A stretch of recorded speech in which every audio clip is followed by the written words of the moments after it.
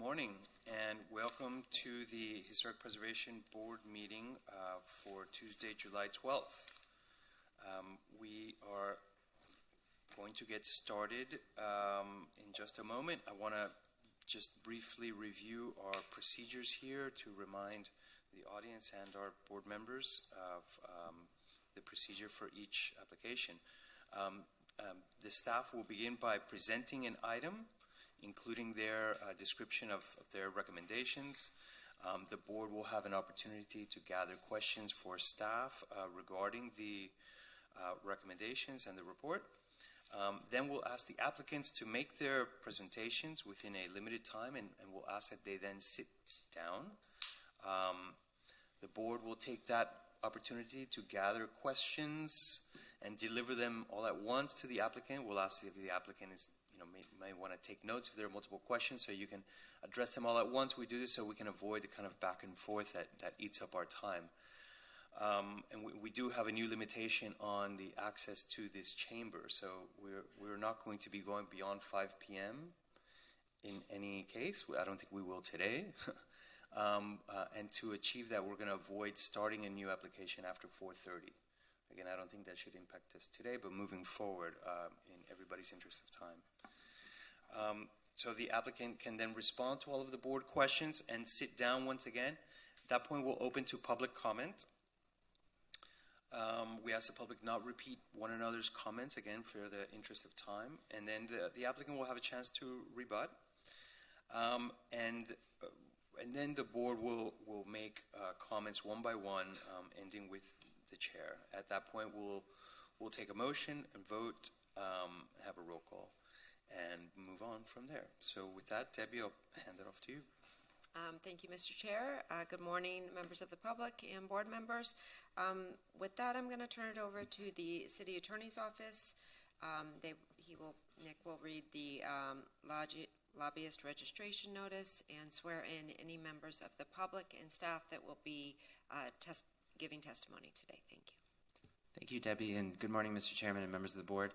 Today's meeting of the Historic Preservation Board has been scheduled in a hybrid format with members of the public physically present in the commission chambers and applicants, staff, and members of the public appearing either in person or virtually via Zoom.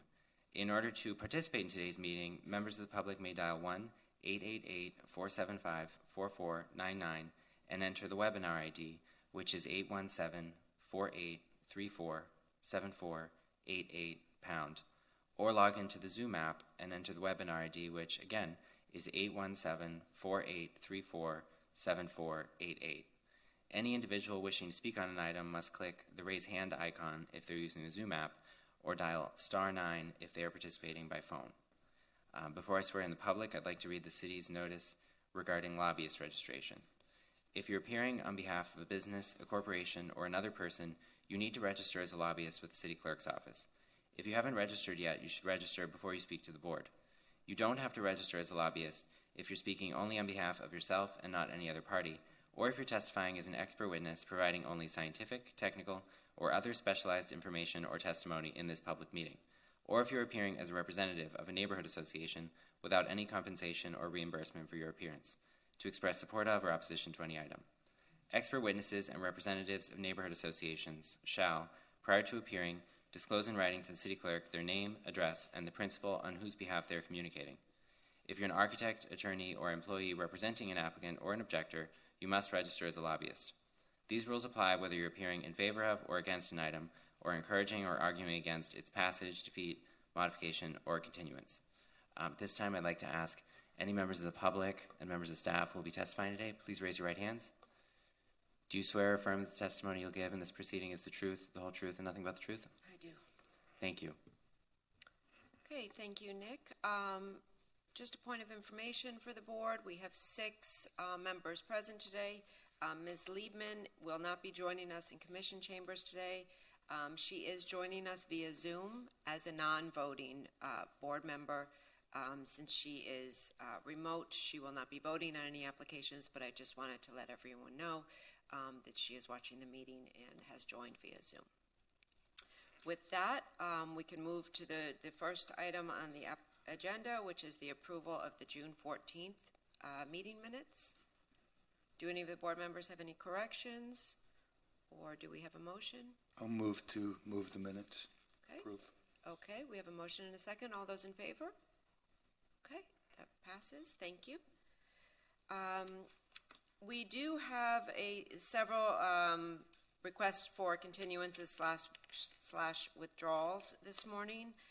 First application, HPB 210485, which is the 93 Palm Avenue Historic Designation, has been withdrawn. This is pursuant to Chapter 2022-136, Laws of Florida, which was the House Bill 423. This bill took effect on July 1st, 2022, and the Historic Preservation Board does not have the authority to consider this application without the consent of the property owner. No action is required on this board. This item was withdrawn.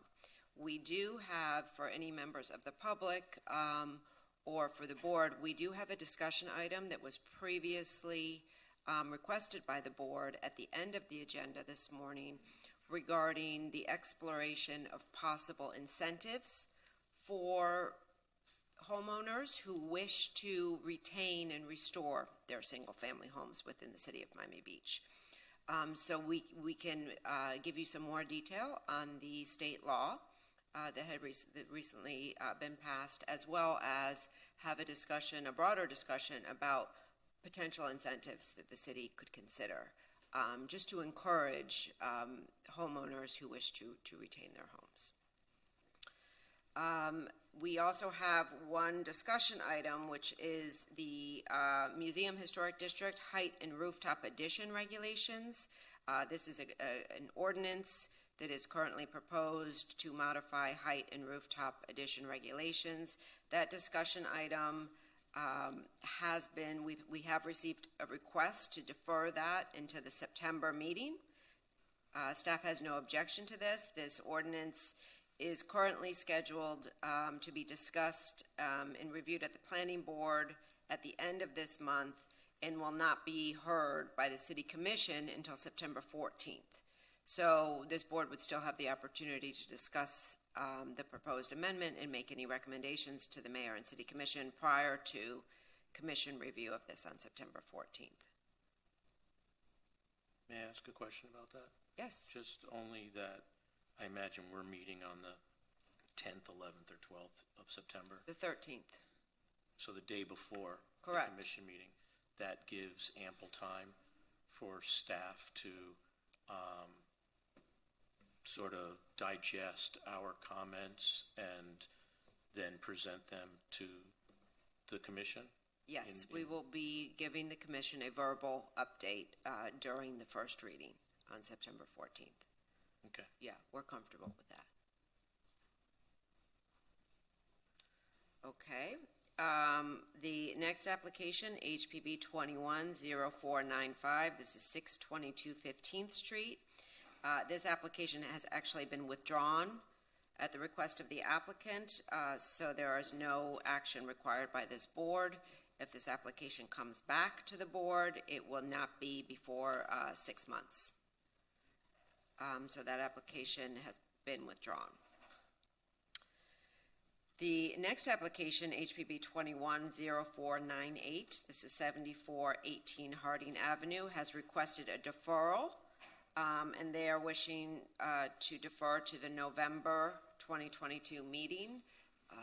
This is a one-time deferral that is available to all applicants, and no action is required from the board. This will be fully renoticed for the November meeting. And that, unless there are any other requests for continuances this morning, that concludes those requests, and we can move on to the first regular application of the day, which is an extension of time. This is for HPB 220523, aka HPB 20-0379. This is 2901 to 2911 Indian Creek Drive. Application has been filed requesting a one-year extension of time for the previously approved certificate of appropriateness for the total demolition of 2 buildings, the renovation, restoration, and relocation of 1 building, the construction of a detached residential addition, and multiple variances from the required setbacks.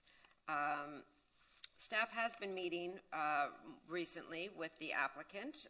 They have advised us that they will be moving forward with permit plans for the project and are eager to get started. Apparently, they had some significant delays during COVID, and they are eager to get started. So staff has no objection to the request granting them an additional 12 months in order to fully obtain that building permit. I see Graham Penn, representing the applicant, is here. If you have any questions for me, I'm happy to answer. If not, we can turn it over to Mr. Penn. Morning, Graham Penn, 200 South Biscayne Boulevard. I'll be very brief. Those of you who are here should remember this project is a very exciting, innovative implementation of the Buoyant City concept, where we're going to lift and rotate this beautiful 1930s building and have it facing Indian Creek. So the reason for our delay is not the complexity of the project. It's actually really not even about COVID. It's related to the ownership of the property was challenged through a lawsuit. So that prevented us, obviously, as the owner, from doing anything during the pendency of the lawsuit. That lawsuit was terminated in our favor in April. So as staff indicated, we have since that point hit the ground running and are working on the complicated engineering for this project, as well as the final building permit submittal materials. So we believe that it's appropriate for an additional year to get this work done, given that we were essentially stymied for over a year due to the litigation. So we would ask for your approval of the full extension this morning, and we will thereafter proceed to get this project underway. Again, I think it's one of the most exciting things to come to this neighborhood in a long time. I think it's a beautiful project, and we're eager to get started. Okay, if there's no questions for the applicant, Mr. Chair, you can open up the public hearing. Yes, good morning. Thank you. Daniel Serraldo with Miami Design Preservation League. First of all, I thought that with continuances, there are also the opportunity for the public to be heard. But we didn't have any continuance requests this morning. Sorry, what? We did not have any requests for continuances this morning. We had a deferral and 2 withdrawals. So withdrawals do not require any input from the public? No, not a Even withdrawal. if it's a withdrawal of the board's application for designation? Well, that's different. As Debbie advised the board, there's a discussion item related to single-family homes, and the board can discuss that issue at that time. But withdrawn applications do not require a public hearing. They're withdrawn. Okay. Well, I just have to object on the record to that. We don't believe that this is lawful to withdraw the historic designation. The state law applies to demolition permit issuance, not to designations, as far as I understand. So without a lot of input from the staff written in a report, we just don't have that information available. So anyway, that's just for the record. And then secondly, for this project, it is a very good project that we supported. It takes advantage of the buoyant cities, and we're looking forward to seeing it happen. So thank you. Can I ask a question? What's the difference between a continuance and a deferral? It's a difference in how the code is written, right? So a continuance has a certain clock on it. The board can continue an application for a maximum of 120 days. That does not require a new public notice. HPB applications are valid for 1 year in total. However, they can be continued up to a maximum of the 120 days. If the applicant believes they are going to exceed that 120 days, but still be within that 1 year time frame, they can request and pay for a deferral, which does also require a fully noticed application. So they would also be required to pay for all of the new noticing. So we're basically, in terms of the public notice, starting from scratch with that particular application, where continuances don't require that full notice. So there's no action required by the board. The code, as of right, allows for applicants to just say, I'm shelving this, basically, and then I'm going to renotice it completely to the public when I decide I'm going back to the board. But it's a one-time request, whereas continuances can be multiple times. Understood. Thanks. You're not finished? I am. So they have to come back and, from your description in the beginning of the project, I understood that they had permitting issues, so they were going to, they needed a deferral to kind of get over that hump.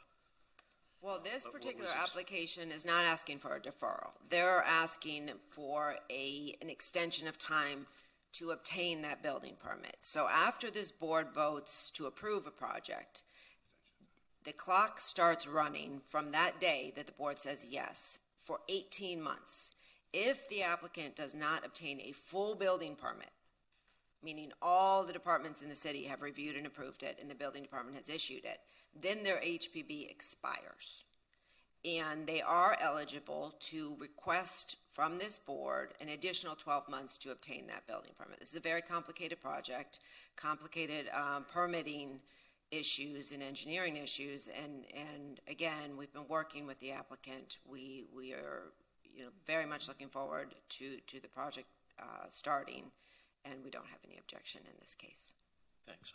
I got confused. I didn't Yes. want them to have Mr. to come Serraldo did us no favors with that discussion of continuances. Just have a couple of comments. First off, not to go backwards, but on this rooftop additions, since it's a part of our packet and with it coming up to us the day before it's going to be discussed by the commission, I'm just wondering maybe at the end if we could just get a little bit of the lay of the land of where this comes from and what the impetus is behind it, so we can at least better understand it. Because as far as I'm aware, there weren't really any staff notes about how this traveled through, sponsored it.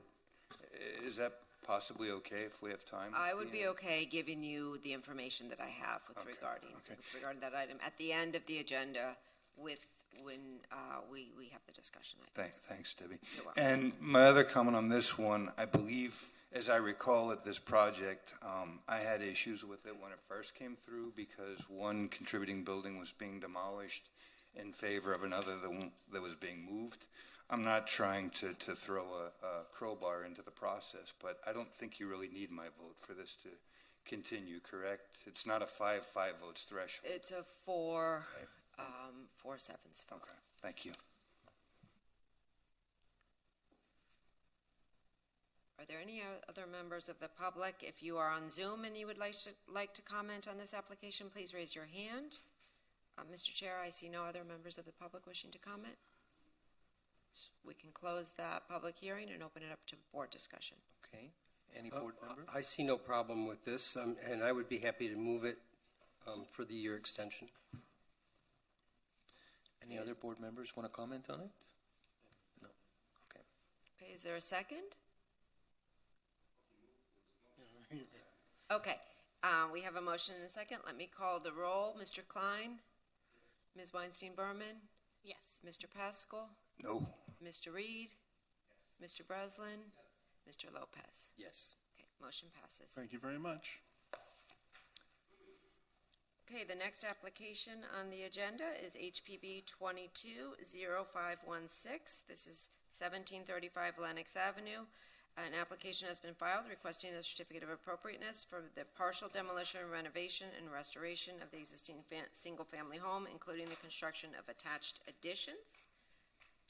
Thank you, Debbie. The subject one-story single-family home is located within the Palmview Local Historic District and is classified as contributing.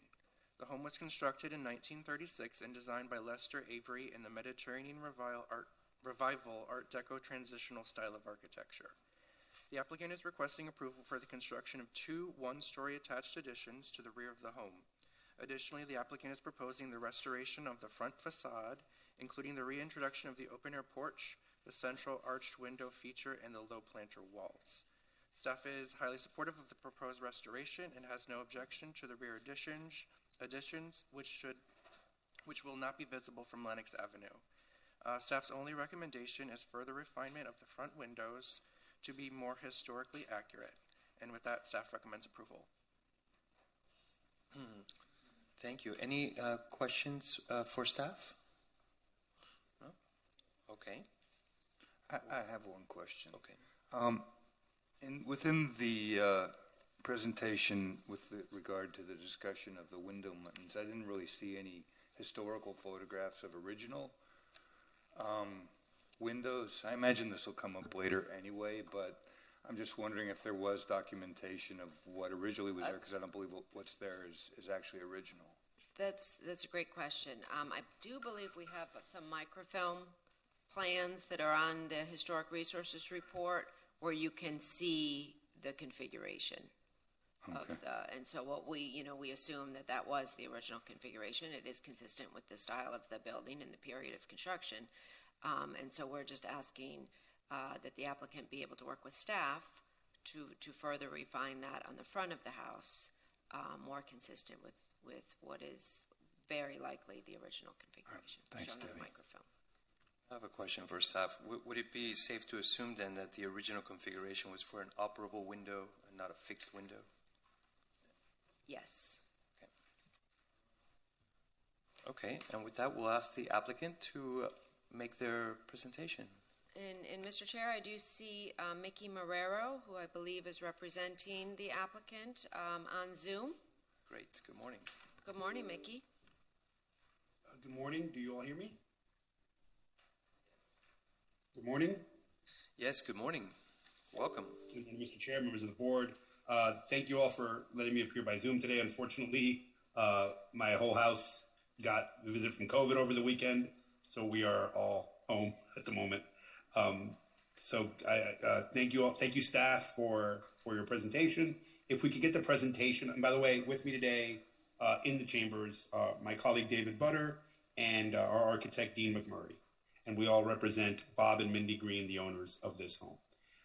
PJ, if you could get up the presentation that we submitted last week.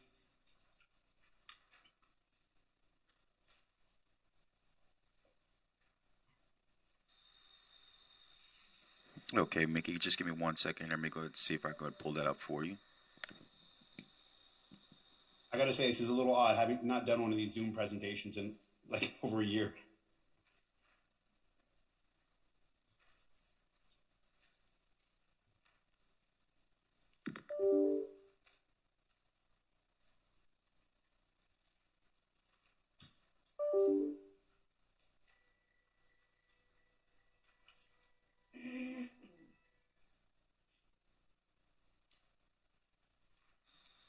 Yeah, I apologize for the delay. Just give me a few more seconds, Mickey, if you don't mind, while I go ahead and try to, because I'm trying to pull it off the Novus site here, but I don't have it listed, so I'm actually checking another method. So if you just give me a few more seconds, I'll be able to pull it up for you.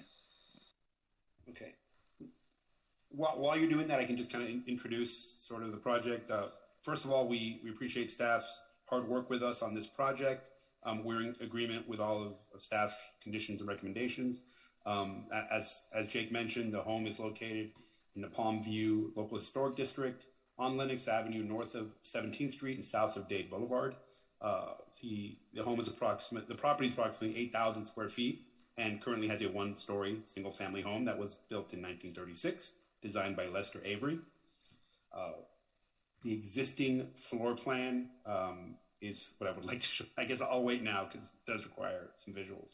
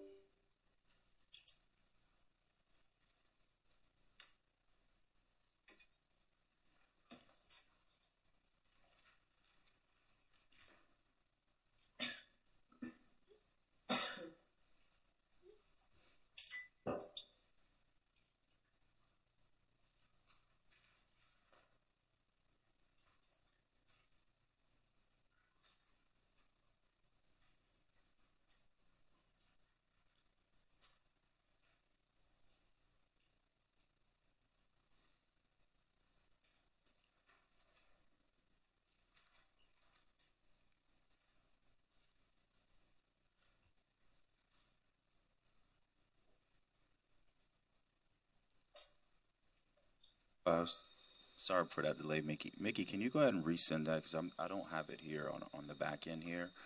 Is there a way that you can go ahead and send it to the comms communications at miamibeachfl.gov, and I go ahead and pull it up for you?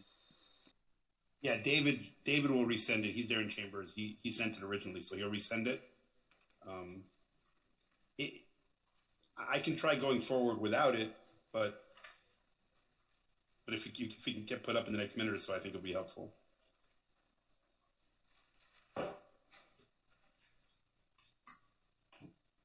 I'm right here. I'm here with David now. He sent it to me right now, so it'll just be about 1 minute.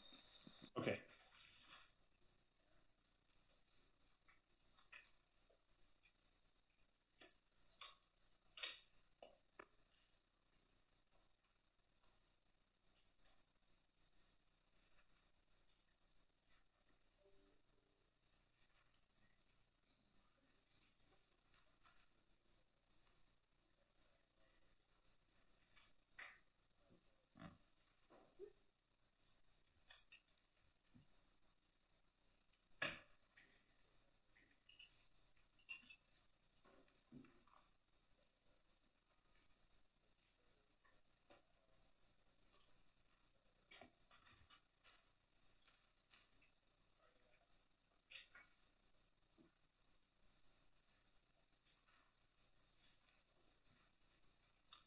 While they're getting that up, just so that there's no dead air, I was going to mention, I don't know if all of you saw in the Miami Herald a couple weeks ago, the article came out while I was out of the country, but it was sent to me. There was an article about this project in the Herald as an example of a homeowner that's doing an outstanding job of restoring and renovating a home. So just want to bring that to your attention. And here we go. We've got the slide. So if you just move on to the fourth slide. So here's the existing floor plan, just relatively modest single family home. It's some of the features that the home has today: a red clay tile roof, gracefully curved interior entryway, cathedral ceilings that are made of wood planks, and a large single window on the front facade. Next slide. Here is the proposed site plan and the primary changes. The owner's proposing, first of all, the owner's proposing to retain and preserve the current structure consistent with the historic documentation that we found and worked with staff on.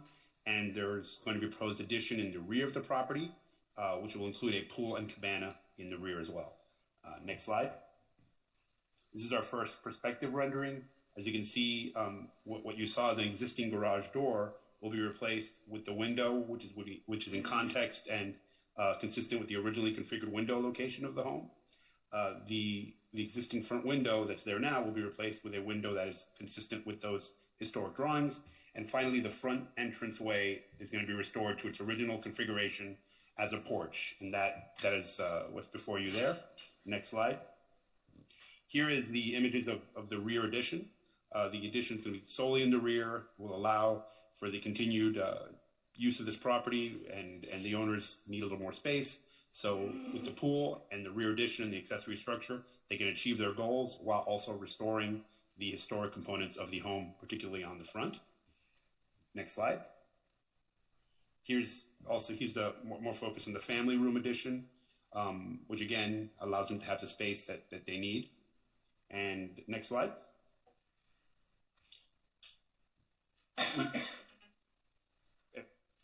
I guess this is the final rendering, and again, we hope you all see that this is a great example of a restoration renovation project. I know the Palmview neighborhood has had a lot of discussions lately. Here's an owner that's doing what I think the board and MDPL has asked in trying to restore these homes. We're doing so without any waivers, without any variances, and with that, our architect is in Chambers, available to answer any questions you might have, as am I, and we hope to have your approval today. Thank you so much.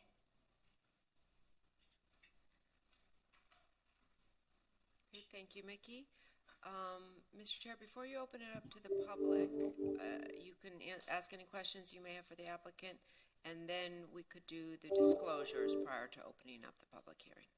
Does the board have any questions for the applicant? No.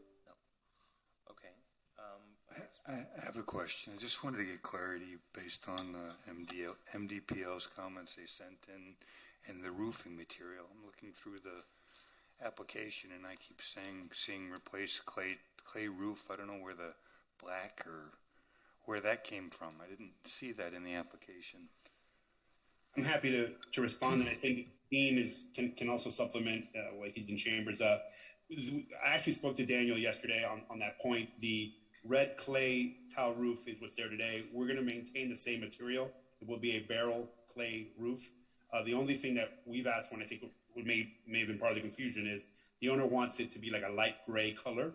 So it's really the color that's the primary difference. The material will be consistent with the historic Mediterranean red clay tile, barrel tile. So that's really the distinction. Dean, you want anything you want to add? Feel free to jump in. No, that's basically it.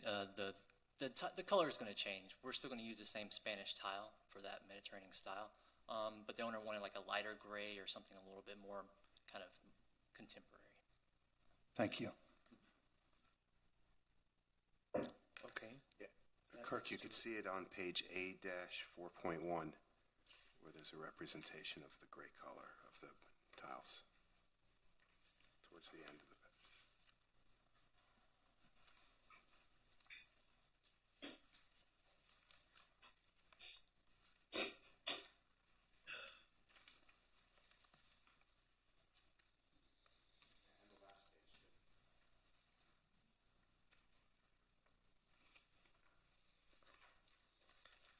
It just doesn't actually say gray, correct?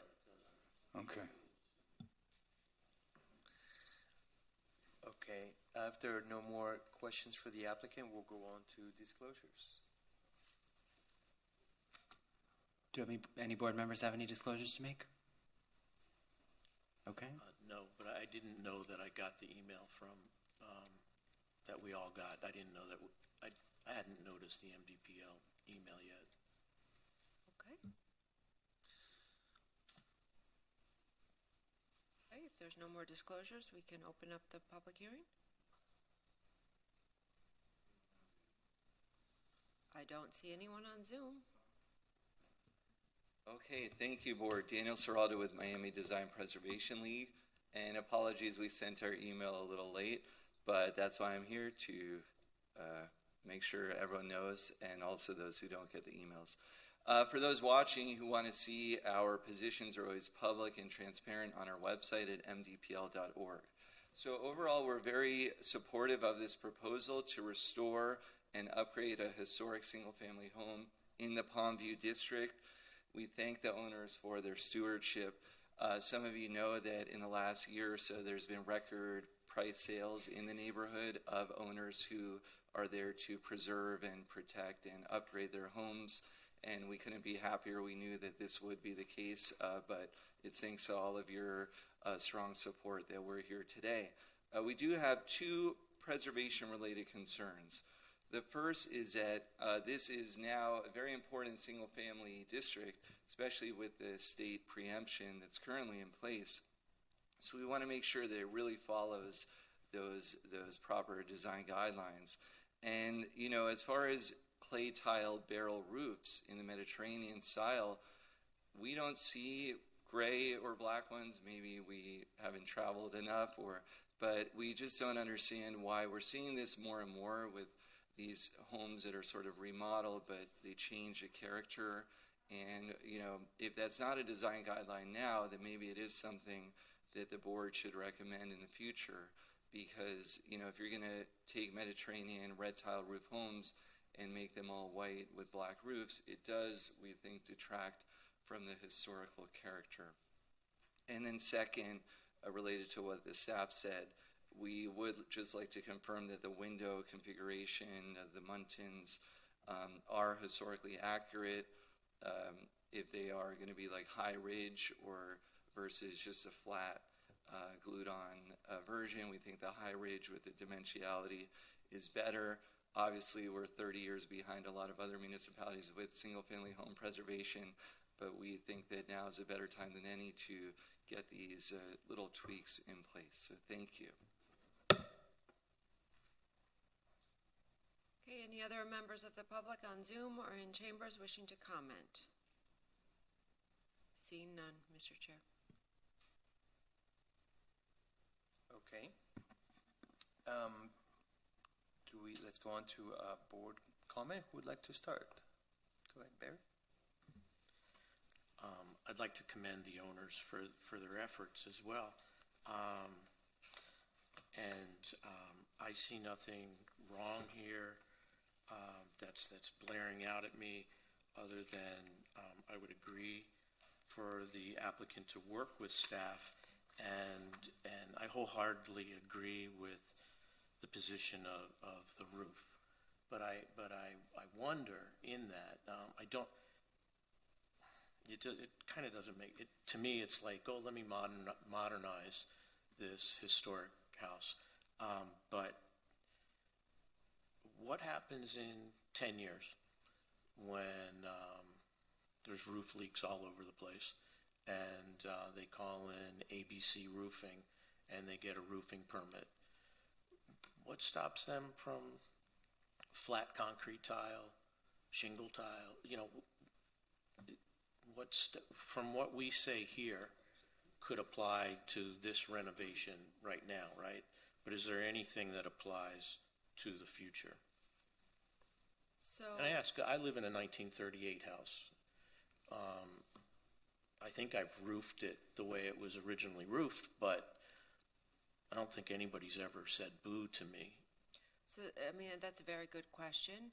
We do, in addition to the certificate of appropriateness criteria, which the board reviews as does staff when these permits come through. There is a provision in the city code regarding roof replacement material. There is a provision specific to Mediterranean revival structures that they are required to have the tile roofs as consistent as possible with the original roof.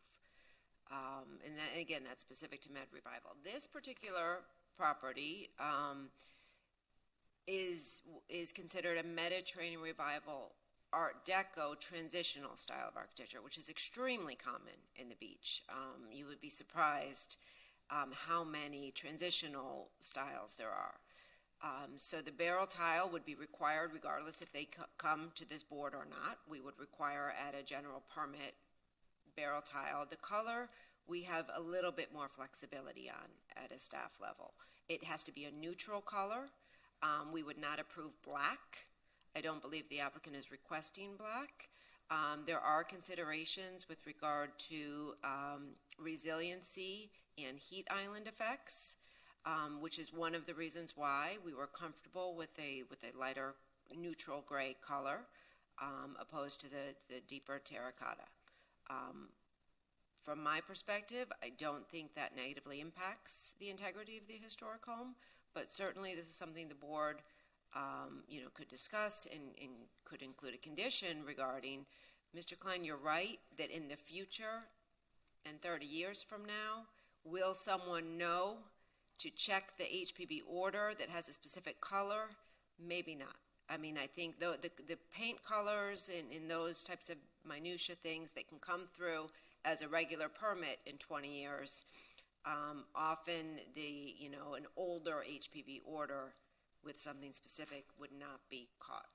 I think many of those minutia items are what make up the character of our historic districts and our city as a whole.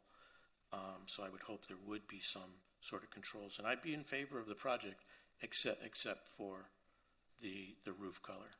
I would request that it would be maintained.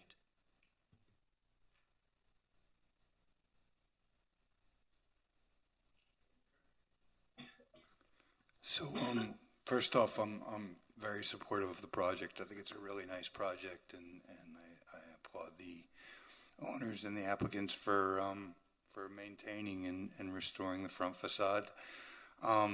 Again, the two sticking points for me are the window buttons on the front window. I think Rick brought up a good point too, that it'd be preferable for it to be operable. I want to talk about the barrel tile though, because because I grew up in South Florida and have been obsessed with historical buildings all of my life. And, from what I recall, the original historical fabric, particularly of this style of architecture, many, if not most, I haven't seen a report to document this, but in South Florida were white barrel tiles. And I think the assumption for folks that come from outside of South Florida is just that Mediterranean, and in the Mediterranean, the barrel tiles are red. And, if you look around, there are still original roofs on some of these Med Art Deco transition buildings that have the original white tile roofs. Actually, Paula King's building is a perfect example of that. And so I think it's important not to just make that presumption that because these structures were influenced by the original Mediterranean revival where they had red clay. We don't have red clay in Florida, and from what I understand, I think if we're going to include it in the design criteria, I think we should be accurate historically about what the original fabric was, and not just assume that because it's a Med revival structure that it would have originally had a red tile roof versus a white tile. I don't see any indication within this application of what the original tile was, whether it was red or it was white. That's all. I just want to make that point because I think it's actually the white barrel tiles that are sort of a sublime representation of that historic character that was unique to South Florida, and it's the white barrel tiles that I see becoming the endangered species here. So I just wanted to make that point. I'm very supportive of the project. I think it's a really nicely done job, and in the future, with regard to the roofing material, I think it's great if we're able to get more of a better, more accurate historical representation. I don't know how you do that. If the plans have any sort of, if there's any indications historically where we can make note of, what the predominant feature was, whether it was white or red. But from what I've seen of this style building, I've generally, or very often, seen them with white barrel tiles from the original construction. Anyway, great project. I'm supportive. Thank you. I don't think we would see gray or black. No, I think you're right on that. I think you're right on that. It's just the assumption of red that I'm stuck on. I agree there. Ray? Just to clarify, in my neighborhood, I've seen several homes paint over the red tile with gray, and then it starts to peel or wash away or whatever, and they look terrible because you got some gray, some red, or whatever. What I'd like to know is this tile a natural color, or is it painted? I mean, is it in the tile itself, or is it baked in, or is it a paint on the tile? Yes, the material we're looking for would be like, that clay color. So we would find it wouldn't be painted. It would be the actual material. Okay. Yeah. Thank you. Any other board comment? No? Stuart? My point of view, first of all, about the project overall, is that I'm really impressed what a substantial change you're making to the project, but not from the street view, so that the owners will be able to really enjoy that space, and the property will be a lot more activated, but you wouldn't know it from Lenox Avenue. In fact, I understand that the appearance from the front, the changes to the entrance will be bringing it back more in character with how it was with that entryway at the porch. So I think it's a great proposal that you're able to make so many substantial changes and not a change in the view from the street. But regarding the color of the roof tile, I understand that the law, as Debbie mentioned, it requires that it has to be of the clay material and of the barrel type, but that there's some flexibility with the color, but not as much as the color of the home. And as far as like home colors go, I look at it as if the code permits certain colors and the owner picks something that's permissible under the palette, then I think that's up to the owner if it's something that's permitted by the code. So if the color of the roof is permitted to be this gray color, then and it's not incompatible with the neighborhood, then I don't think I would have any objection. I'm personally wondering if there's any advantage of having a gray roof over a red roof. I understand that white reflects the heat, and that's why black would be a bad choice because it would the heat island effect. But I don't know if the gray has any advantages for reflecting the heat as opposed to red. But if it's permitted, I don't think it's going to be detracting from the historic character from the neighborhood. So I wouldn't vote to oppose that. Thank you, Stuart. Laura? Thank you so much for your presentation. I really applaud your efforts and no waivers. I think you all deserve a medal for that, given all the single-family home additions that we've seen come here, and wish you a lot of success and more projects. I think this project really proves that, preservation is not frozen in time, as all of my colleagues here have said. You can add to it in a sensitive and thoughtful way. So I really applaud your efforts and want to see this project move forward, and just want to thank the whole design team and the owners especially for caring about this building. Great, and I guess I will echo some of that sentiment about the thoughtfulness of the project. Also supportive of it. I did inquire about the window, in part because I think it's important to distinguish, fixed window from the operable window that these homes would have had. In fact, they would have all been operable. And more today we see, fixed windows, which means that the house never opens up, the AC is always on. And so I would encourage the applicant to, stick to operable windows and give the current homeowner and any future homeowner the opportunity to turn off the AC when the weather is nice and open up the house and let it breathe. I think it's a sensible thing to do, whether it's a historic house or not. And along those lines, I wanted to mention that the historical report has a microfilm image of the front elevation, which appears to be the mirror image of the elevation that's being presented here.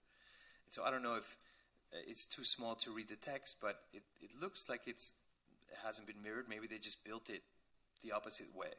But what caught my eye was that the porch did have some sort of screen in it. And while currently there's an awning, you're removing the awning, it's a west-facing house, going to get a lot of afternoon sunlight. Taking the awning off now is going to welcome more light into that porch, and you might find yourself back here soon asking for permission to add a screen or an awning. So I would suggest considering either integrating some sort of screen along the lines of what is visible on the Historic Resources Report, or at least being prepared to come back at some point for a new awning. And that's it from me. Would anybody like to propose a motion? I'll move to approve the item with staff recommendations. Okay, we have a motion in a second. Rick, do you want to add as a requirement the operable window or no? I'm okay leaving it up to staff. I mean, I don't want to impose on the applicant, but I would highly recommend it. Okay. I won't support the item with the roof color being proposed. If the roof was red or white, I would support it, but I find that it's just alien to the district. Okay, if there's no further discussion, I will call the roll. Ms. Weinstein-Berman? Yes. Mr. Breslin? Yes. Mr. Klein? No. Mr. Pascal? Yes. Mr. Reed? Yes. Mr. Lopez? Yes. Okay, motion passes. Congratulations.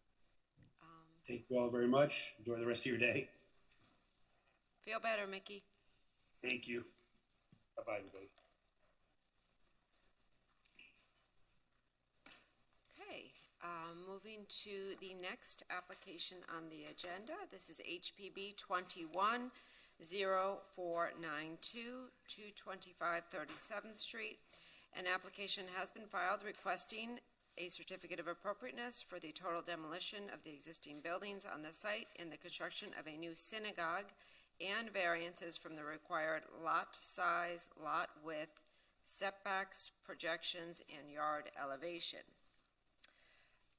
This was reviewed by the board at the April 12th meeting. At that meeting, the board did issue some comments and direction to the applicant. The applicant brought back plan revisions to the board at the June 14th meeting. And at that meeting, the board also issued some comments and continued it to today's meeting. Since the June meeting, the applicant has been meeting with staff. They have also been reaching out to MDPL, and they have submitted revised plans. The modifications in the currently proposed plans include changes to the base of the synagogue. That's the first level mezzanine and tower portion of the base of the tower portion. It is now currently proposed to be clad in Jerusalem stone. Additionally, the applicant is proposing to introduce decorative glazed terracotta ornamentation along the lower portions of the front windows, which do in reference to the original terracotta roof tiles of the building. The two upper residential floors have been redesigned in a more contemporary manner. Further, the third level has been set back an additional 9 feet from the front facade of the second level. In summary, staff does remain supportive of the application. We do believe the currently proposed plans represent an improvement in more contextual, compatible style of architecture. The scale and massing of the building is well within the established context, and we are recommending approval. I'm not going to go through the variance analysis because we have done that previously. That is not changing, but we are also supportive of the requested variances, primarily due to the substandard undersized lot is requiring the applicant to request these variances. With that, I'm happy to answer any questions you may have. Any board members have questions for staff? No? Okay. So we will proceed to the applicant's presentation. Welcome. Good morning. My name is Ari Sklar with the firm of Sklar Architecture. Our office is at 2310 Hollywood Boulevard in Hollywood. I grew up in Miami Beach. I care very much about Miami Beach. I have many projects over the years. My father, Oscar, and my uncle, Isaac, are architects, have been working in Miami Beach for many, many years as well. As Debbie so eloquently mentioned, we worked very hard on updating the design, listening to the board's concerns, listening to what MDPL pointed out as well, and we feel that that we have addressed the concerns and we have updated the design of the project. We feel it is well within the established scale and context and character of the neighborhood and the surrounding buildings. The lower part of the building is now architecturally separated from the upper part of the building by representing with the steps we made, we feel that we're representing the original massing, fenestration, and volume of the original two-story Mediterranean Revival structure as found in the old photos. As Debbie mentioned, we added the lower part. We were making it out of Jerusalem stone, facing it with Jerusalem stone to give it an older character and to really identify the original volume and massing. We reduced the arched windows the height of them lower to keep it more along street level. We have the we tweaked some details. We simplified the parapets, the friezes. We added the terracotta tile as well, and we feel it's pretty elegant for the use that it is and for the neighborhood. It makes a nice feel along the street.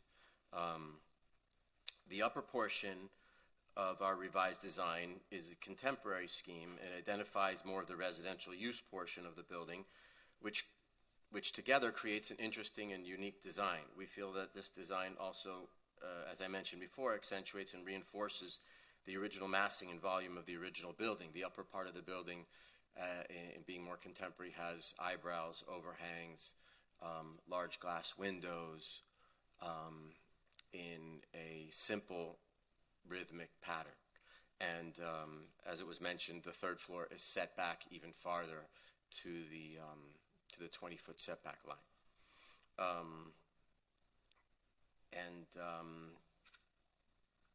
Let's see. Okay. So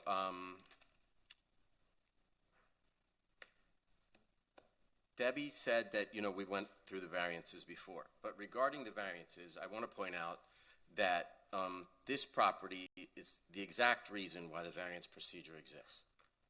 Okay? The lot is 7,000 square feet. This is not due to something that the owner did. This is something that happened back in 1916. The minimum lot size in this area is 7,000 square feet. Our lot is not 7,000. It's not 6,000. It's not 5,000. It's 4,000 square feet. We're landlocked on three sides. We're trying to make a building that functions contextually in the neighborhood.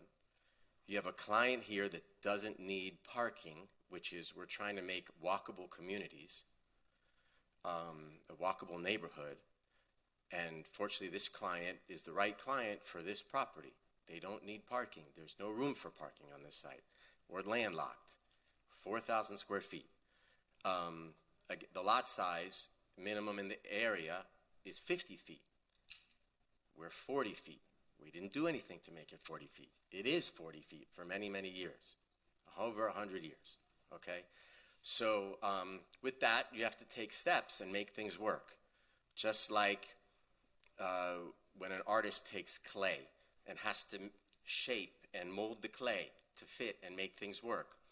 When you have to do duct work, AC duct work, and you want to put a duct that's this size, but there's not enough space. You've got to push and pull, and you've got to make things work. So we think that we have provided a very nice design for this neighborhood, for the use that it is, within the context, within the requirements, within the site, and we think it works very nicely. We hope that you find that as well. We're hoping to have approval today, subject to the staff's conditions. Happy to answer any questions and listen to your feedback. Thank you for your presentation. We'll go ahead and gather any questions from the board and collectively deliver them to you. Board members have any questions for the applicant? Laura? I shouldn't say, but I do love this iteration. But I had a question on the windows. Look very dark. Are they tinted, or what is the treatment of the window? No, it's just so this is made with a 3D program, an intelligent software program, BIM, and when the light shines, depending on where you put the light, it shines the light on it, and it tries to represent actual conditions. So, that. Well, yeah. So during the day, basically the windows are dark during the day. If you do a night rendition, they would be lit from the inside. But it'll be clear glass? Yes, it's clear glass. In fact, I have a board here, and if you'd like, I can pass it around. This is a sample of the Jerusalem stone. The glass is clear. Okay. It's just a representation, some tile, window frames, paint. Perfect. Thank you. I just thought you were referencing the renderings. Okay. A minor question, just clarification. Was that the access to the roof was always the same way, or is that a new change? It was. We always had an access to the roof. That little tower. And yeah, it has to come up so you can access the equipment. Okay. We did add the fencing, a modern fencing screening for the really AC equipment that will be up there. I'm sorry. Yeah, I was just wondering. I just didn't remember the. Yeah. There was an access before. Okay. We hadn't worked out the screening and that before, but with this we created a contemporary screening system. Yeah, I hope this goes through. Any other questions for the applicant? No. Okay. Just quickly, the Star of David window, it doesn't seem like usually there are two triangles together and you don't have them fully completed. Right. It's a modern play. Okay.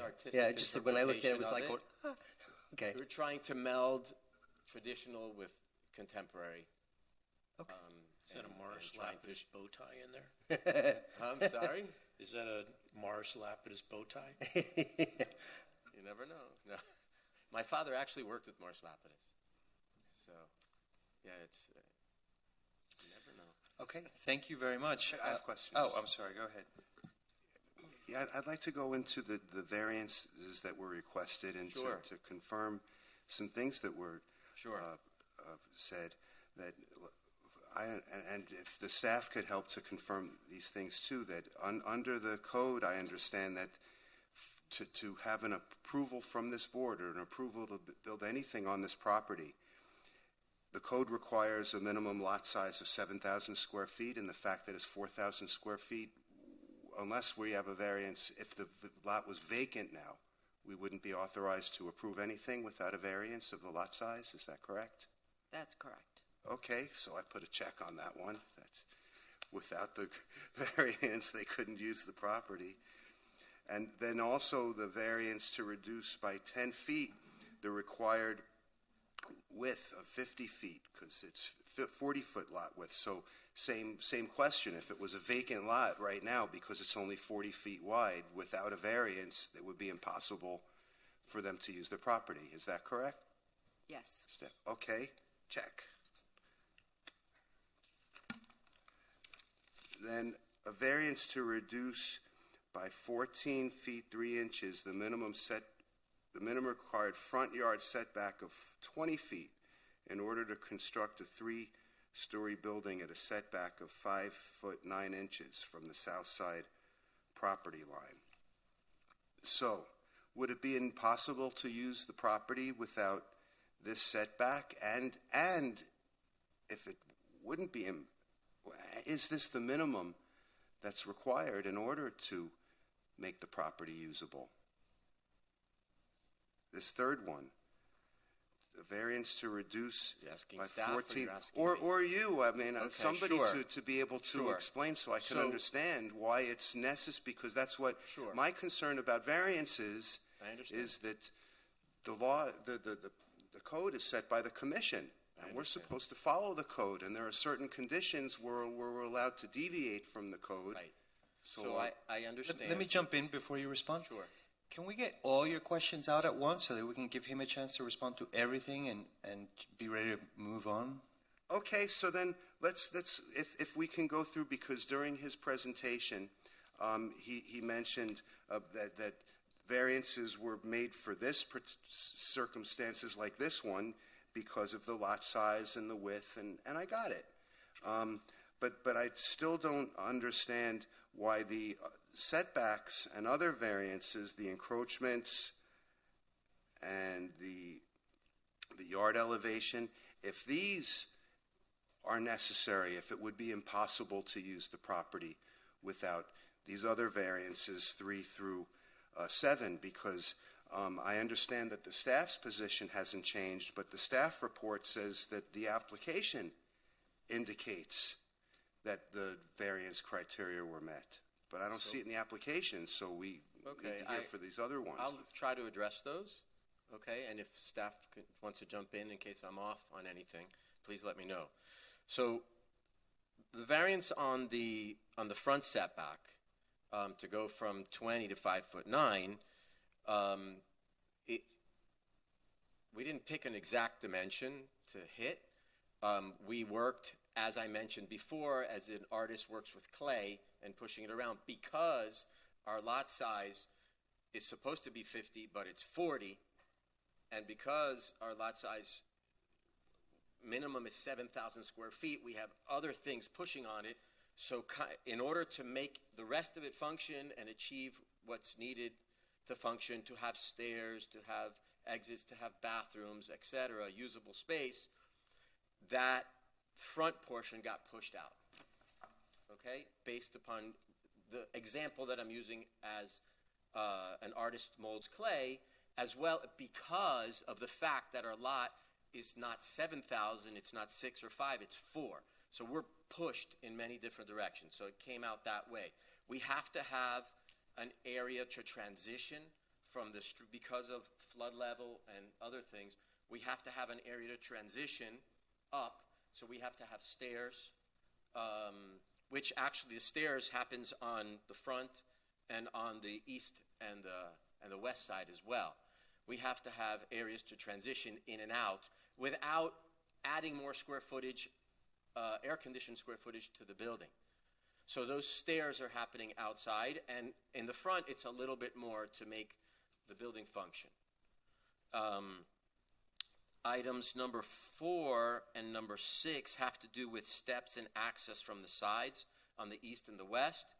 Again, the existing building that's on the site that was constructed 100 years ago, or nearly 100 years ago, was built at about, one side was 4, if I look at the survey, it's 4 feet and change, and the other one is about this, let me see, one of them is 4.88, and the other one is at 4 in some areas.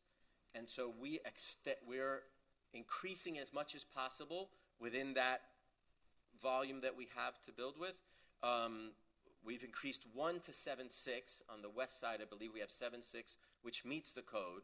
On the east side, we've enlarged it from 4.5 to 5, trying to make everything function. Okay? So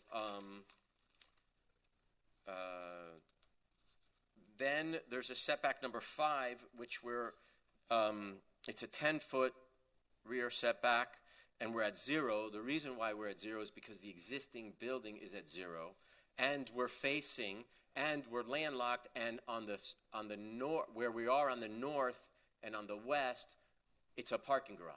Can I ask a quick question? Yes. So the proposed building, where, if it does the footprint increase compared to the current building?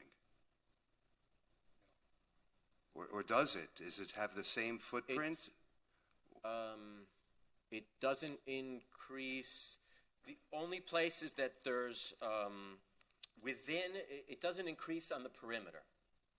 Inside, there's two. The existing condition is there's 2 buildings right now, in the front and in the back. In the center, it's a hodgepodge of leftover stuff. And because of the height difference, there's a lot of steps and up and out, and it makes it virtually unusable, unconnectable. So the only place that we're adding square footage from the footprint is inside, not on the perimeter. Okay, so the footprint, though, is the perimeter where... And we're actually going in. It actually is 0 on the east side.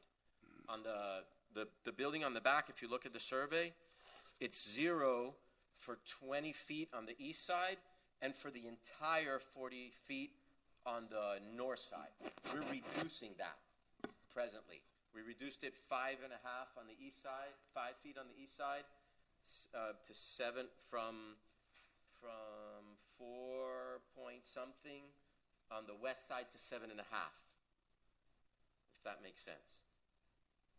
Okay, so we've reduced the building on the back. And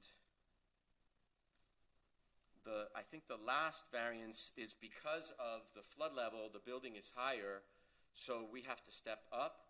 So the difference in grade, the the difference in grade, we're exceeding the typical grade difference, but we have to be higher, so it's kind of a default of the flood situation.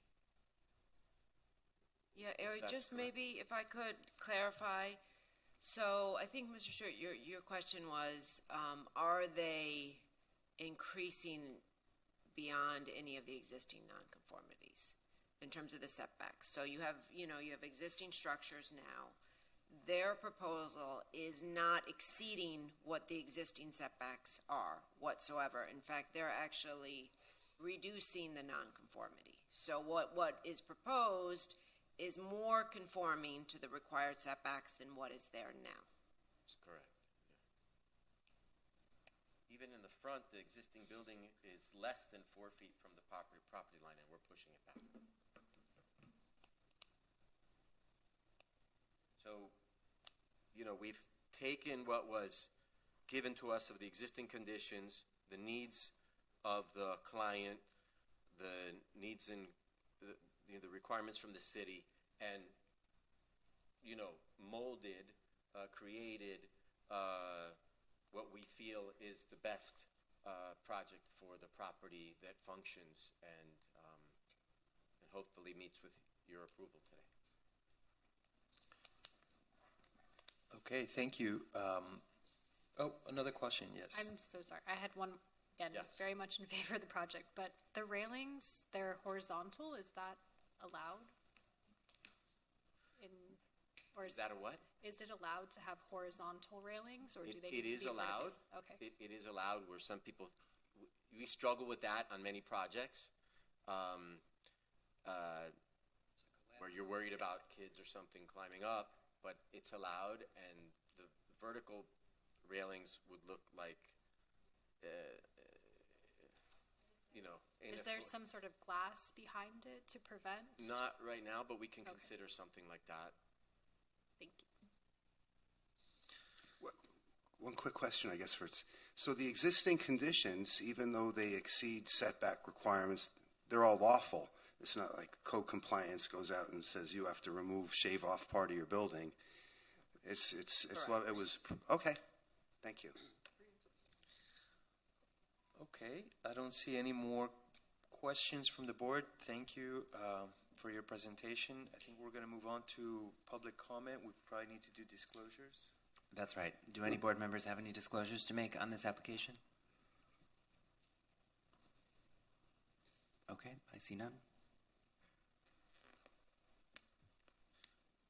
We have anyone on Zoom?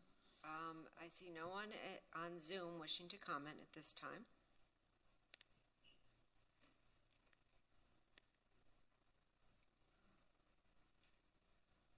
Okay, Daniel Serraldo with the Miami Design Preservation League.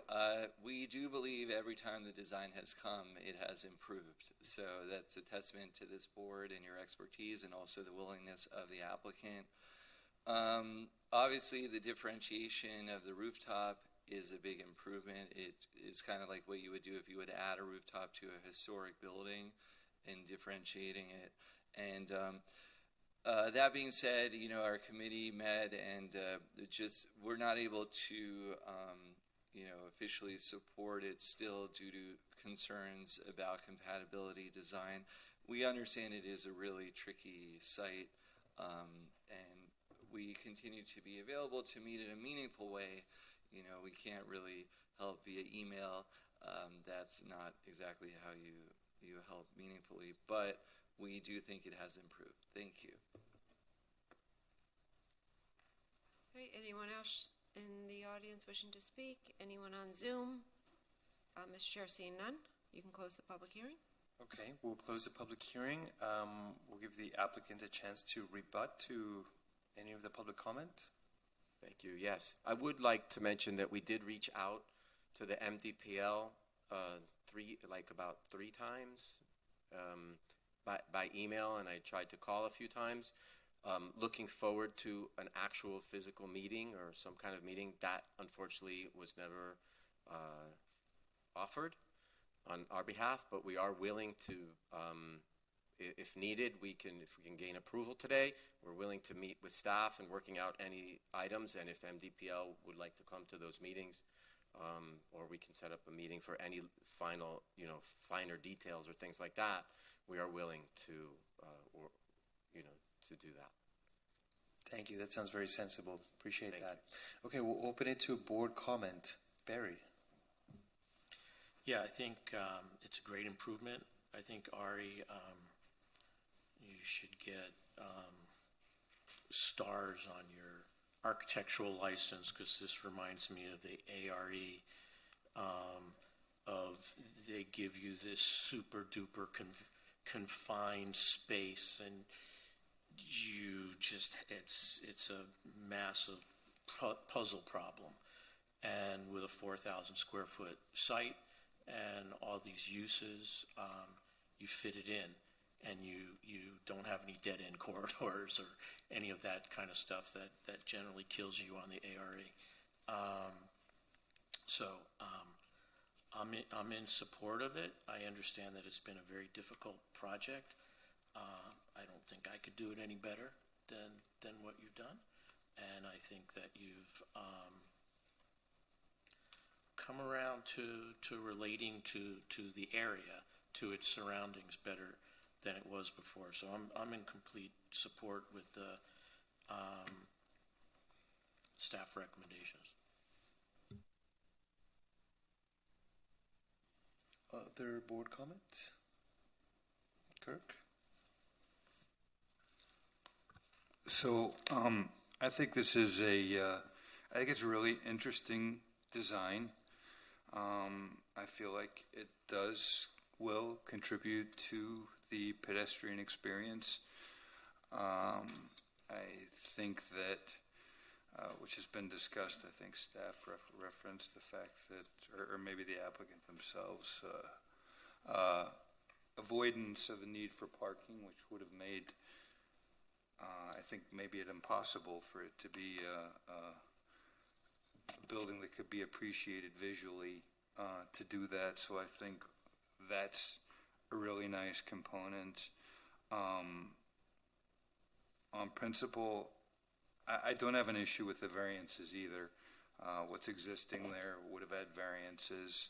I do have an issue with the fact that, just going back to the very beginning, you have 2/3, roughly, I'm guessing, of a historic structure, which was documented to be, one of the rare and first structures in that neighborhood.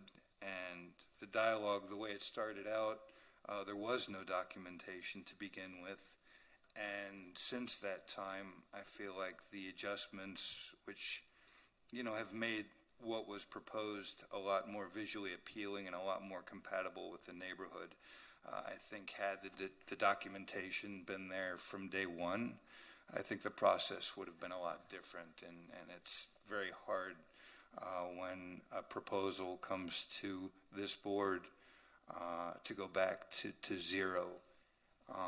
And I think that's unfortunate, because what you have in the end is roughly, appears to me to be 2/3 of a rare historic building that's just going to be obliterated. If this were a vacant lot, I would be fully 1,000% supportive of it. But on that basis, I'm not supportive of just obliterating that historical fabric. And it's no offense to anybody. I just think it's unfortunate the way the process has unfolded. And I wish the applicant every success with this structure. I think it's a really, really nicely designed structure. Thank you. Thanks, Kirk. Yes, Ray? Ari, first off, I can't believe in 1 month you made this big change to us. And, I feel that the original building on the property has already long gone. And, what's there now doesn't look anything like the historic picture of what was originally there. But you turned around and you brought the tower entrance of what the original building was to your building, and I think that pays homage to it, and I am in support of your project. Thank you. Other board comment? Stuart? Okay, thank you.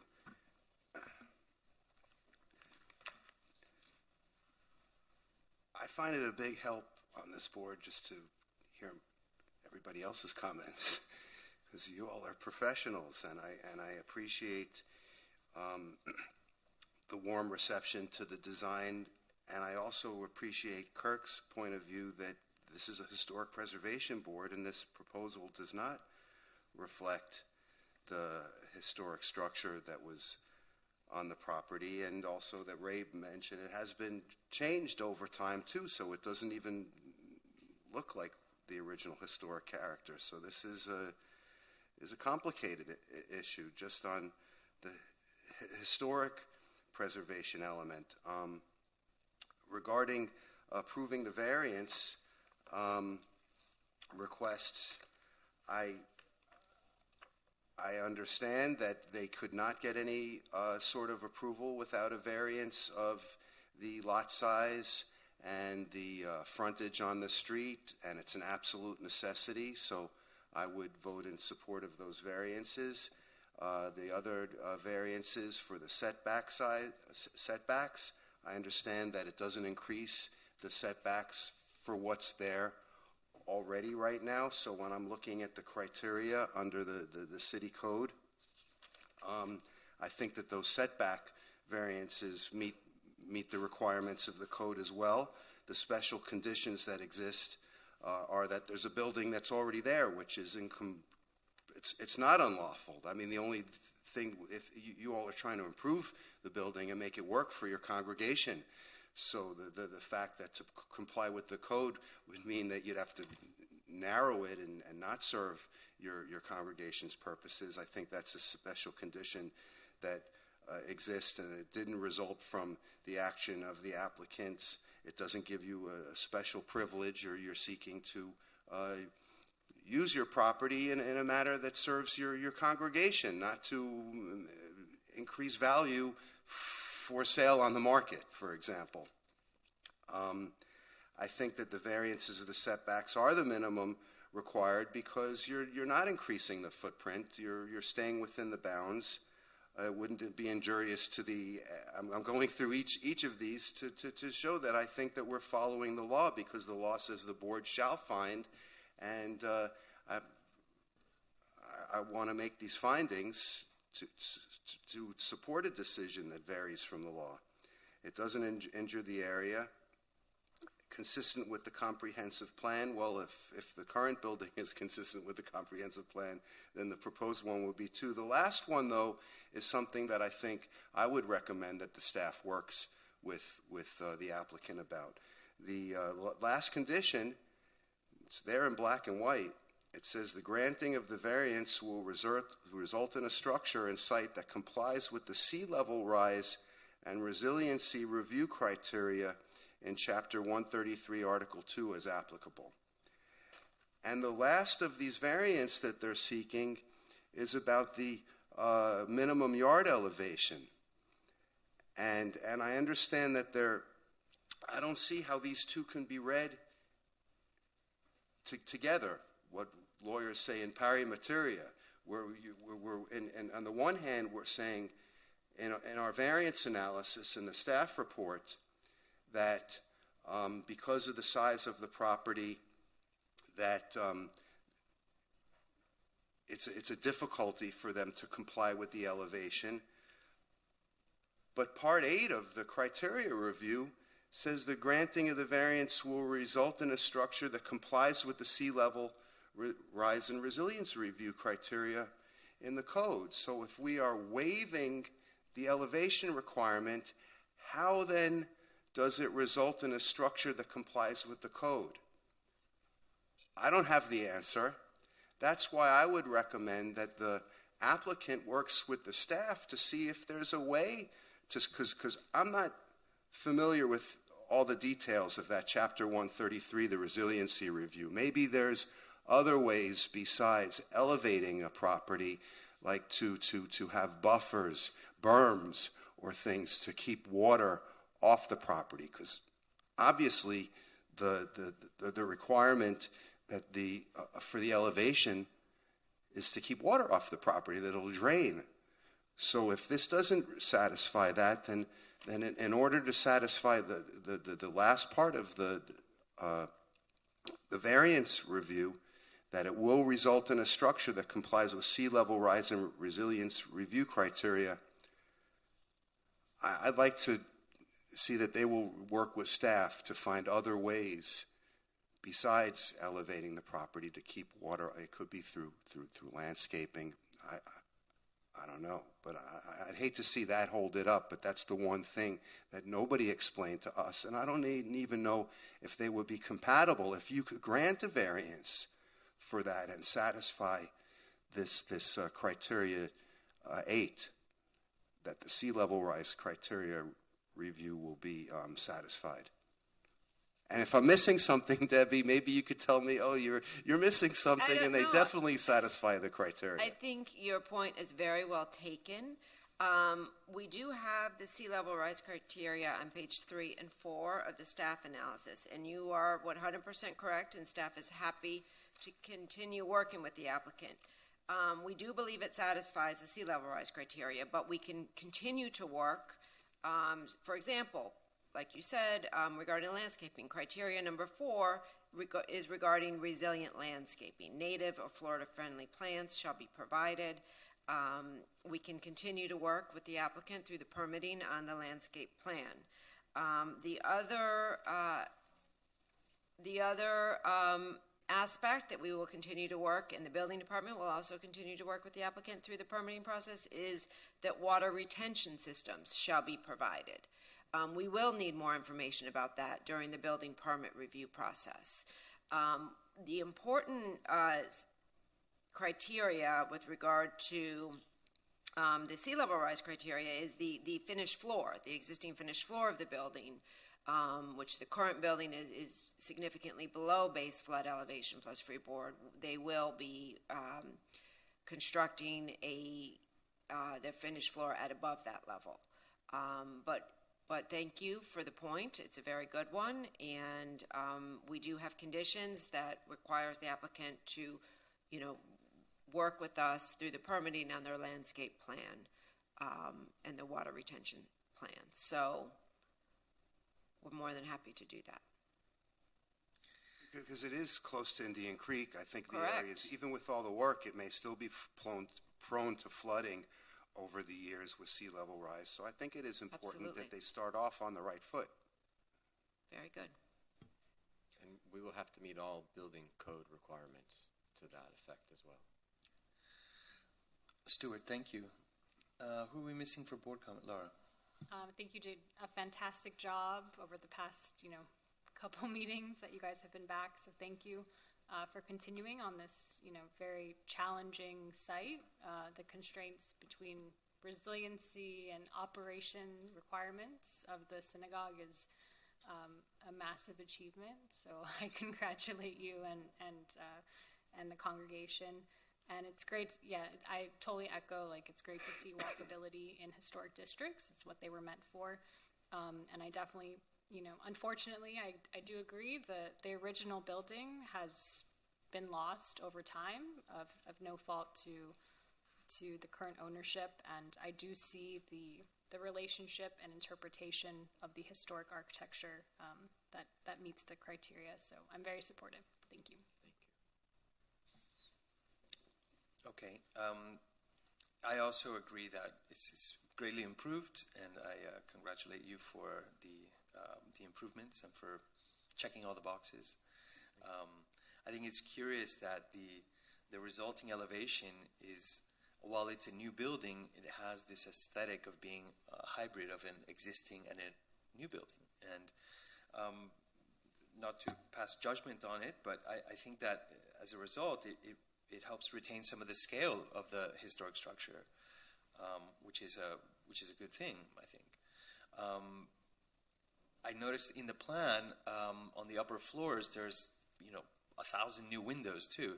So I would just say that if the comments of this board at the last meeting, I think were not intended to make this burdensome for the applicant, but I realize that that's a lot of new windows, and if you needed to dial that back, working with staff, I think that's probably fine, especially on the lateral elevations that people are not really going to see anyway.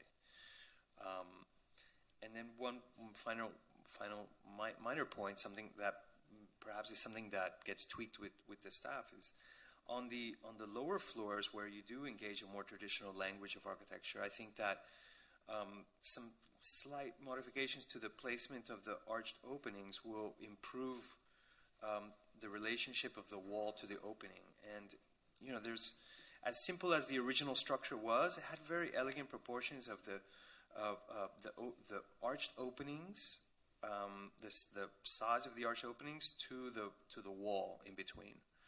And right now you have a lot more wall in between the arched openings, but if they were to come together slightly, I don't think it impacts your first floor plan much at all, but it probably helps the character of a kind of load-bearing masonry wall, which I think is what the arched wall system represents.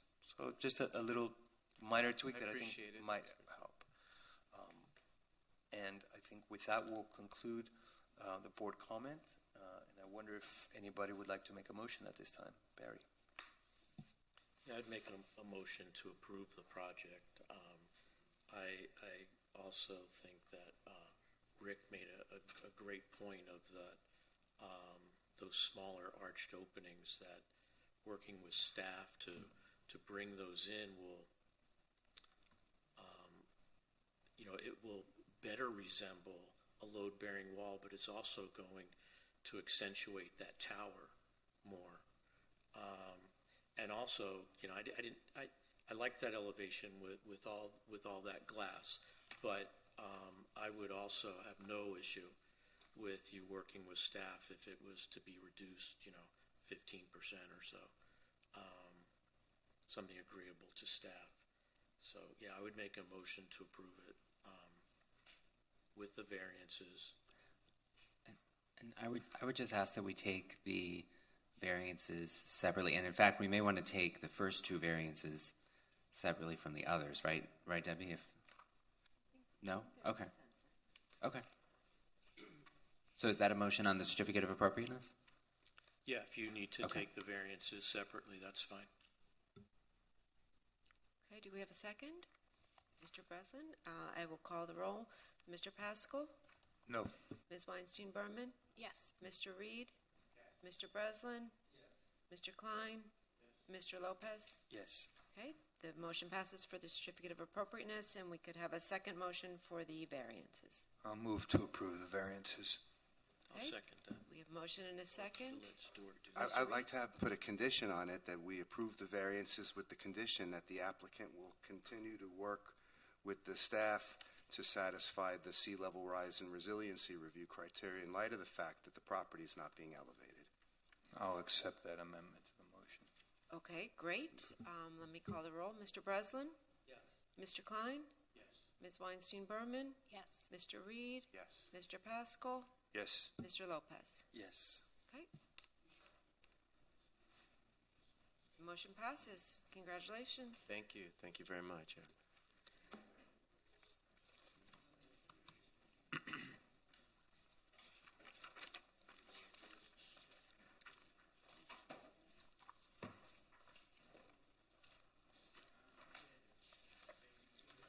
Okay, moving to the next application on the agenda this morning,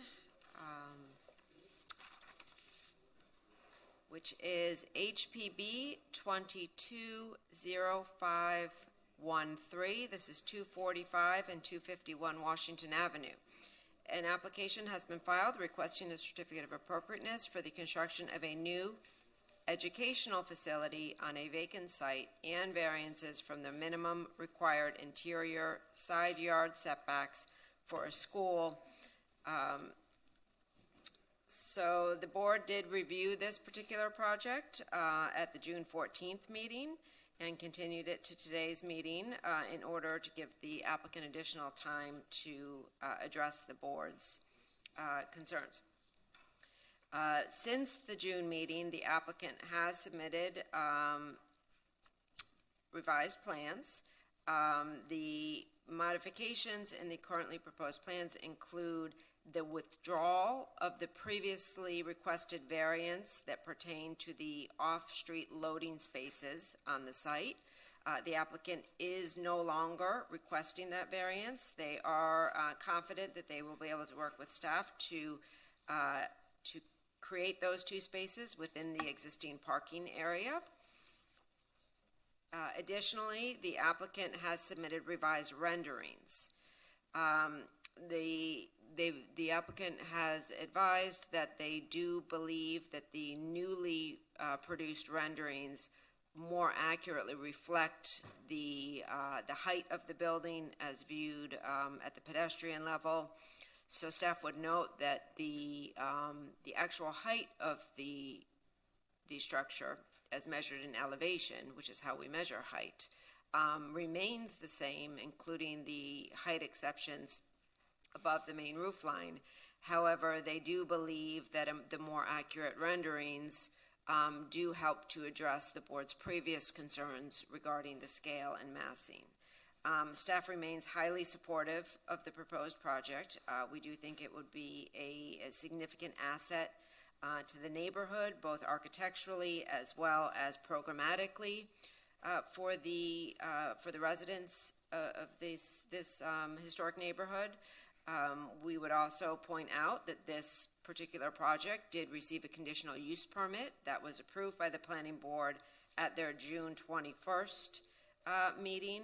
The planning board does review these types of applications with regard to the operations of the project, including traffic, parking, delivery, sanitation, and security.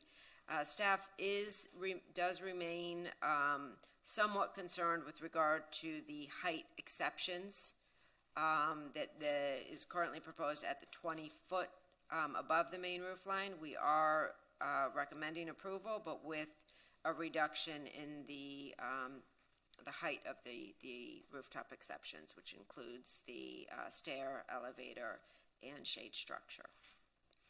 And with that, unless you have any questions for me, we can turn that over to the applicant. Does the board have any questions for staff? No?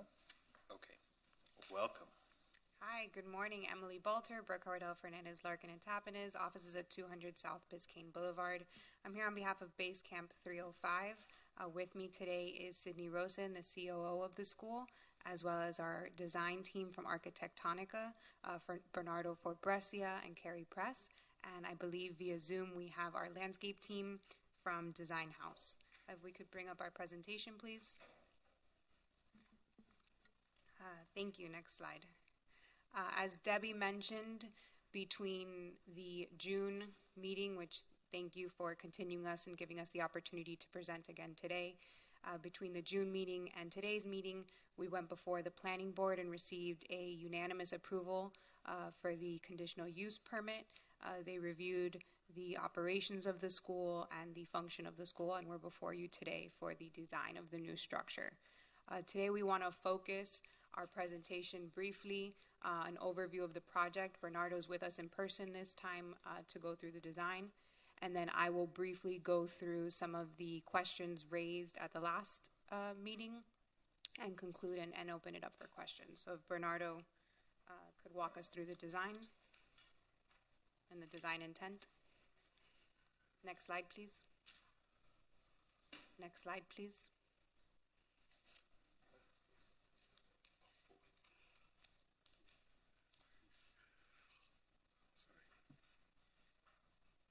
Good morning. You've seen some of this information before, so I'm going to try to not take too much time on it. But you can see here the siting of the building. I think you have to give your name for the record. Sorry. I'm Bernardo Forbresia. I'm a principal of Architectonica. I thought she had introduced. I'm sorry about that. Yes. You see the building placed in its location is wider lot than the typical lot. What you see in this image is of course, the top of the building where you see the garden in the backside and the roof terrace. But I will take you through the plans. I think it will be better. We go next, please. This is the lower level where the parking occurs. As I mentioned last time, the way the ramps are organized, separated, They function also as a potential drop-off when there's rain and there's proper weather protection. And that takes us to the parking area, and we've already worked out the numbers with your administration and the planning department to accommodate the proper loading and number of cars that will not require any variance.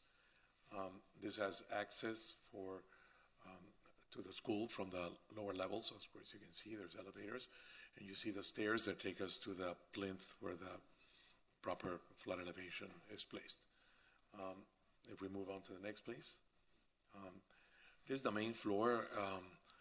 This is really the arrival floor where we have a multi-purpose room, can be opened up to the garden, to the terrace, to the playground, essentially, or on the other direction towards the arrival lobby. The lobby is large because it's intended also for exhibits and art exhibits, so the students work and so forth, and that the kids would walk through the lobby and see the exhibits that will happen on the way to the elevators or the stair. The stair is made very open and airy, so that it's encouraged that they use the stair. Sometimes if the stair is a dark hole and it's in the back, then people tend to wait for the elevator. In fact, we hope they use the stair because you'll have a view, it's friendly, it's full of light, it's wide, and the administrative offices have a separate entrance on the back. Sometimes there are meetings that it's preferable that does not arrive through the lobby, but they're on the ground floor, so easy access for the parents. Next, please. And you can see the void there because that play area is covered, is protected from the sun, which is important for the kids. Many parents feel this is important. And so it's a double height, so a ball can go up and down if needed, but also airier so that it's not a hot place. And on this level, maybe I should have explained the philosophy of the school. I think I did last time, is that the use of outdoor space for teaching is very important. So all the floors have terraces. It's not intended to be an enclosed school, and that the kids would actually have classes and activities outdoors. And so on this level, we have the terrace on the Washington Avenue side. On the previous level, you saw it on the back side. And it is, and you see that there are maker spaces, and I think the owner explained last time the idea of this kind of school. And I'll keep it on, please. Next, please.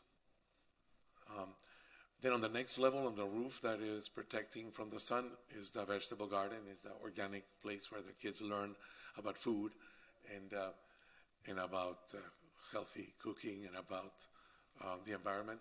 And of course, on the other side, we have a void because it's the double height. And we continue to the next level. And the next level, again, the terrace reverts because the garden is open to the sky. And obviously, the plants need the sun. And lastly, when we get to the top floor, we have a roof terrace. There's also a garden there. And of course, there's voids on both sides. And that gives you an overview of the plans of the building. It is, you can see the architectural idea of the terraces moving from one side to the other, so they're always very open and airy, and the building being in the middle. And move on, please, next. This shows you the trellis work above, so they provide some diffuse light and some shade into the rooftop and the upper terraces. This, of course, with the exception of way down there where the vegetable garden is. Next, please. And you can see here the section that explains what I was referring to. And I think that's self-explanatory because you can see there the play of the terraces and the movement of terraces. Next, please. And this is the elevation of the building. This is the hard-lined elevation where you can see where all these moments are happening within the building. So there's a lot of movement of in and out, a lot of light and shade and shadow in the facade of the building. And next, please. And you can see it here. There's a series of brise soleil facing the west side. They are painted in different tones on the deep side of the brise soleil, so that as you walk down the street, you see the colors. They're all ocean and greenery colors, or in blues and greens and turquoises. Then you see them in movement as you walk sideways along the way you walk in the street, down the street, not frontal. But this is, of course, a frontal elevation. And further back, you see the larger panels for the doors that completely slide open and to the terraces from the indoors. Next, please. And this continues around the same theme, occurs all around. There's natural light in the toilets. There's natural light in all the spaces, stairs, etc. And next, please. In a way, this is sort of a section elevation. Can you advance it, please? And this is the back side where you see the big play porch in the back and the vegetable garden on top of it, and you see the breezeway on the rooftop. On both sides, we have all the mechanical equipment, of course, for the building. But we had enough space to provide that centerpiece on the top. Next, please. I'm taking all the way around, I guess. And we were asked to take a look also last time at providing some kind of a view protection of the garage from the side, and you can see it there where we are placing those vertical elements where vines can grow and provide a greenery at the base of the building. Next, please. You can see here the composition of the building and the different moments where portions of the building recede and others come forward, and where the entrance to the school is located, where those stairs are. There's, of course, the alternative. You saw the elevators. You can enter from the same facade into the disabled elevators to go upstairs.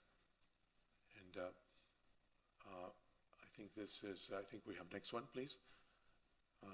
There's a frontal elevation that I think was requested because it was only at an angle before, so we show it straight on from the front. Next, please. I think this concludes the general presentation.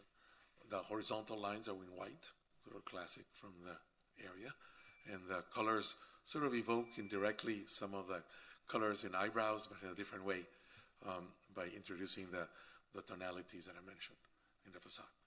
Thank you. Through the chair, if we could have 5 more minutes, I'd like the opportunity to go through some of the items that were brought up in June and address them today. So 5 minutes would be great. Thank you so much. So as far as the variances requested, we did withdraw the variance with regard to loading. We will work with staff to redesign the ground floor layer to accommodate 2 loading spaces. We are still seeking, it is 1 variance, but it applies to both sides of the building. As you know, the code requires a 50-foot setback on both sides for an institutional use. So these are the 2 variants. We are proposing the building to be at a 7.5-foot setback, which would be the required setback for another use in this district. Next slide, please. With regards to variances, there are 2 methods to justify a variance. We all know the hardship criteria that's in the zoning code. There's also a practical difficulty criteria that is in the city's charter. We want to highlight that while we understand we do satisfy the hardship criteria, we do also satisfy the practical difficulty criteria as explained in staff's report. The practical difficulty provides that when there are practical difficulties or unnecessary hardships in the way of carrying out the strict letter of the zoning code, a variance of the zoning code can be granted. The large setback requirements for schools were incorporated into the zoning code in 1989. We believe this is prior to the concept and the need for urban schools in districts with residential mixed communities where people can live, work, play, and not have to go great distances to where I don't even know there are these large lands for new schools.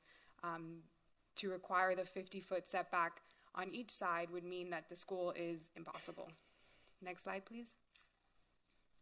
So in order to address compatibility within the historic district, next slide, please, we studied the district again, and we found that there are numerous examples of modern, much taller buildings than what we're proposing, immediately abutting the iconic historic district of all the different styles that occur. So here we found this to be a good example and precedent in very close proximity on Ocean Drive, where there's, I think that's at least 10 stories next to 2-story buildings.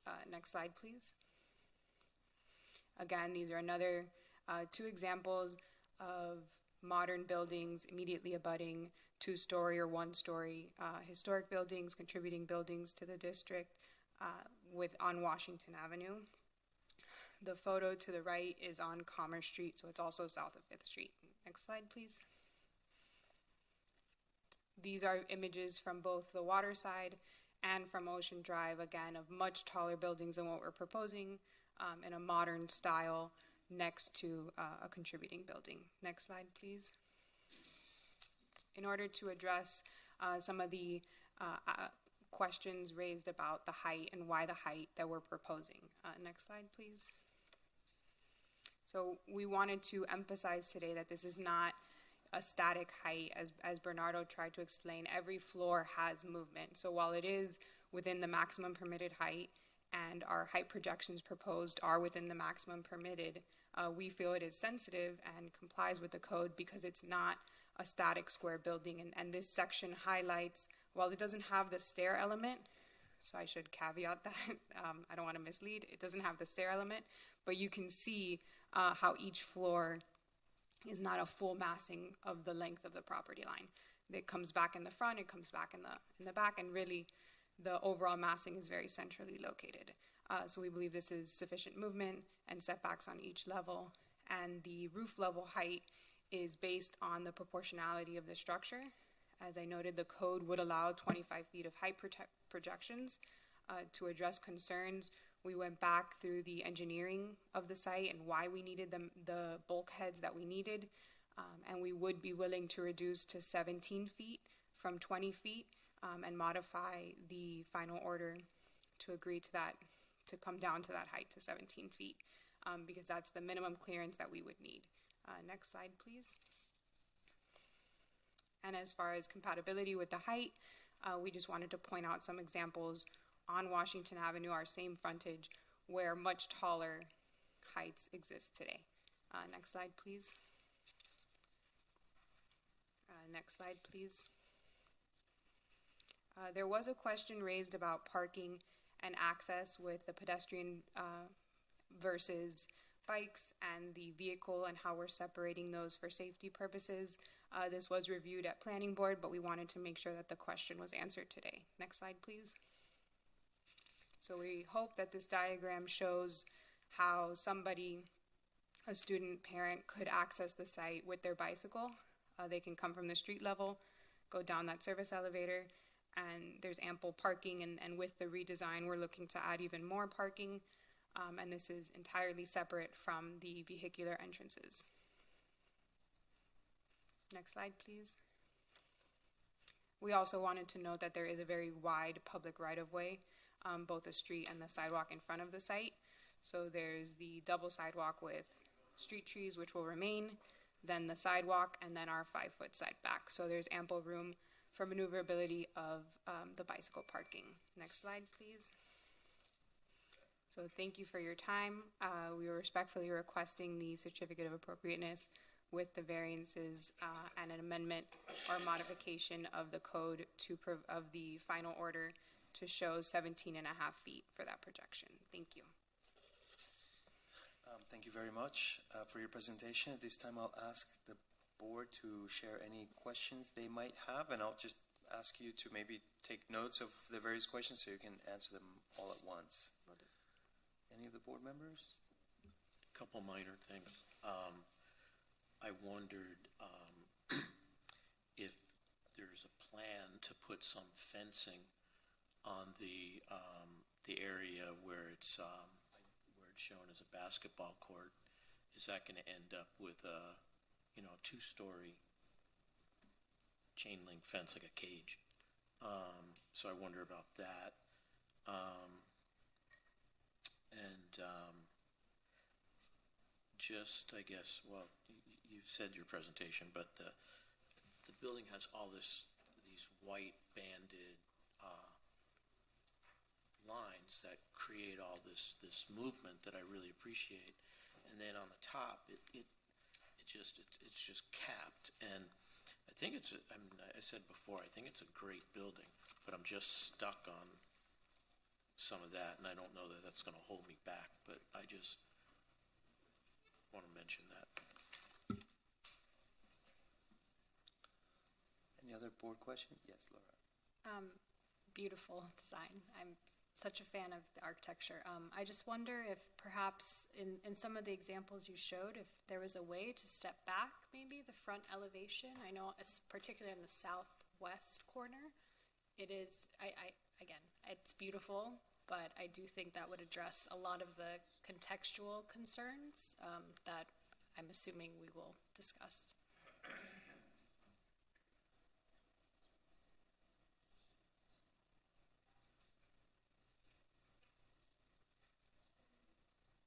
Any others? I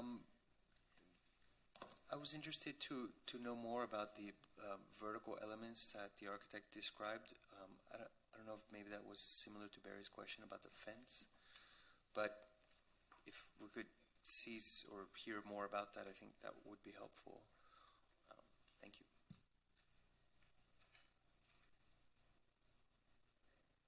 I think that does it for us, so if you'd like to take a couple minutes to respond to those. Sure, and if Bernardo, if you would like.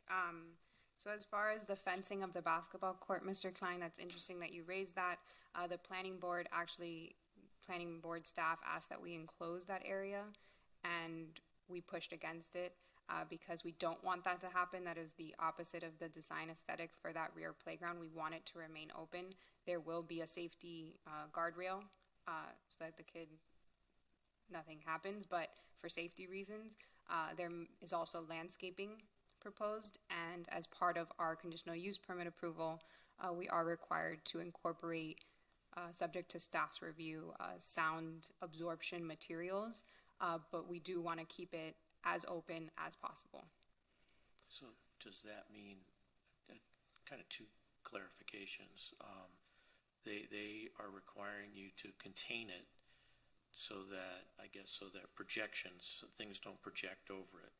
You have the 42-inch high railing to keep humans from falling, but for basketballs going over and whatnot, how tall of a fence are you going to have? And then you said sound absorption, so now I'm thinking it's visual.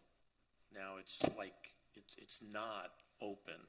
So to clarify, the sound absorption materials will be within the existing structures or the existing roof and floor in order to absorb sound, not enclosed. Correct. Yeah, I can explain. They asked us to use acoustical plaster or another acoustical material in the soffit, so there will be no resonance. And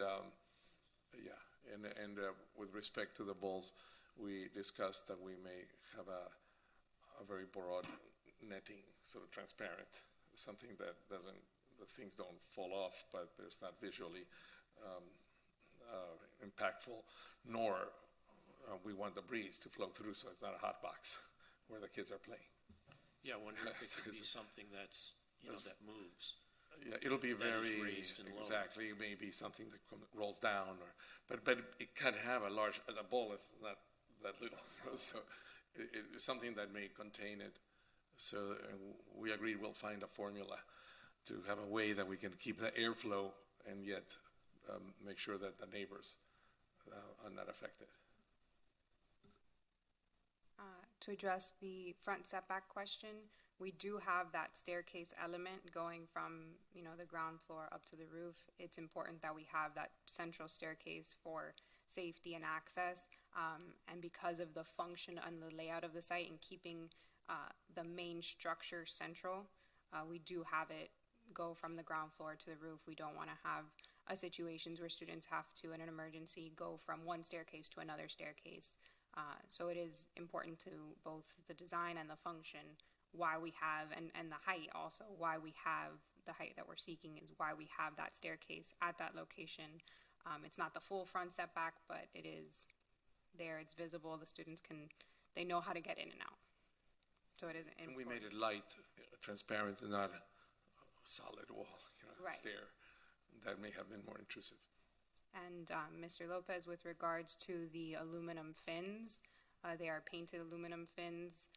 They are a vertical element. The design element is to both add interest to the structure, add design. It's a design element. I don't know if that answers your question or if there's... I can explain it with architectural language. Yes, thank you.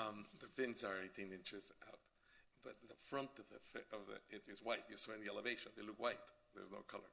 It's the sides that are in color. The front is, so it's like a thickness is in the color. So you only see it as you're walking down the street at different angles, and depending on where you see it, you see the colors. This is for the fence at the sidewalk? No, the fins. Oh, the fins. The okay. fins. I thought you mentioned that. Yeah. I appreciate that explanation, but actually I was asking about the fence at the sidewalk because it's so prominent, across the whole, front of the property. And I see here labeled, very simply as just like a 5-foot picket fence, and I think you've mentioned some vertical elements, but because it's so prominent, I thought maybe you'd want to describe It's a the little exact bit same more what detail.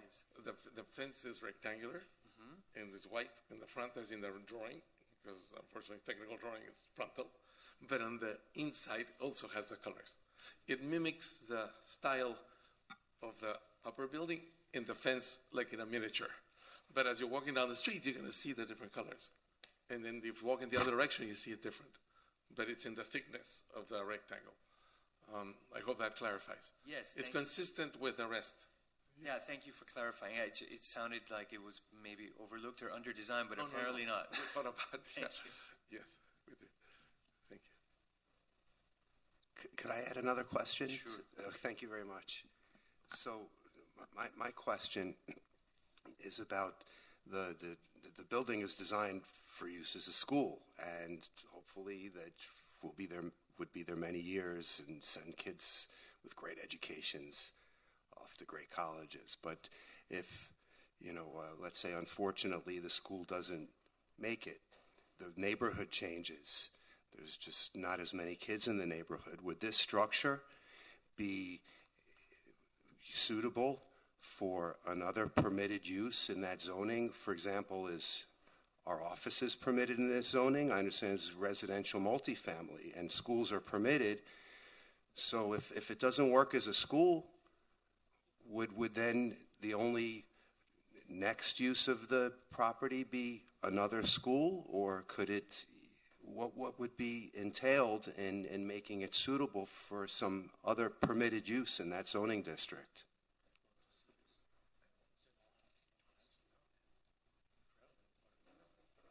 May I answer? Oh, thank you. So you're correct. The intent, the design, the layout, everything is for the purpose of the school. There's no intent for this to ever become, at least for this owner, something else.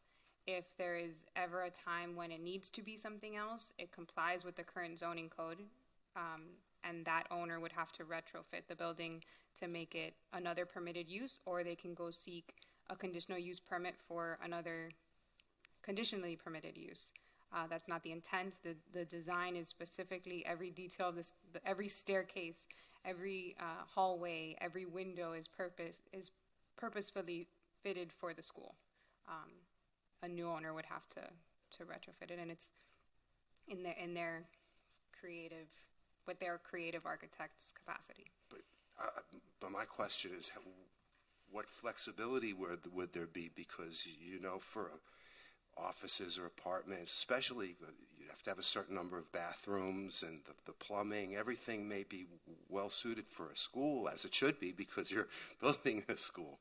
But I'm wondering, would the community, if the school doesn't work out, be left with a building that could not serve any other purpose? It is designed as a school, it's true.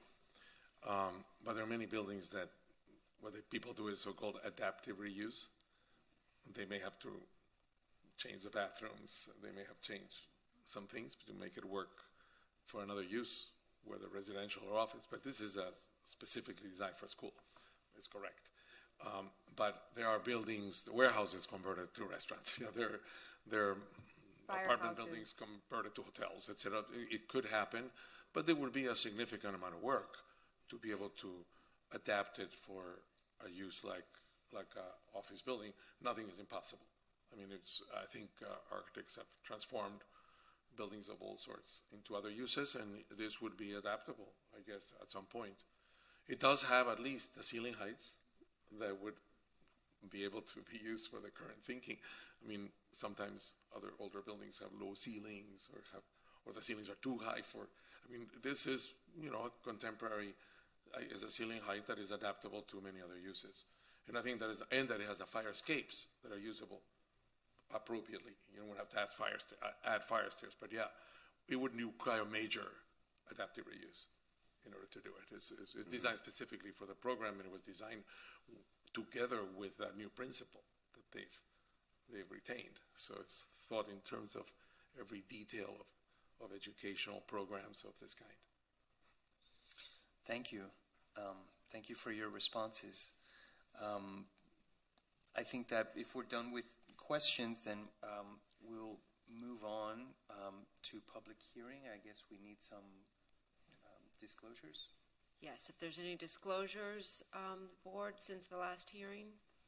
We received emails from the applicants, but I think that the staff was copied on them. Yes. Yeah, I received emails. I tried to copy staff on everything I received. I also received an email. Not sure I forwarded it, but yeah, many emails have been coming in. Okay, very good.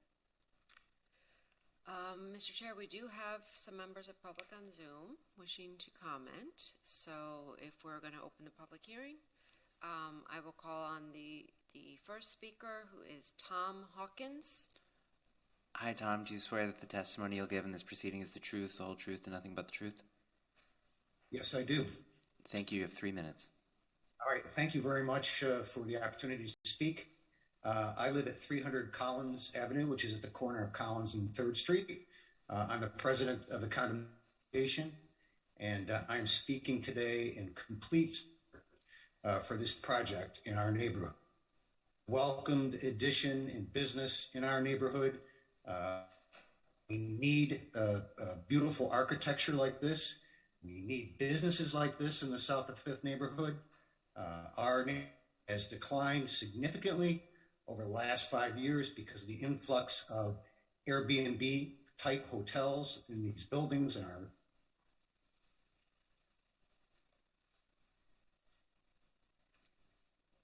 Tom, I think we lost you. Can you hear me now? Yes. All right. The residents support this project strongly, and we urge you to approve the variances that are requested so this project can go through, so our neighborhood can be beautified, so that good businesses can come into our neighborhood and our community can continue to grow. Thank you. Thank you. Our next Zoom caller is Edward.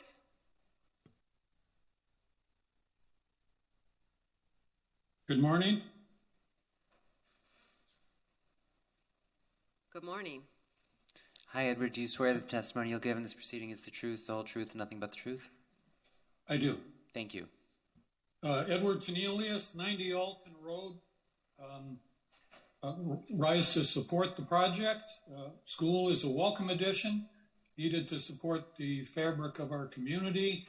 I'm a little bit disturbed to hear the applicant talk about conversions to hotels. Absolutely opposed to anything like that. We have enough problems with Airbnb type hotels in the neighborhood. Nevertheless, as to what's in front of the board this morning, ask that you support and approve the certificate of appropriateness, the variances that are consistent with staff's recommendations and with what other consideration this board may choose to impose upon the applicant. In layman's terms, support the school, want it done right. Thank you. Thank you, Edward. Anyone else on Zoom, please raise your hand. Seeing none, is there anyone in chambers that wishes to speak?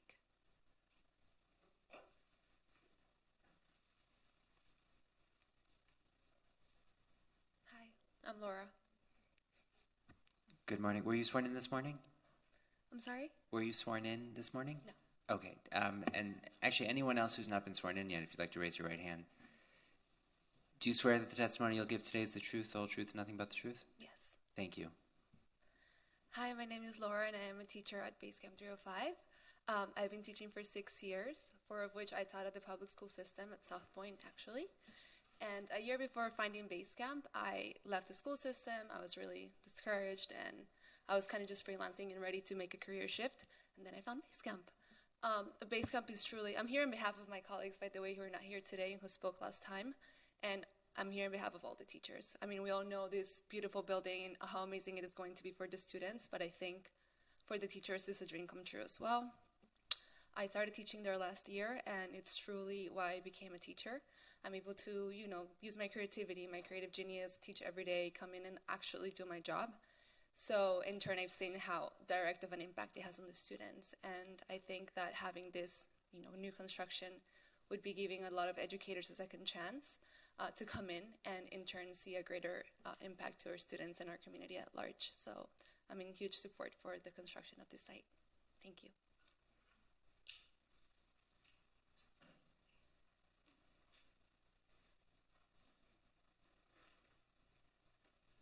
Yes, hi, Daniel Serrato with Miami Design Preservation League. We didn't see any changes to the application unless we missed it design-wise. Were there any, Debbie, or just the variances? They reduced the variance, and I believe Ms. Balter stated on the record they're willing to reduce the projections by 2.5 feet. But they haven't, I don't believe that was part of the plans, no. Okay, thank you. So our position remains the same then as last time. We are in support of having a school, and we know that that does require a variance. But we do think that some sort of hybrid approach with what the staff recommended with lowering of these exceptions of height is important. It's very interesting to note that, like, in the comparison photos, they were often taken from the vantage point of possibly someone that lives in a high-rise and sees everything very far away. And so, yeah, of course, if everything is zoomed out ultra-wide and you see all the high-rises, and there's no need for this board or for any compatibility because we all live in our floating suburbs. But we are actually in a historic district, and so it is very important what happens on the street, what the public sees. And so anything this board can do to just diminish it's a very small lot, if you've been by their vacant lot, and this thing is going to really be substantial. So anything that could be done to set it back, to limit the height exception, that's not really the intent of the height exception, wasn't to have really large penthouse floors on the top. So we think staff recommendation is appropriate. I heard another caller say that they want to support the staff recommendations. So thank you for your consideration. Okay, anyone else wishing to comment? Seeing none. Okay, thank you for public comment. If the applicant would like to make a rebuttal. 1 minute. Thank you, Chair. In response to the one caller that brought up the hotel, I would just like to reiterate this is a school. We hope it will forever be a school. And any other use would have to come back before this board, would have to seek significant design changes. That is not the intent today. With regards to our compatibility study, Architectonica, the school, they're very familiar with the South of 5th neighborhood. They're very familiar with every block and how it looks from a pedestrian perspective. Every photo was taken from various angles. Those were just highlights to understand where we believe our structure is compatible as well. So thank you for your time.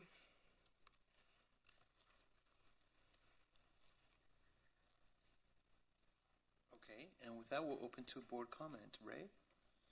My question to you is, are you willing to accept the conditions that the staff is recommending. Yeah, so we're accepting all of the conditions. We're proposing one modification to the one condition regarding the height exceptions. Right now, it's currently drafted as no height exceptions past 10 feet. We previously requested to amend that to 20 feet in order to address the board's comments from June as well as the neighbors' comments. We are willing to bring that to 7.5 feet, so 17 feet 6 inches. Sorry, bring it down to 2.5 feet to 17 feet 6 inches. Okay. So that's the one condition modification we're requesting. In reference to also what you've said, is I've walked that neighborhood, and there are a lot of short buildings and tall buildings all next to each other. You've got, your historic buildings that haven't changed, and somebody else has built another building right next door to it that's much taller. So personally, I don't think that this is out of line. Thank you. Okay, Kirk? So I'm going to try to go quickly. First of all, I want to say a couple of things, and again, I'll go quickly. I think I have a lot to say. The original base camp on 3rd Street, I guess it is. I want to say, what a great job the applicant did on that project.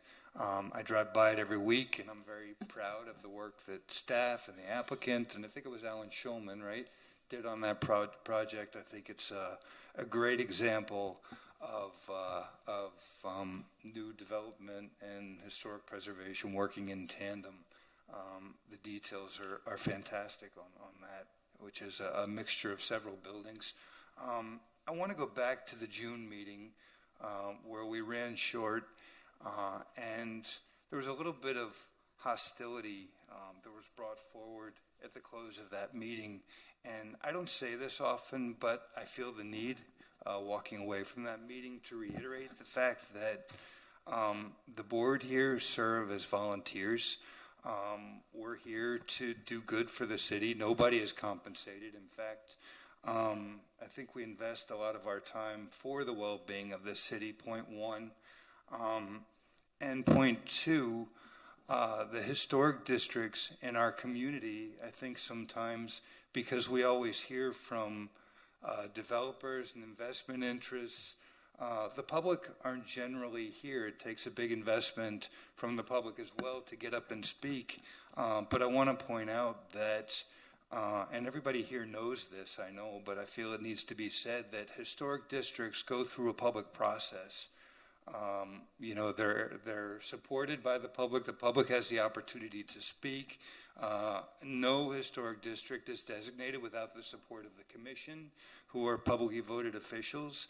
And with that in mind, I think it's our responsibility as a board to represent the interests of the historic district and its well-being, even though, the public might not be present to say that. And there may not be a preservation interest at the podium at all on any given project. But I personally feel, outside of my own service here, I feel like the Historic Preservation Board in Miami Beach is amazing.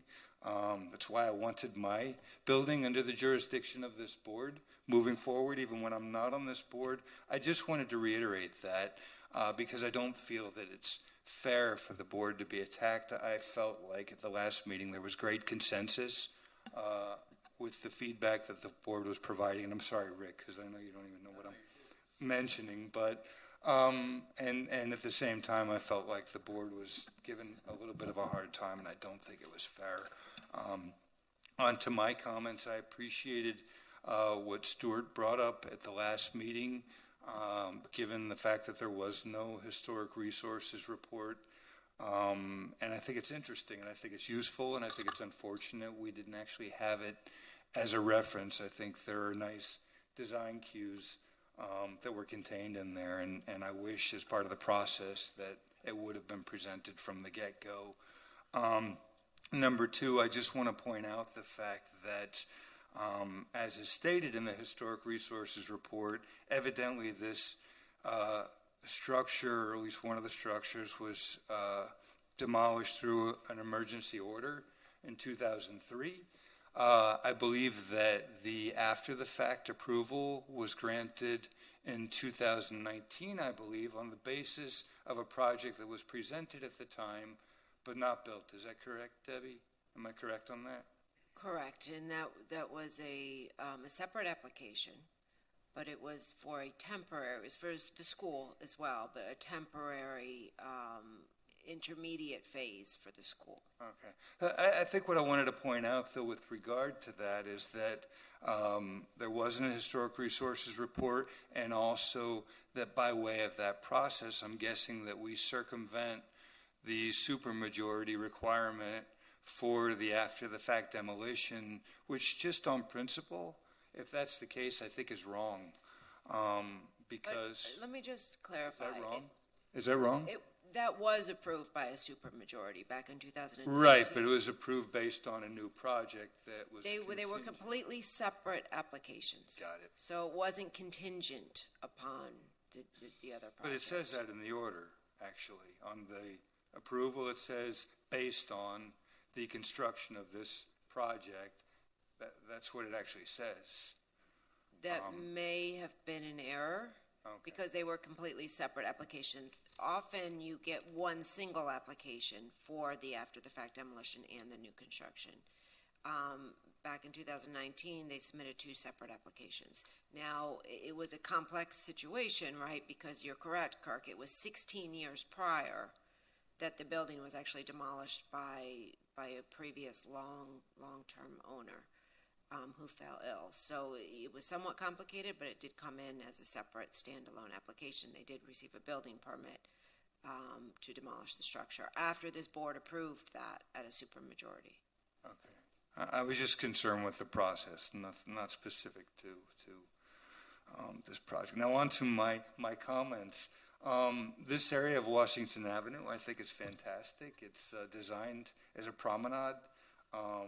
Like I said, I'm there every week. I think it's wonderful. I think this location is very, very, very visible, sort of being in the context of like Joe's Stone Crab and the whole Washington Avenue promenade. I feel like I agree with the primary points that staff started with and that have been echoed by the board. In terms of the height of the building, I think it's a beautiful building. I said that the last time. I'm going to say it again. I think it's a beautiful building. I think our main purpose here as a board, though, is to ensure the contextuality in a historic district. I felt like the original proposal. I still feel like the original proposal is calling out a little bit too loudly to notice me. And it's worth noticing. It's a beautiful structure. I just think it upstages the historic structures to the sides of it, and specifically the one to the south, the two-story structure to the south. I agree with staff's comments. I would actually further to, I think maybe what Laura was kind of referencing in her question, the southwest corner, where there is no moderation, even on the rendering based on staff recommendations of that front facade, and it's right up against that two-story contributing building, and I strongly feel that should be moderated, that at least that section above the 50 feet should be stepped back. I don't think it follows the intent of the zoning code to allow that additional height. I don't think that it needs to be placed at the street front, and I do feel that it has that specific component of the massing, I think, has an adverse impact on the district.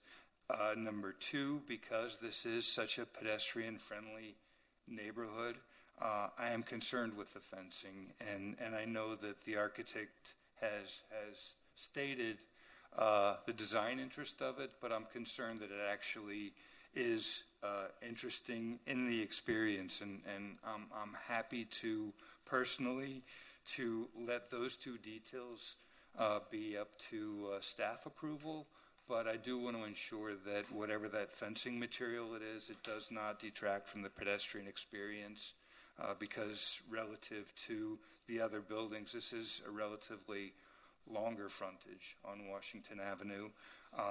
And again, I feel very strongly that that southwest corner needs to be stepped back. Thank you, and thanks for the presentation. Thanks for your work on it. I hope it's a successful project. I think it's really nicely designed. It could just benefit from a couple adjustments. Thank you. Thank you, Kirk. Who would like to go next? Stuart? Yes, thank you. I also want to echo, well, not echo, but pick up where Kirk started off. He was talking about the process, and I want to talk about the process as well. I hear a lot of great support for having the school at this location, and I live in South Beach. I agree, a school would be great to have south of 5th Street, maybe even at this particular site. But the process is that we're a quasi-judicial board. We are not a policy-setting board. We apply policy. And I'm glad we have a staff attorney here, so if the staff if the city attorney disagrees with anything I say, please, Nick, jump in. But variances are supposed to be the exception and not the rule. And variances are for when you can't make a reasonable use of the property without the variance. There has to be a hardship to grant a variance, and that hardship must make the land virtually impossible to use without the variance. And that without a variance, under the present zoning, there can be no reasonable use of the property. And the hardship can't be a self-imposed hardship either. In this case, unfortunately, it's a self-imposed hardship. They're before us telling that the 1989 code that set the 50-foot setback requirements for a school to be on a property. Now, a school is maybe permitted within this zoning district, but there's still the setback requirements, and apparently the property is not big enough to accommodate a school without a variance. But this, to me, doesn't seem like a variance. This is a waiver. This is where we're saying, because we favor having a school here, we favor having this school here, we're going to waive the application of the law. They're looking for more than 92% of a variance of the 50-foot setback to 4 feet 6 inches. So it's not a variance. It's where we're setting policy, where we're saying because it's a school and because we like this school, that these setbacks don't apply. But that's not our role in the process. If the city commission if they were and addressed it by the commission, and the commission were able to craft legislation that would make a school permissible on a property this size, then I wouldn't be making these sort of comments.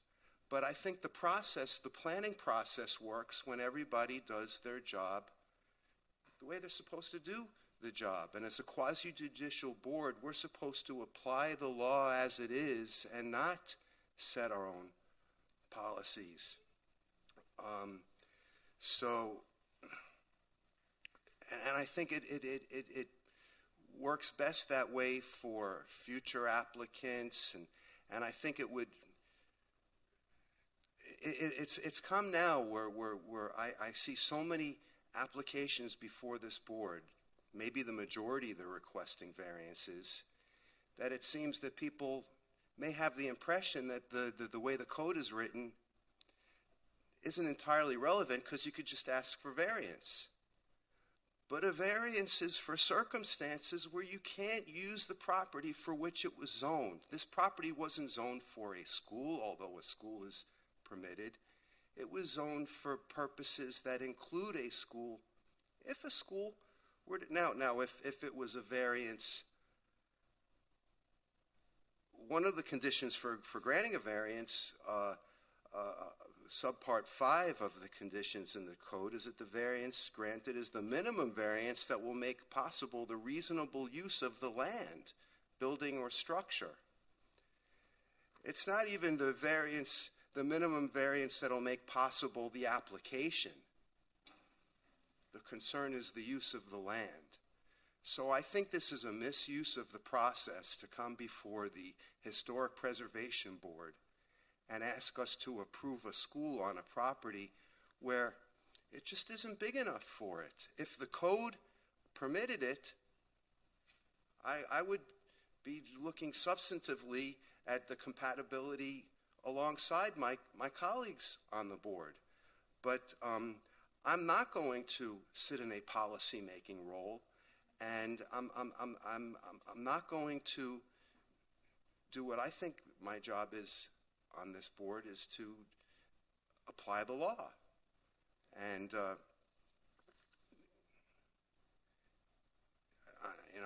I'm sorry. I would like to see the school in this neighborhood, but I think it needs to be addressed with the commission first. And plus, it's out of respect not only to the current commission, because maybe the current commission, as they're sitting there, we love this school, we want it to be approved, but it was a prior commission that decided what the setback requirements are, and we have to respect them too. The current commission can change the rules, but we can't. So I can't vote in favor of the variance. Nick, would you like to provide any feedback on those comments? I'm happy to weigh in. Whether the criteria for the granting of a variance is satisfied is a determination for the board to make. Your staff analysis of the proposed of the side yard variance points out that absent the variance, the required side yards would be 50 feet, which would make it impossible to construct the proposed project. The use, as Mr. Reed points out, is permitted in this district. So while I don't like to opine on whether the criteria itself is satisfied, that's a determination for the board to make. I think your staff analysis acutely points out that absent the variance, there would be really no room to construct the proposed development. Question though, if Nick could clarify, because Stuart brings up something else. He brings up not the project, but the use of the land. If I understood what Stuart was saying, was that barring any other use on this property without this variance, the property can't be used, not that it's a practical difficulty to build a school on it. Am I misunderstanding that?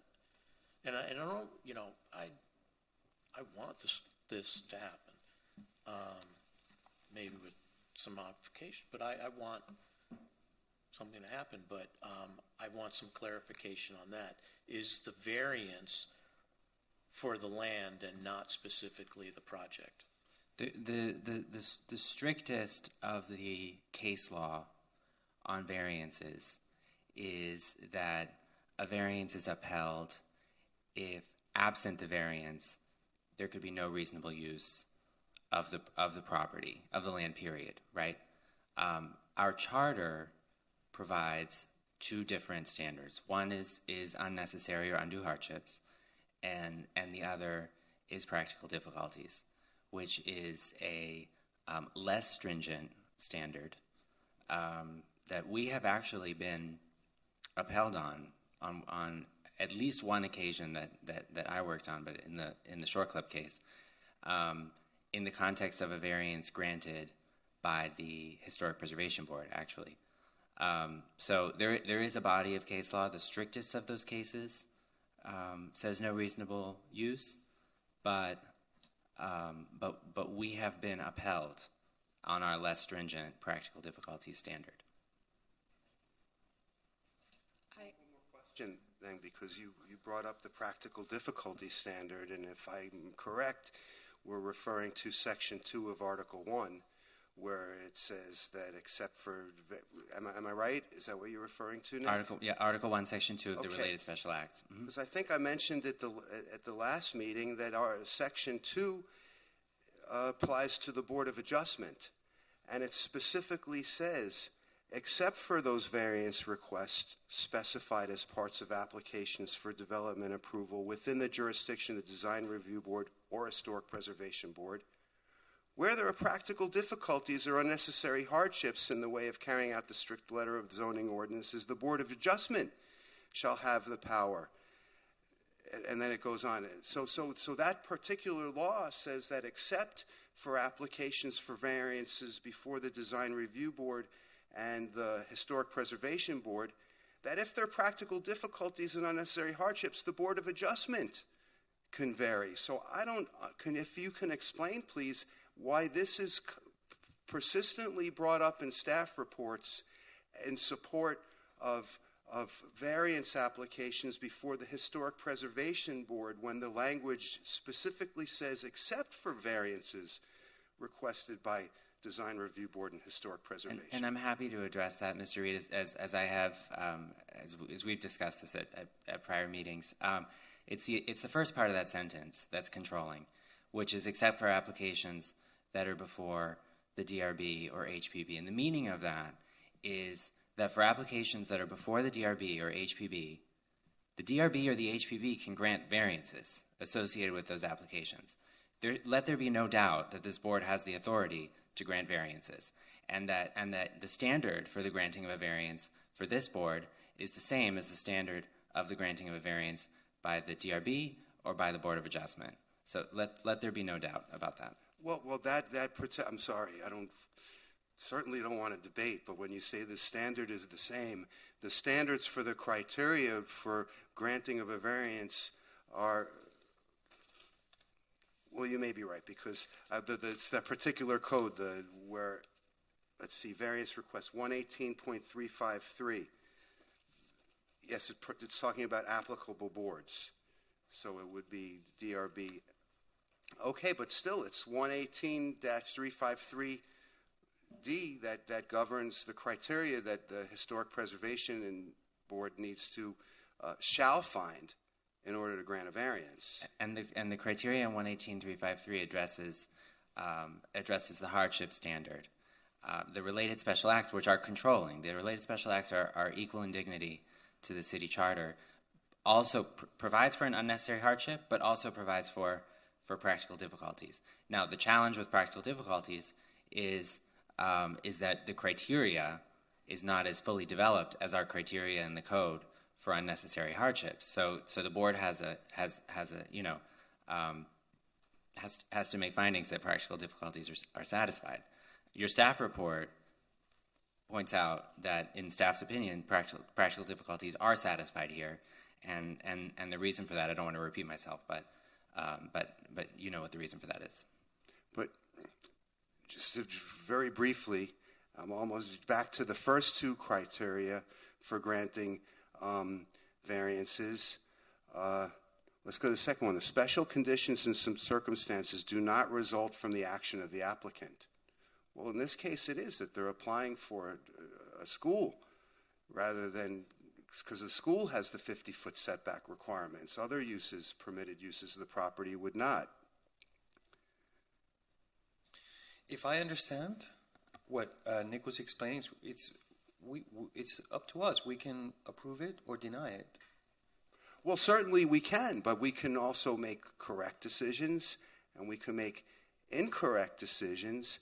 So it's with the the law, as you know, actually the rubber hits the road if there was somebody here who were to say, I oppose this project, and then they would go to court and they would say the variance, okay, but there's nobody here. So even if I'm the only one who says no, or let's say we all, it would still go forward. But I don't think that's the way the process should go. We should still make the processes in accordance with the law, whether or not there's somebody sitting in the audience who would then wind up challenging it. I think the planning process works best when you're doing what you're supposed to do without regard for whether or not somebody is going to challenge your decision. Okay. Shall we hear from other board members? Laura? Thank you, Stuart. I have questions. I don't know if we've moved beyond that, but if it wasn't a school, what would be the north and south, aka the side setbacks for this building? If it wasn't a school, Through the chair, 7.5 feet. 7.5 feet. Okay, and are you meeting that here? No, you're not. You're meeting it on the south, but not on the north, correct? Correct. So the building structure itself meets the 2 setback requirements. There is a staircase, an access required staircase in the north setback that further reduces that setback. Understood. So more or less you're meeting that The setback massing. requirement if the use as a school was not correct here. And then you had mentioned that the CUP was approved for school. Is there a covenant that runs in perpetuity with the land, or how does that work in the city of Miami Beach? So I'll let staff clarify me, but correct, the conditional use permit, we have to obtain a CO within a specific period of time. If we ever seek to change the operation of the school, meaning change the operator, increase the number of students, we have to go back to the planning board to amend our conditional use permit. There's also progress reports built into the recorded order, which the recorded order runs with the land, that we have to go back to the planning board with updates and update them on the progress of the school. If there's ever any violations, noise violations, the conditional use permit will come into question. Okay, and so the school essentially has to run with the land, not the ownership. Correct. In case. So, I mean, at least for me, that clarifies so much. I'm in favor of this project with staff conditions. I do want to see it move forward, but if there's a way to reduce the height, for me it's more about the front setback, because I do see that upper level as being a bit intrusive contextually. But I think it's one of my favorite designs I've ever seen on this board. I think it's beautiful, and I know how much the base camp does for the community, so very supportive, and thank you. No, Ray, you want to speak? Have we heard from all the other board members? Barry. Okay, we'll go to Barry and then go back to Ray. I'll be brief. I still have reservations with the massing. You know, I sat here today not seeing very much difference between last month and this month, and wondering to myself, well, will all that glazing in that corner where the stair is, will that lighten it up? I'm trying to convince myself that. I don't think so. The second part of it, what I think Kurt mentioned about the fencing in at the street, I find very a little problematic for me that it's so much fencing, and I think the fencing could be drastically reduced and do what the school needs. I hope that I'm thinking in the right way, that a school can be here. But and you know, the same thing. It's the same thing Laura is saying. Is that stair, that massing of that stair, I just find uncompatible with the building. I don't think that your images of showing these towers in the Century Hotel, you know, these big towers and the two-story hotel, support your case of compatibility. I put that up and I said, oh, that proves my point. So just because it's there doesn't make it right. So I just have a problem with that. Okay, thank you, Barry. Ray? It seems like, you know, particularly Stuart and others are concerned about this 50-foot setback. I believe the only school in Miami Beach that meets that 50-foot setback is Miami Beach High School. I don't think there's another school, even the first base camp, nothing meets that requirement. So, you know, and why it's a code from 1989, they may have done that because Miami Beach High School was getting ready to redo, you know, their buildings, and they wanted to make sure they didn't put anything too close to the lot line. Who knows? But all I'm saying is we do not have one other school in the city of Miami Beach that meets that requirement. So I would have no problem granting that variance for this. Thank you. Okay. Thanks. Did I miss anyone? Can I make a motion that's not on the application? Is that permitted? Maybe. I think everyone's had a chance to speak except me. So. Oh, sorry. I'll get through very briefly, and then we can do motions. I think this is a really exciting project because it furthers the construction of a city. You know, building schools is not like building other kinds of commercial buildings. I understand it's a private school, but it's a benefit to the public to have this building, to have this use here.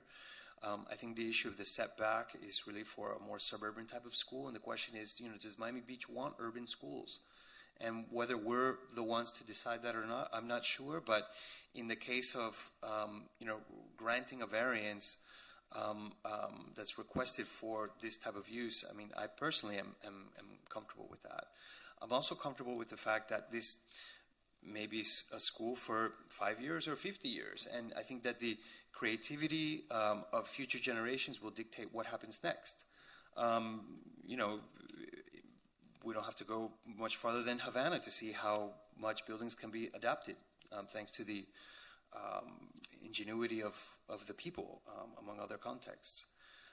Anyway, I do think that a number of people here have raised concern with the volume at the southwest corner. I agree it would be better if it were shorter and if it were pushed back. And I think everybody or most people here are supportive of the project and would encourage staff to work with the applicant on modifications like you've mentioned, reducing the height, adjusting the setback at that corner, and reducing projections. So that's all I have to say. If anybody would like to make a motion, this would be the time. Yeah, I would make a motion that the board sends a letter to the commission asking them to review section 142-1131 of the code and consider amending the 50-foot setback requirement, because what I've heard from everybody is that it doesn't work for us. It doesn't work in Miami Beach, nobody else. So I would like to make a motion that we send a letter to the commission, this board, and ask them to consider whether that should be amended.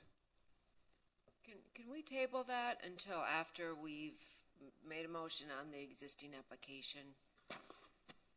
Because that's really a completely separate, that wouldn't be tied to this particular application. That is well within your powers and duties to make recommendations to the commission. But I think we should go first with any action that's going to be taken on this application, and then we can, you know, discuss any recommendations you have to the commission. Are you suggesting that we do it after we take a vote on this, or to put it at the end of our agenda? Either way. Either way. I just wouldn't want it to be part of this application. I think we should conclude this application first, and then discuss additional, you know, concerns of the board regarding the code. You could take it up right after you vote on this application. So could I take a stab at a motion, at least getting one off the ground? So I want to start with staff's recommendations, and I think further to that, and I want to engage our two architects with regard to setting back that southwest corner.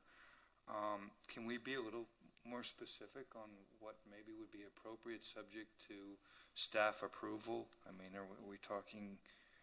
I don't even know what's viable in terms of the stairs, but I mean, are we talking 6 feet, 10 feet? And then Rick, you mentioned projections as well. I'm just wondering how specific we can get in a motion and then leave it to staff's discretion to sort with the applicant and the architect. In my notes, I noted that the applicant had proffered something about reducing projections. Is that in your Emily, in your presentation, you had mentioned something about reducing projections? Correct. So the projection on the roof, what's permitted is 25 feet of height. What we originally proposed was 20 feet, and staff recommended to reduce the height projections to 10 feet. We engineered, and we would be willing to reduce to 17 So that's feet. not a projection, that's a height. Yeah.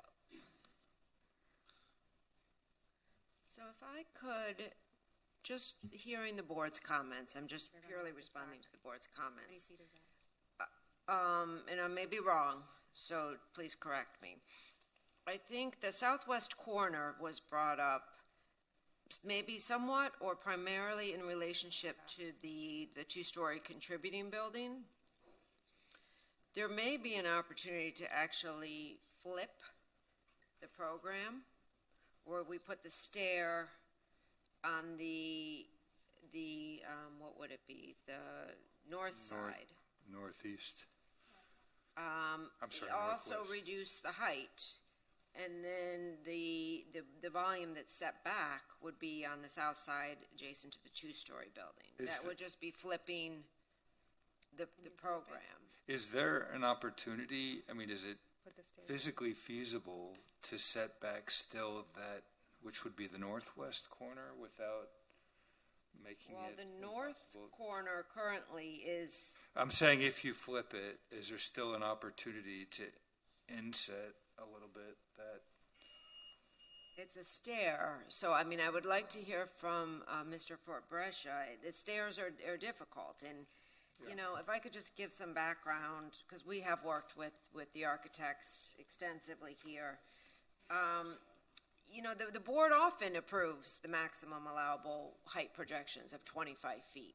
The difference here is that the height exceptions here are brought to the front of the building. Typically, when we meet with architects, you know, and those elements, which are the mechanical equipment, the stairs, the elevator, bulkheads, we usually guide them to put them toward the center of the building. So they're 25 feet often approved by this board, which is taller than even their most aggressive proposal, which they're not asking for now. But the perception of the height is much reduced. In this case, their height exceptions are part of the architecture. They've made a concerted effort in a deliberate effort to create architecture that included these height exceptions, which is why the perceived height, you know, appears to be more. You know, and I love the composition. I think it's creative, and normally when we put stairs and elevators toward the front, flush with the front of the building, it's not successful because they're blank walls. In this case, it's beautiful. The stair is actually being celebrated, which is great for the community. It's also great for the kids, right? You want kids to use the stairs and not the elevators. You know, the compatibility is where staff's recommendation comes in. And I think there may be an opportunity, if they flipped the plan, to reduce the height of both of those projections. Maybe 10 feet doesn't work for the applicant. Maybe they can get close to 10 feet. Maybe they can only get the 2'6" that they're requesting from. That it would be more compatible just as it flipped and brought down somewhere in between maybe staff's recommendations and what they're asking for, or, I mean, that's really up to the board. Bernardo, would that be an option for the board to consider, to flip the plan so that you had the stair, which comes closer to the front, on the north side? You mean to mirror it? Yes. To mirror the entire plan in the other direction. Yeah, because the problem about the stairs that I also need the fire escape from the roof. I need 2 fire stairs. Right. And I have a distance of travel, and I have 1/3 of the I have a lot of requirements for the stairs, so that's why they go to the extremes in order to create that. And certainly I wouldn't want to move it inboard because how depressing the stairs indoors. And I would have to replace it with a space that is an office or something. That's what you see from the street. And I wouldn't want to diminish the experience of the children going using the stairs and make sort of a dark stair. You know, it's not as the way schools are going nowadays. And but the mirroring, I can certainly to mirror it to the north end instead. Where is it? Because position. Frankly, could. I don't have the owner here to ask for permission to offer that. You're saying the exact plan, just completely mirrored. Just mirrored. Ian brought down at least the 2 foot 6 inches that Emily proffered. So part of the reason for the location of the stairs and the locations of the office and the location of the exterior stairs is all for various moving parts. There are school requirements that we must comply with. There are fire requirements we must comply with. If you mirror the building, you meet all those things.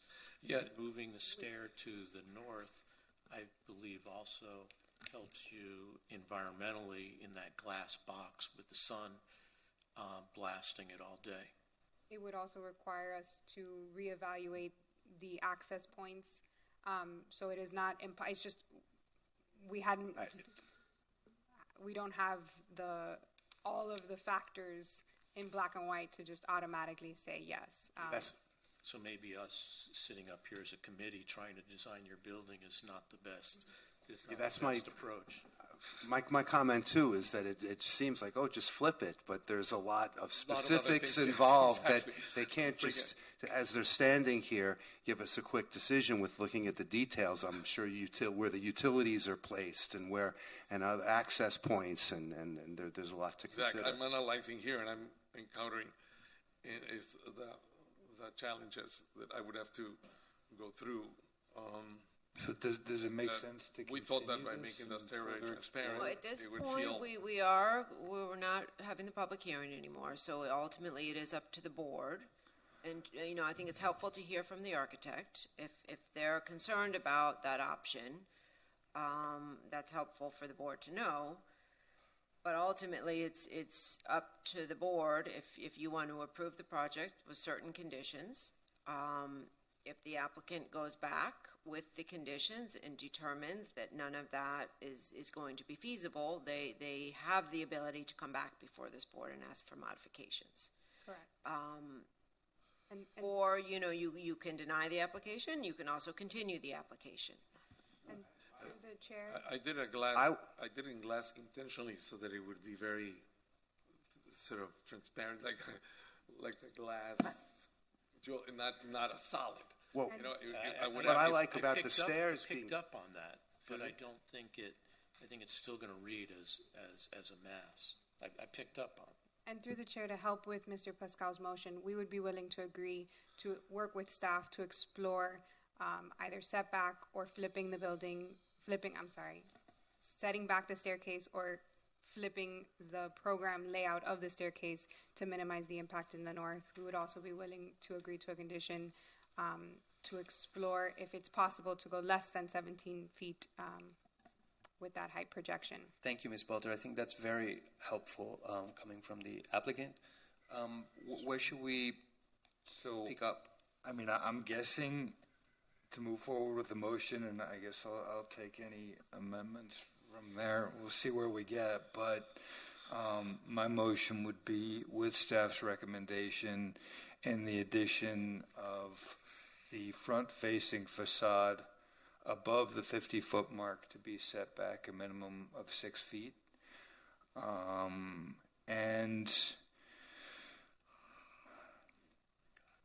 And for the height to be reduced, which staff's recommendation was 10 feet, is that correct? That's correct. So with staff's recommendation on the height reduction, I'm going to leave it at that for the height and accept any friendly amendments if proposed. And then, in addition, I want to make sure that the fence situation and the pedestrian experience is addressed. And I'm not sure, two thoughts on that. Either we could approve it with the fence treatment to come back to the board. I'm not sure if staff is comfortable approving that it's not going to have a unpleasant effect on the pedestrian experience, whatever this material is for the fencing, because nobody's actually seen it, correct? Isn't the fence at the existing base camp similar? Correct. Yeah, so I was able to tour the existing base camp, and they have a very similar fence to this. I don't know if you've noticed that. At a 5-foot maximum height, I don't have any serious concerns about the fencing. I'm more than happy to work with them to further refine the design of it. I agree if it were 7 feet, which would be permissible if they set it back into And the what property. about incorporating landscaping with the fence? We looked at that, and that would be ideal, but then that encroaches into their egress, their walkway. And that would reduce their walkway, I think, to less than the 3 feet. But And then you not wouldn't like, be for able instance, the area where the stair is. Could there not be maybe landscaping there in certain areas to break it up? My issue is not with the design of the fence or the height of the fence. My issue is with the quantity of the fence. Okay. I think there's twice the fence that's needed. I think you need Can we fence at the alleys, at the, the add that setbacks. condition to try to incorporate And the center. landscape features and minimize fencing where feasible, subject to Absolutely. staff approval? And I think that's my motion. Did I miss anything? Through the chair, one point of Just a clarification moment. with regards to the motion. Hold on, because we're addressing we have a motion on the table. Are there any other amendments to Kirk's motion? Well, there was one thing I would want to be handled. One would be the lessening of the fence, the quantity of the fence. Two, I was hoping for a retractable method of mesh or fencing or netting for the basketball area so that there wasn't some permanent enclosure that didn't need to be there when it didn't have to. And how are we're addressing this massing just by leaving the stair where it is, but setting the top back 6 feet? How are you addressing that? The intent was to move it forward. They could work with staff. If they can't, then they're going to have to come back to the board. I'd like to have some. So what I heard from Kirk's motion was to require that all of the height exceptions, which would include the stair, be reduced by 10 feet. So the height of all those height encroachments is coming down 10 feet, and that all of the height exceptions would be set back a minimum of 6 feet Above from the 50 front facade of the 50 feet. building. Above the 50 feet, correct. Above the 50 feet. Correct. Okay, do we have a second? Excuse sorry, me. I don't understand the With motion. all of these changes, wouldn't we be better off to continue it and ask them to come back to us with those changes? We can, I think Debbie's been taking notes. We can ask Debbie to read it back to us. Would that be? It just seems to me like Let's open by a school year.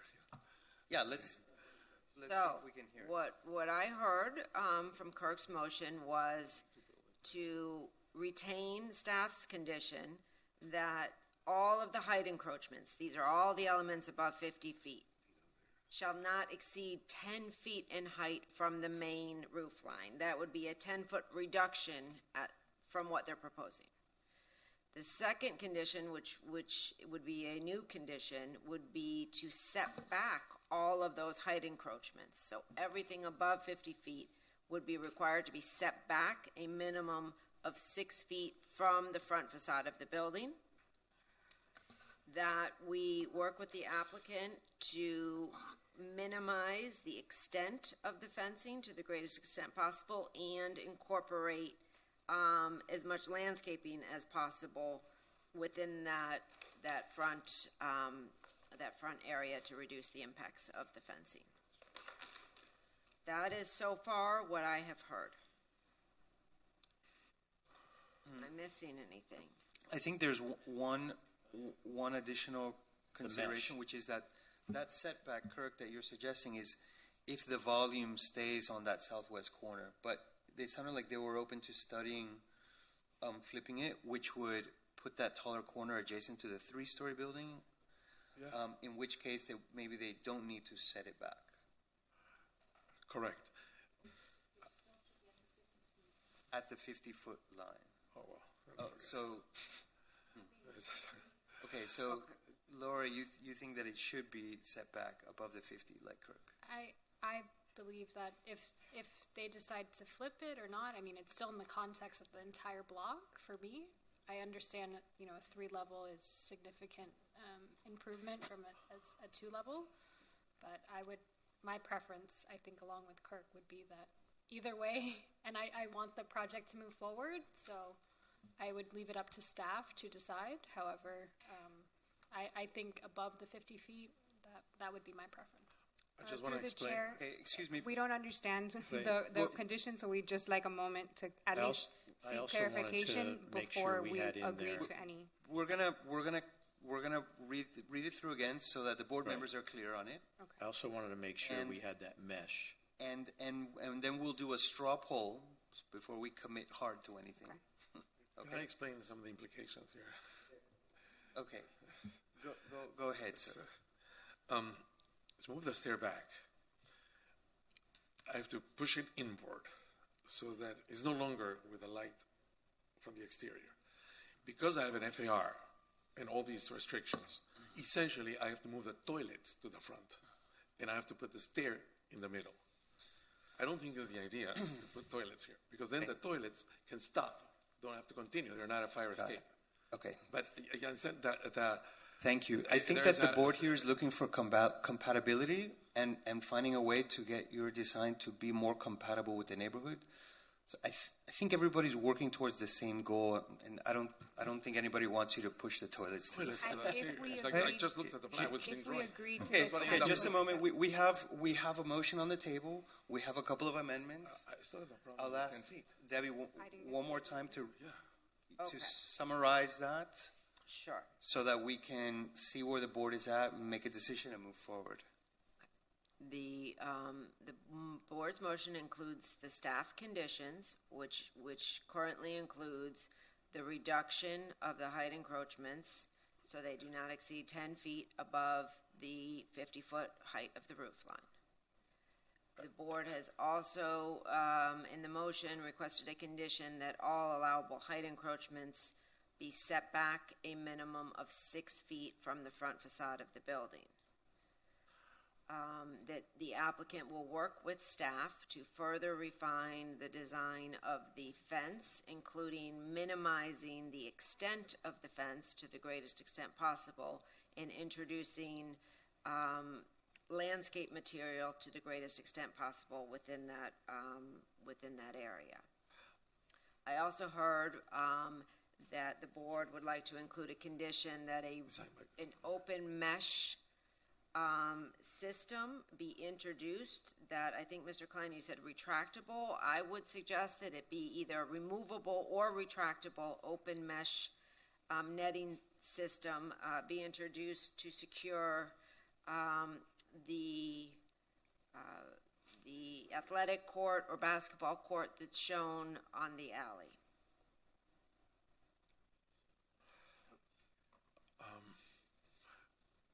Okay.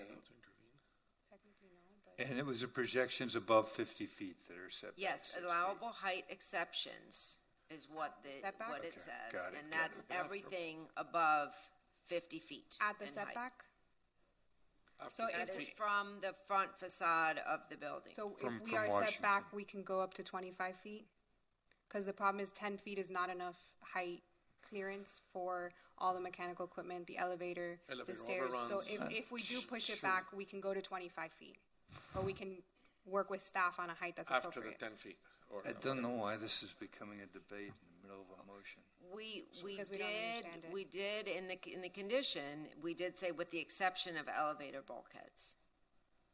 But you're right, there's mechanical equipment, which is now, so, it's hard to say. Could you put mechanical equipment in 10 feet? Probably, but I don't know. I don't know all of this mechanical equipment specifications and what they're doing. So if it's not, They're saying no, right? And I, I'm not going to object to that because he's the architect, and if he's saying he needs more room for the mechanical equipment, I trust that is the case. So if I think that the concern here is the height at the street front. So correct. I think further back, if they need to go higher, I don't think that's what the board is looking for in terms of compatibility. Correct, because staff's condition did not require a setback. So staff's condition was simply to keep everything as it is and just bring down the height. once we introduce the setback, that may mitigate the additional height. It will mitigate the additional height. So I think the board could discuss that further if both of those conditions are necessary in order for the property to satisfy the appropriateness criteria. So we have a motion with a number of conditions. Shall we look for a second and do a straw poll? We could do a second and have more discussion. We could do a second and have a straw poll. Okay, because I think, if I may, the applicant wants clarity. Yes. The board wants compatibility, right? Correct. And we haven't seen much change since the last presentation. So I think that's where the board is generally coming from. So, you know, out of it's an 80-foot building, you dropped it 2 feet, okay, it's something. But listen, we now have this in front of us. So can we take a straw poll and see, based on what we have on the table, would this pass? I think we need a second. We do need a second. Is there a second?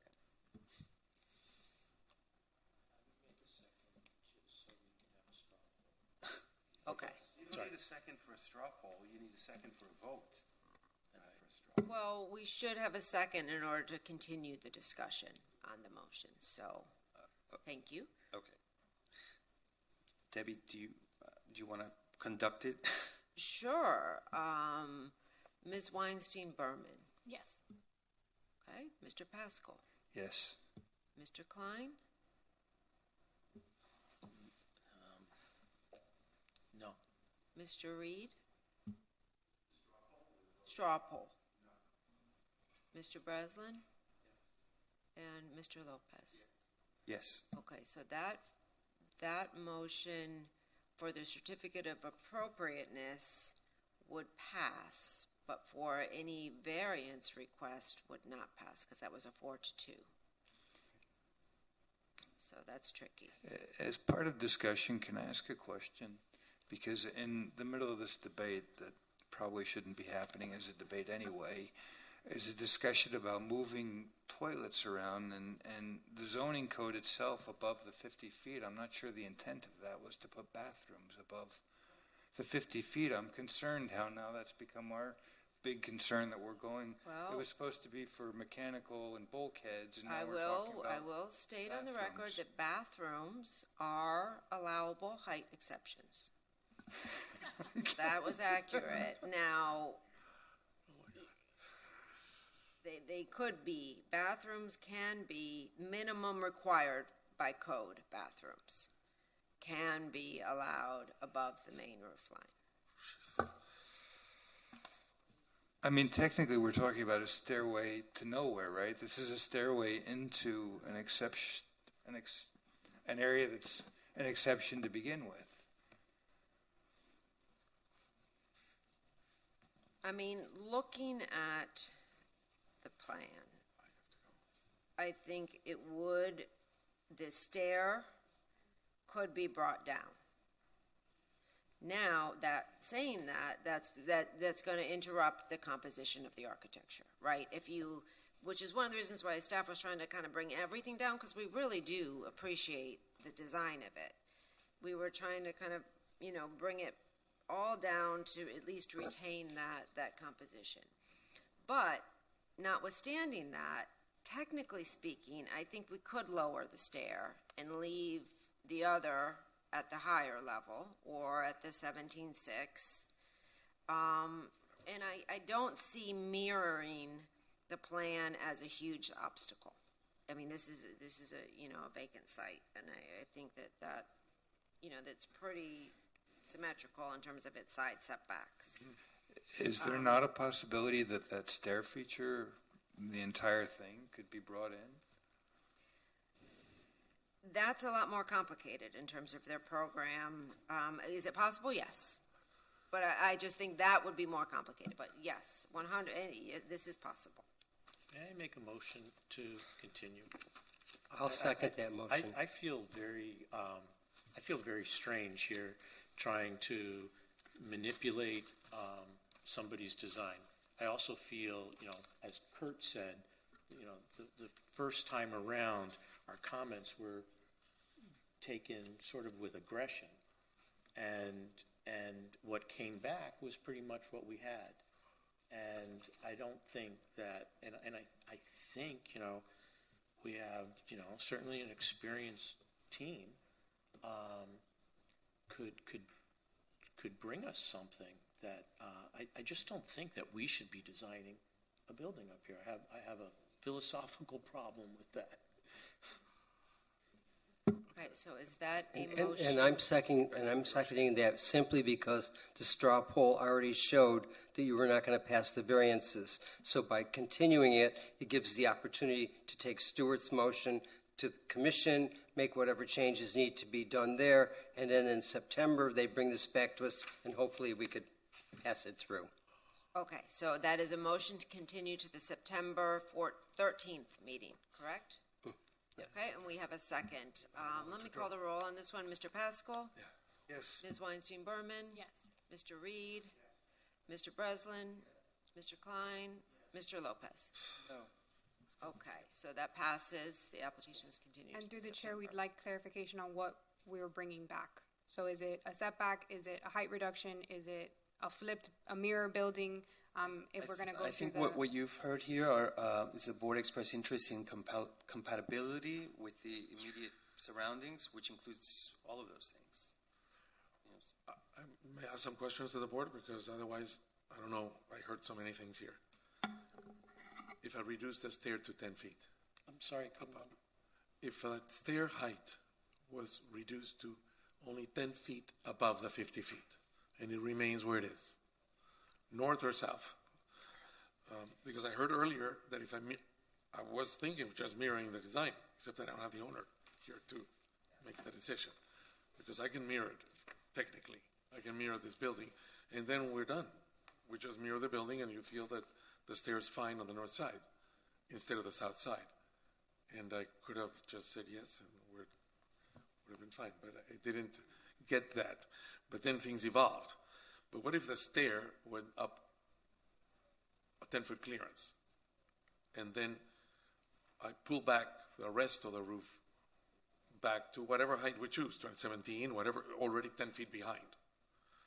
That would solve the problem of not being that the roof structure where the trellis is not at the zero lot line, or at that setback, 5-foot setback, whatever. It is further back. And the stair is lowered in height, like some kind of jewel, or like an object. And then the other roof pulls back. Then I would have, I think the 10 feet seems that may be acceptable, but it sounds maybe sometimes not, depending on the conversation here. But if I put it 10 feet above the roof, the 50-foot line, but the roof itself, the taller roof, is pushed back because an elevator plus its overrun, the elevator alone is 10 feet. There's no overrun then. The cooling tower is 12 feet, and you put it on sleepers so that they do vibration. I mean, you just need more than 10 feet for these kind of equipments, and for just the elevator itself, they would have no overrun at all. And so all of that I can accommodate with a higher roof 10 feet behind. And as long as the stair that is forward is not more than 10 feet. That's what I was trying to explain before you voted, but I had no opportunity. Because that would address the scale of the stair, because it would drop down to the 10 feet over 50, and would address the big roof being set back and accommodate mechanical equipment, elevator overruns, and everything you need. I think along with that, there were comments about the fence. So it might be helpful to provide... The fence, I have no problem with the comments. The netting, I have no problem. All of that I can accommodate. All right. All of the above are fine. Everything you had. Bernardo, I think you've got some good ideas, and I think you understand it. What you just kind of went through seemed consistent with what I'm hearing as well. Can I resolve that with staff and get an approval? Well, the board has I just already have a voted timing to problem continue. because school's open in August of a year. If the board wanted to reconsider the previous vote, if not, the application has been continued. I would be open. I can show you here. I would drop Are we the stair allowed down. to reconsider? I would push this roof back. You understand? This would be way back here, and the stair would be like some kind of object that is lower. Mm-hmm. You see? Lower but not set back above the 50 feet. It would meet the 10 brought not set back in all in glass, and it's just 10 feet tall. Because I don't need, they won't hit their head, you know? They're too little. Are we going to have public comment to address? Okay, we have... Because I thought we were done with the... We have voted, although one of the board members has expressed openness to reconsidering the vote. So you have voted Where to do we go continue next? to continue the application. A member of the board who voted on the prevailing side of the motion to continue could move to reconsider that motion. A motion to reconsider would need to be seconded and adopted by majority vote of this board. But in our straw poll, we were not going to accept the variances, which would then put them 6 months behind, correct?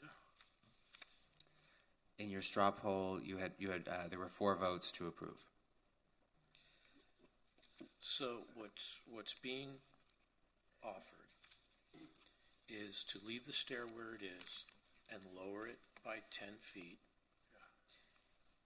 push back, leave that roof at 10 feet until you get to your elevator, which needs to come up. Is that, am I correct? That's right. Yes, plus reevaluating the fence with staff and plus adding netting. Right. Subject The to fence I need needs only, to instead be- of 25, I only need 10 feet for the stair before you hit your head, right? Right. So it is Plus they're little for a kids, basketball player. No, so in other words, I can lower the stair and leave it where it is, and the roof of the rest pull back. Could you do that and mirror the building? The mirror of the building, I always You can. can? Then I hear that if I mirror it, I don't have to do any of this. Well, no, I mean to bring it down 10 feet and Less. mirror it. It's just that I don't have the client to agree to the mirroring. Because he I was think sort that of would be the adamant best that approach, he liked it on that side. But I can work it out with Steph. The mirroring. I mean, if we could do that, I then, can yeah, I'm technically, open. I can figure it out. how The to mirroring of Yeah. the building, I think. Okay, is the all right, biggest- we have to, we have other people waiting Yes, with applications. So Laura made a motion to Laura made a reconsider. motion to I'll reconsider. second her motion. Kirk second, okay. So we had a motion and a second to reconsider. Do we have to vote on reconsidering and then put forward the new motion? Correct. Okay. Okay. All those in favor of the reconsideration? Aye. Any opposed? Okay, so that motion passes. We can now open it up for another motion or I'd make further another discussion. motion to. I just have one question to follow up on the board's discussion about for the architect too. I'm a little not clear on what that means for the trellis structure. So I would just like in your discussions, the board to make a comment on that and. It gets pushed back. Gets pushed It back. all gets I pushed understood back. it gets pushed the, back. the and it- whole the rest of the roof gets pushed back, and the stair is in front like a little object, alone only 10 feet tall. Correct. Instead. Okay, Laura, do Laura, we have a you new want to do motion? the honors of this motion? Whatever the architect said, I think it sounds fantastic and really want to see the project move forward. So, Oh. to clarify the motion then, is to mirror the building, reduce the height by 10 feet. Reduce, when you say reduce the height, we have to be very clear on Okay, this. the height, Of It's the to stair. allow 10 I'm feet sorry. above the 50 feet. isn't that what it is? Isn't it 20 feet now? It's 25. It's 20 now, So we're reducing it by 10 and allowing 10 correct. Now that's just for the stair. for the stair, correct? Okay. And mirroring the building and including the fence, minimization of the fence and more landscape features and the basketball mesh net. Did we articulate the part about the stair and how that's? I think you got it. We good? I think you got And it there. the rooftop trellis structure, we had a condition previously that said it shall be set back in line with the equipment room, which I think would still work. So it's, yes, okay. Yes. So we can keep that in, that's part of Steph's conditions already. This is your We'll give you motion, the Laura, specs and on I'm that seconding equipment, here? whatever is Okay, required. I'm seconding Laura's motion. Okay, excellent. We have a motion and a second. Okay, and I'm, Speak about the motion? yes? I feel like the way this devolved towards the end of this application hearing is sort of like duct taping the building together.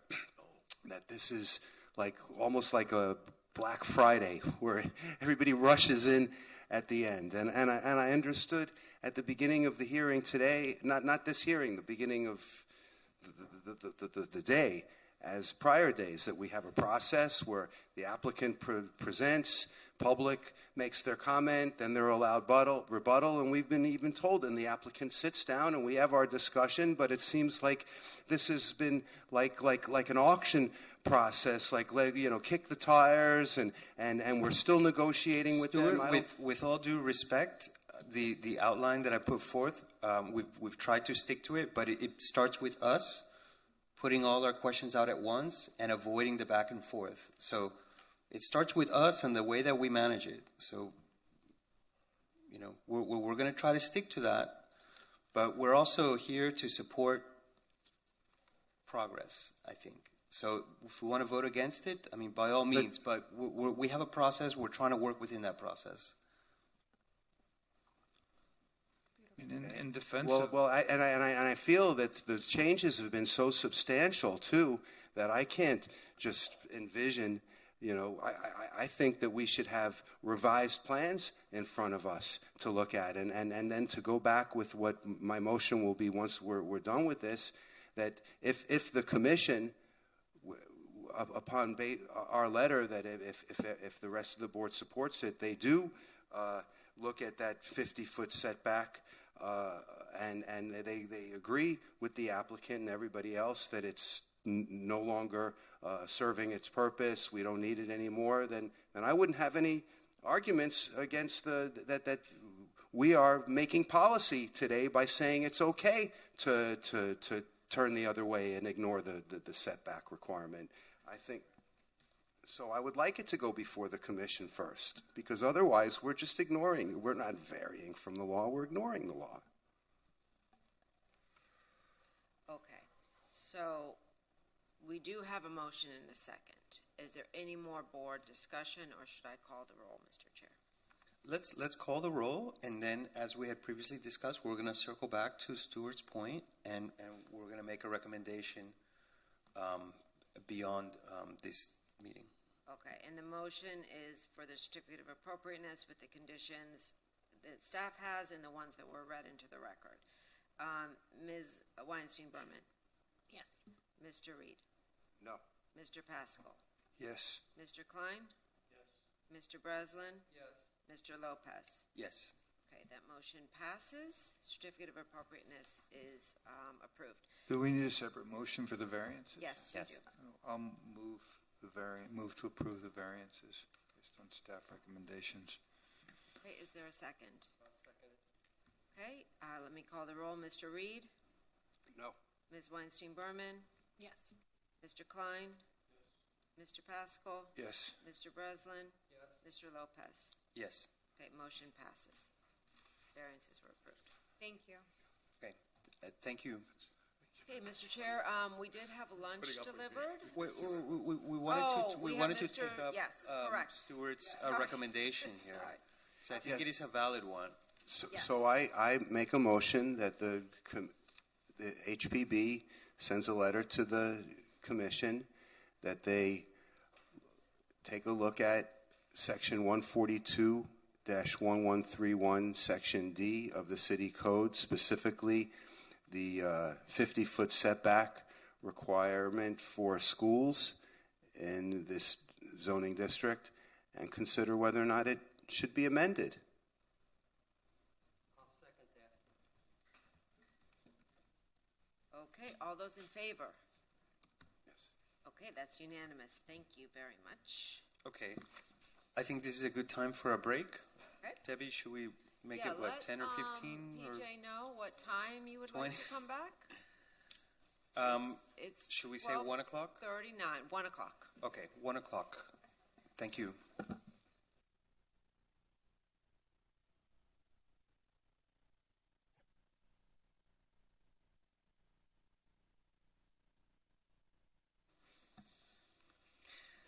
Thank you, and welcome back to the July 12th HPB meeting. We are going to continue on our agenda, and I'll ask Debbie to call the next item.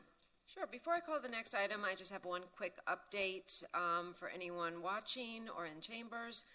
We will be deferring the Collins Avenue and Ocean Drive MXE overlay discussion item.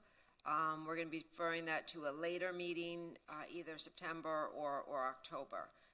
That will be republished on a new agenda. And with that,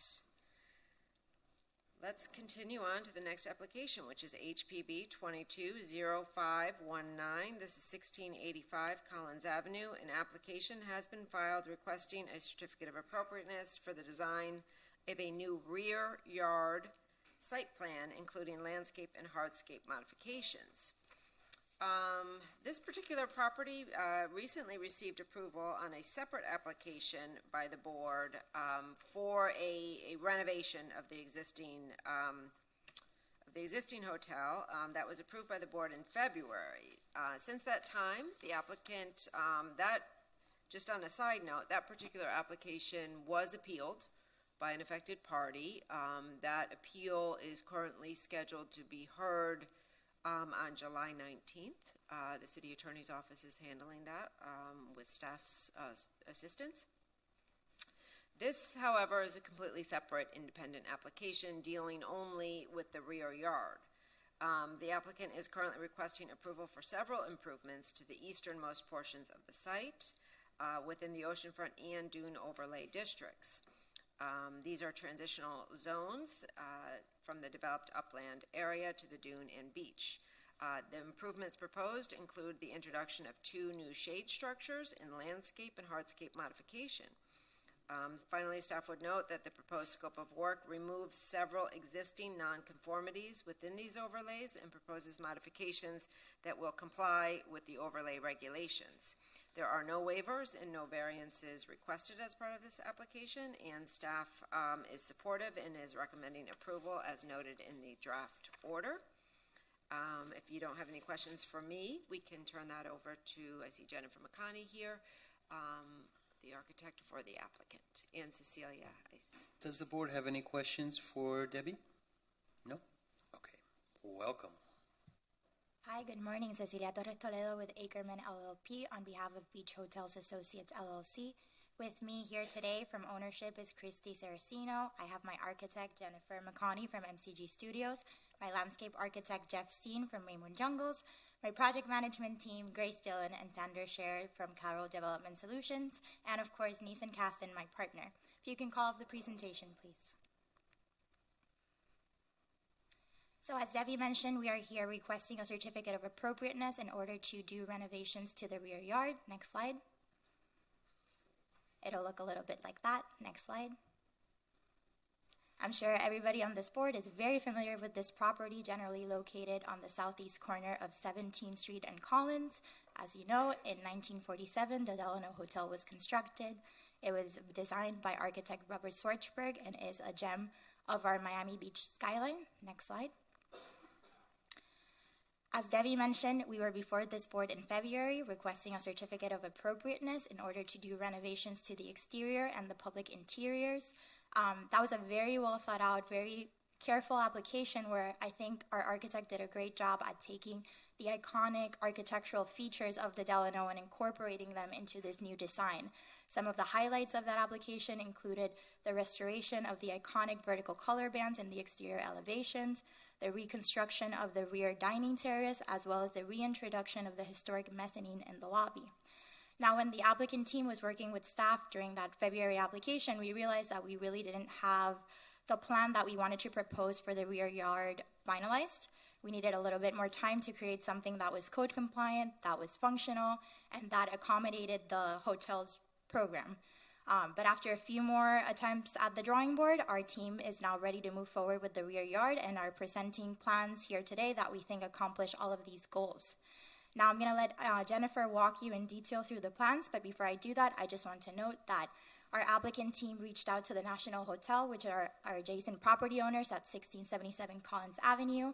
We showed them the plans, discussed them with them, and they fully support the application. We have a letter of support signed by the National Hotel that was emailed to board members prior to the hearing. The National is a property owner that can most be affected by these renovations, and they're fully supportive. So just keep that in mind. And now, Jennifer. Good afternoon, everyone. Jennifer McConney with Studio MCG in Miami. As you can see on this slide, really we're just talking about the far right, where you see the 1, 2, and 3. The 1 is the rear yard, 2 is the proposed bar structure, and 3 is just a covered seating area next to the pool. Next slide. These are some of the existing photos. I'm sure all of us have been to that bar in the back of the Delano in the last 20 years. You can see there, too, that there's a lot of unpervious space in the rear yard, and we are fixing that. Next slide. Here, too, you can see a lot of the deck.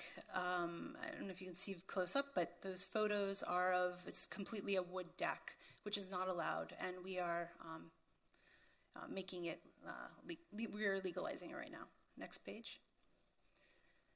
These are some images from the beach walk. This is probably one of the largest right-of-way areas from the beach walk to our property line. There's a lot of existing landscape in the right-of-way. So really you can't see much of this property from the beach walk at all. And it's not even on our side, it's on the city side, the landscape. Next page. This is the existing plan. You can see the existing bar structure and the cabanas that are in the rear yard. Next page. And this is our proposed. We have 2 new structures. The bar is being relocated to a more northern portion of the site. And where there's an existing bar structure now, we're putting a seating, just a covered seating area. These structures are made of wood because they're in the dune overlay. That's a requirement from DEP and on City of Miami Beach. So these are just completely just wood structures. Next one. This is a diagram of what's there today. The pink is showing what is impervious space or deck space. Next page. This is the proposed. You can see there's a huge difference. And this is what meets code.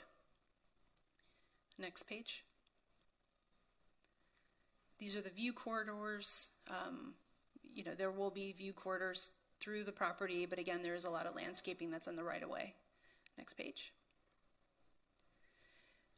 These are images of the shaded structure that's next to the existing pool. So that's just an open seating area with wood structure with tiled columns. Next page. This is the bar structure. The bar structure is kind of interesting because it's lowered. Usually you sit at bar height, which is maybe somewhere around this podium that I'm standing at. But the actual bartender is recessed, and he's sitting about 6 inches lower. So the bar is actually at table height. So it's just a more relaxed atmosphere. It's not, party city. Next page. This is a section, and actually I'm going to go to the next page because it's blown up a little bit better. Next page. You can see the people on the right, they're standing at the boardwalk. They're at about 12 NGVD, and our rear yard is about 7 or 8 NGVD, so it's already lower.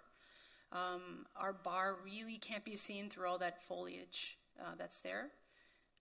And on the left, you see the existing cabana structures. Next page.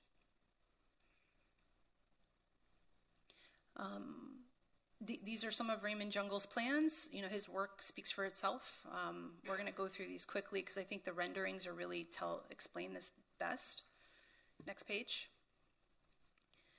So this is an image standing next to the bungalows, the existing bungalows looking at the rear.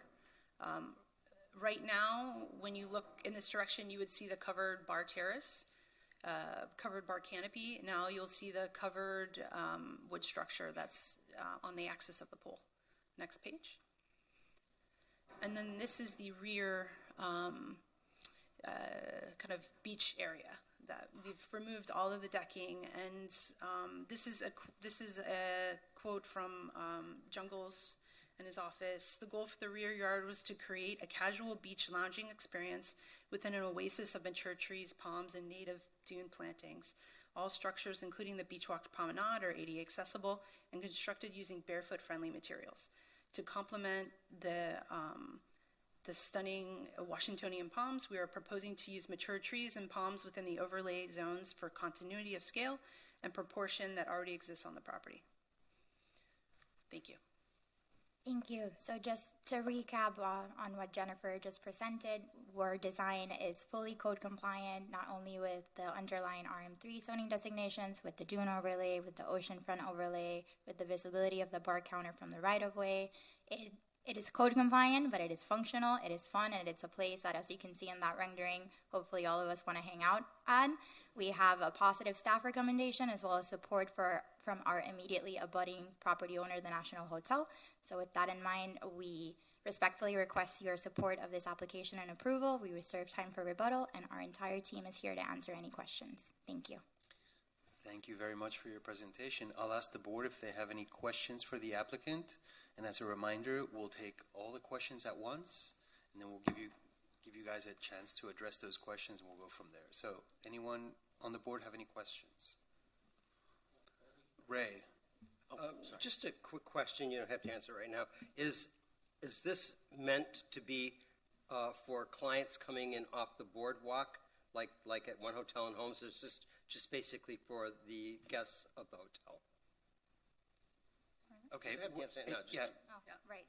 And then Barry, you had a question too? You mentioned, because I think this was the hotel the last time you were here, that Raymond Jungles had an interesting approach to the accessibility at the front of the building. Yes. I really appreciated that. But did I just understand you to say that we're accessible on the sand? And so, if I understood that correct, if you just elaborate on that. Any other questions, Kirk? I just want to ask a point of clarity, which is more related to the bigger project. In this proposal, at first, I had actually heard mentioned that the hotel was being rebranded. It's not the Delano. And I just was hoping to maybe understand that a little better, as well as, and I know this maybe relates to the previous project that was brought before us, but the signage branding, and if that's affected. I'm just interested in knowing that. Stuart? And I just want to make sure I understand correctly that the proposed work is all within the bounds of the fence on the property where it currently is. It's not going, because I understand this is in a dune overlay district, but it's not like expanding onto a dune. It's it's within the property. Okay, so we'll give the applicant a chance to respond to those questions. Sure. So do you want to take the first one? Sure. That's the... Or the clients of the hotel or people on the beach, what can they access? Okay. I think it is, and I believe it is for both, but it's mainly for hotel guests, for that back area. Right. But you could enter from the north side street.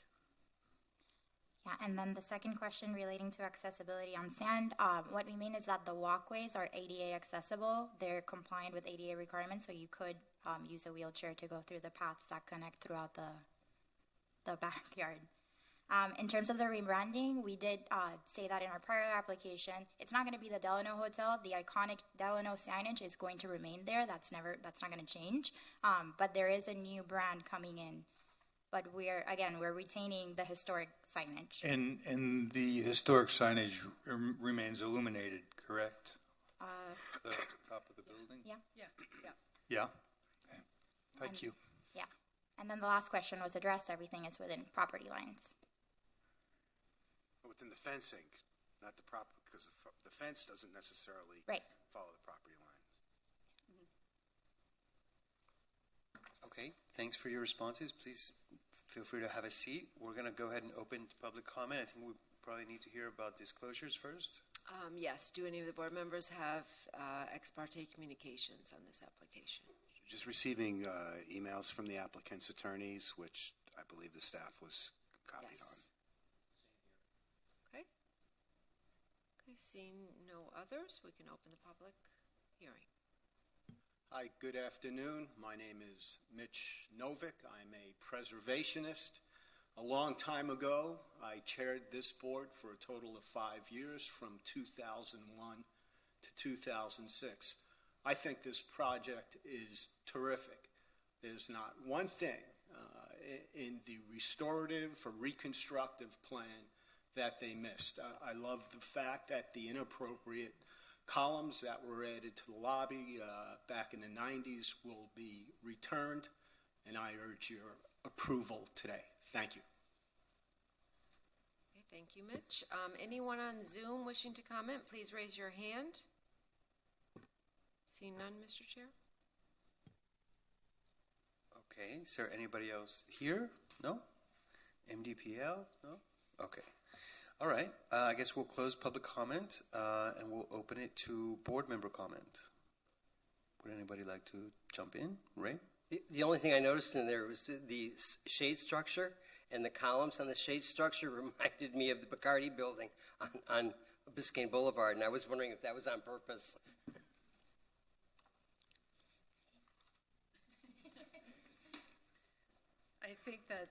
I think the tones were definitely, that was inspiration. And I know that we want to use the final tile that we're using is not selected yet, but that was definitely an inspiration.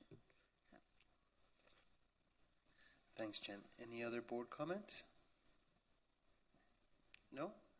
I mean, I'll comment and just say I think this project is an amazing team. I think the architecture team, the landscape architecture team, are tremendous, and I'm really excited about this project. And I guess if there's no hesitation on anyone's part, I would move to approve it with staff's recommendations. Okay, great. Let me call the roll. Mr. Breslin?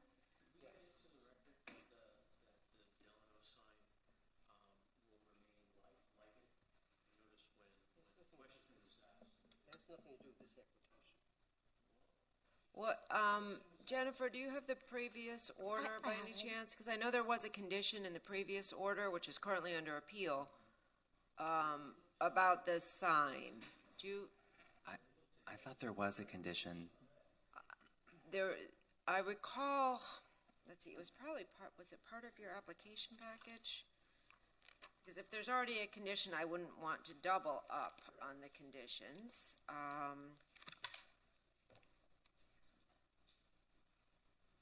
know our plans show that the sign was there. Yeah, I'm looking.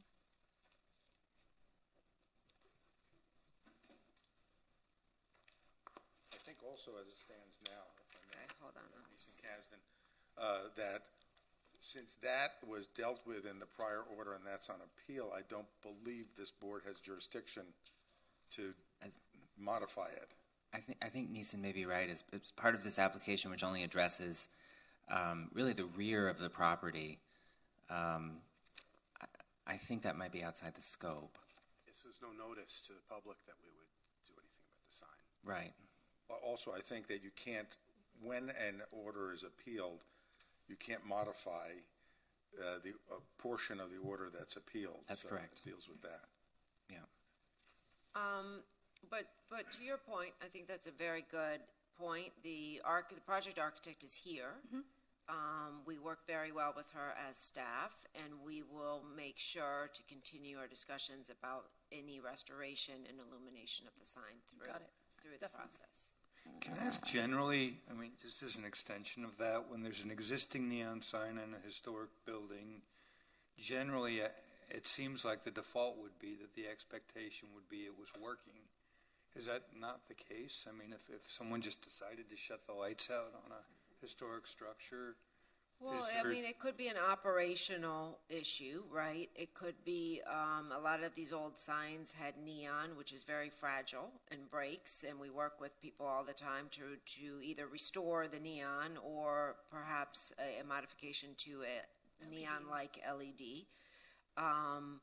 But they are not allowed to remove the signs without this board's consent. Would they be let's just say, allowed to turn off the lights? Like hypothetically, Yes. say that Eden Rock just wanted to stop running their sign, and that's fine?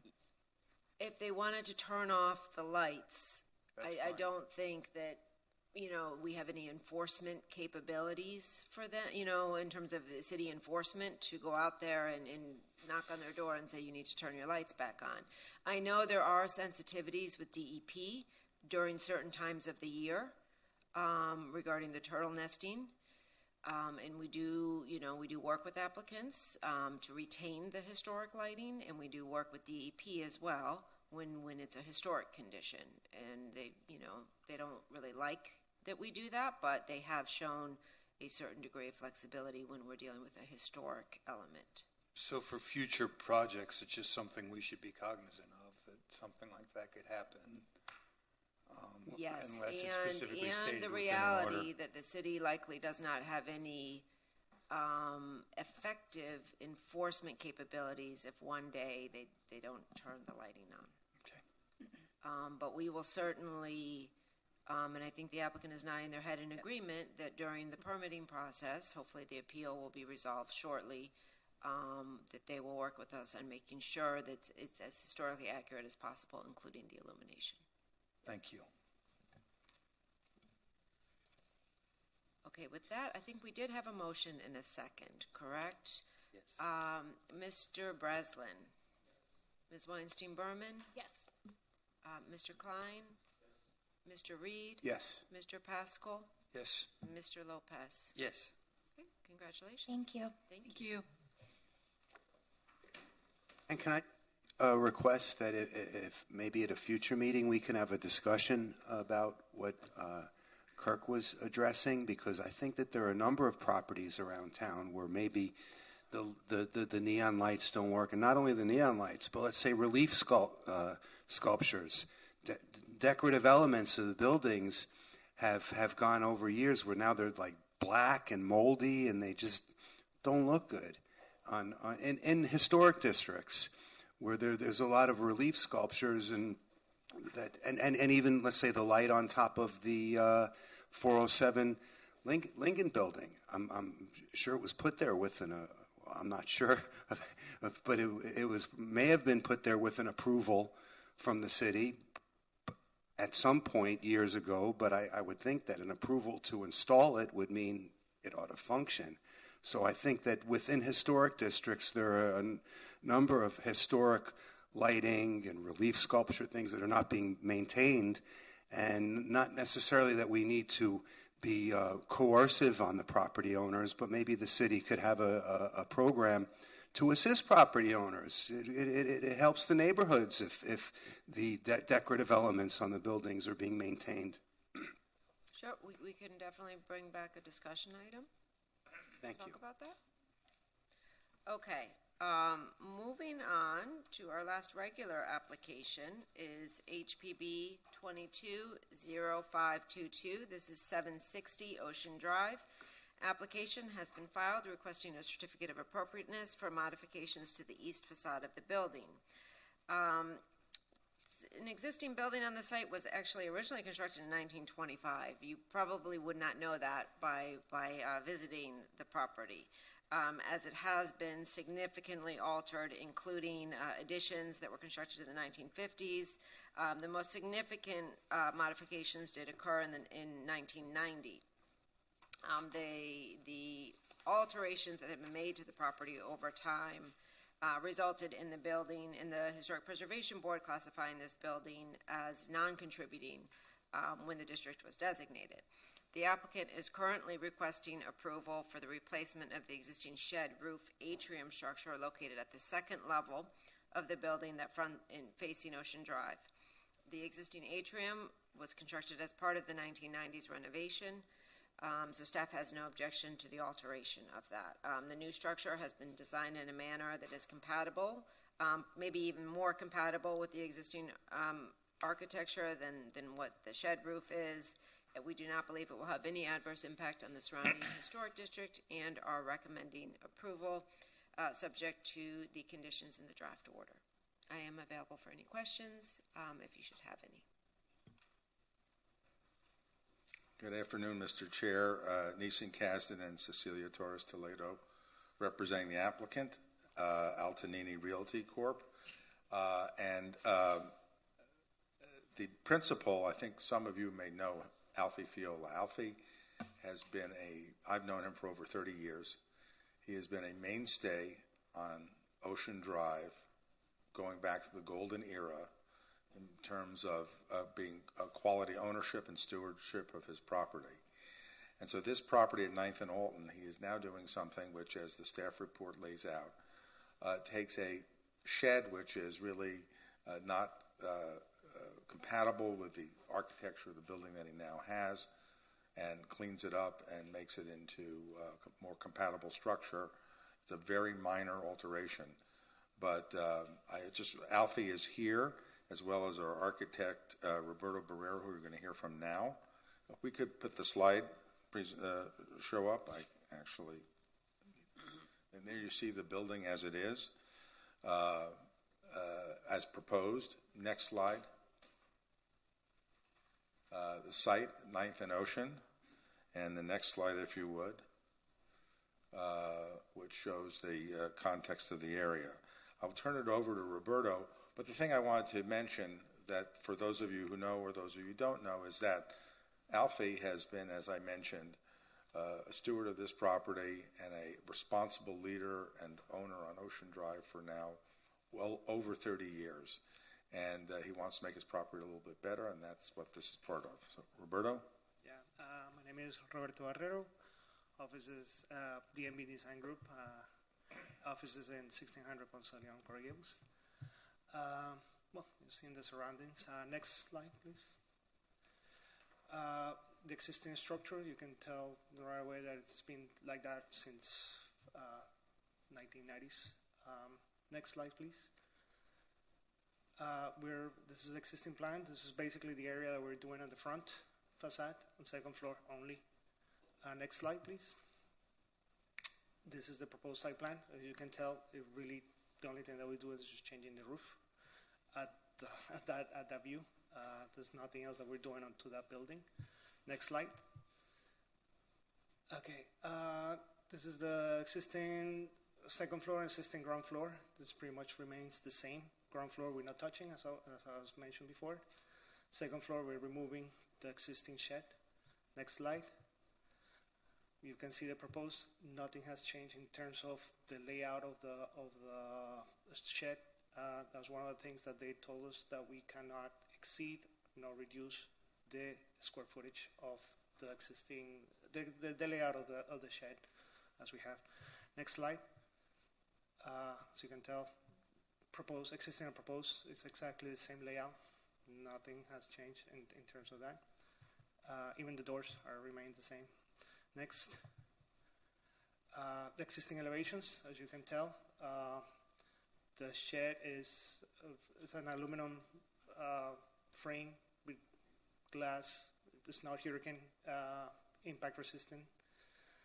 So when the hurricane comes in, they have to obviously secure it and prepare for it. So it's a lot of work actually, because the roof is at an angle. That's pretty much it. Next slide, please. And you can tell right here the proposed. Basically, we're removing that shed. We are adding impact-resistant windows and doors to the outside again. Doing the same layout. We're having kind of a flat roof over the shed, and more or less doing the horizontality of the building itself with the motons on the windows on the facade. Next slide. Section through it. It's very, very simple section. Basically, we're doing a steel frame on the roof in order to support the new roof. Next slide. And these are basically the new schematic renderings that we have developed in order to show what will look like in the future. Next. This is another view. It's mostly the most common view that you see, obviously, from if you're on a second level, ground level, you'll see a little bit lower. And that's pretty much it. That's our presentation, Mr. Chair. Excellent. Thank you so much. Are there any questions for the applicant? Okay. I don't see any questions, so we will go ahead with any public comment. Do we need to do disclosures? Any disclosures to mention? Don't see any, so we'll open the public comment. Welcome. Hi, Mitch Novick again. I live in the neighborhood. My property is located directly behind Mango's. I was here in 1990. I remember Randy Sender. And I noticed in recent years what I always thought looked like a greenhouse had become deteriorated, and I fully support this project. Thanks. Thank you. Any public comment on Zoom? I see no members of the public on Zoom wishing to speak.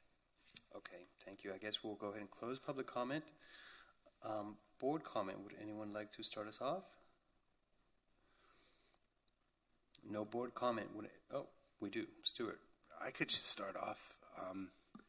I'm surprised by all the controversy that this application has generated. It sort of reminds me of like those kids' puzzles, like can you spot the difference? You got to look at really, really carefully to see the difference. And when you do see it, it's an improvement. That I'm surprised that they call it an atrium. It looks to me like a shed, a glass shed.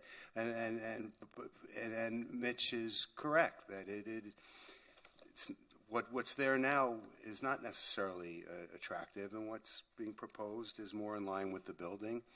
And I'm glad to see this change. I think it works well for the building and for the owner and the neighborhood. Thank you. I was also taken aback by the labeling of an atrium, but I see now that it actually is an atrium because there's an opening in the floor.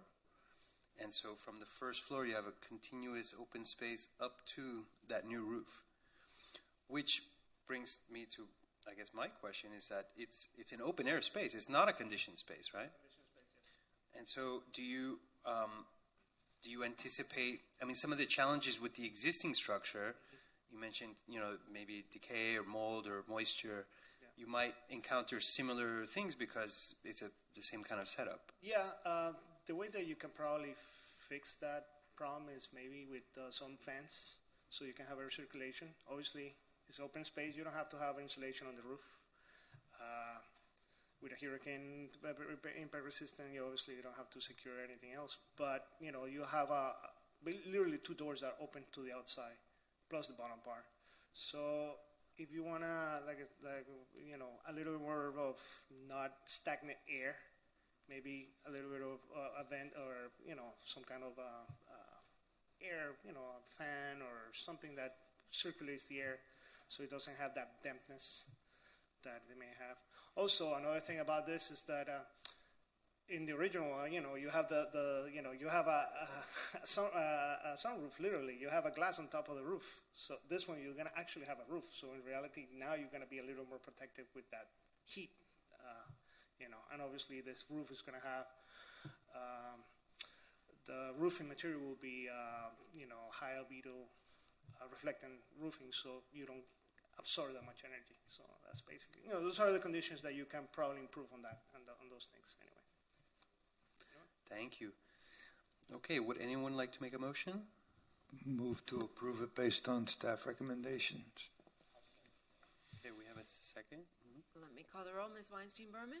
Yes. Mr. Breslin? Mr. Reed? Yes. Mr. Klein? Yes. Mr. Pascal? Yes. Mr. Lopez? Yes. Okay. Project's approved. Thank you very much. Thank you. Congratulations.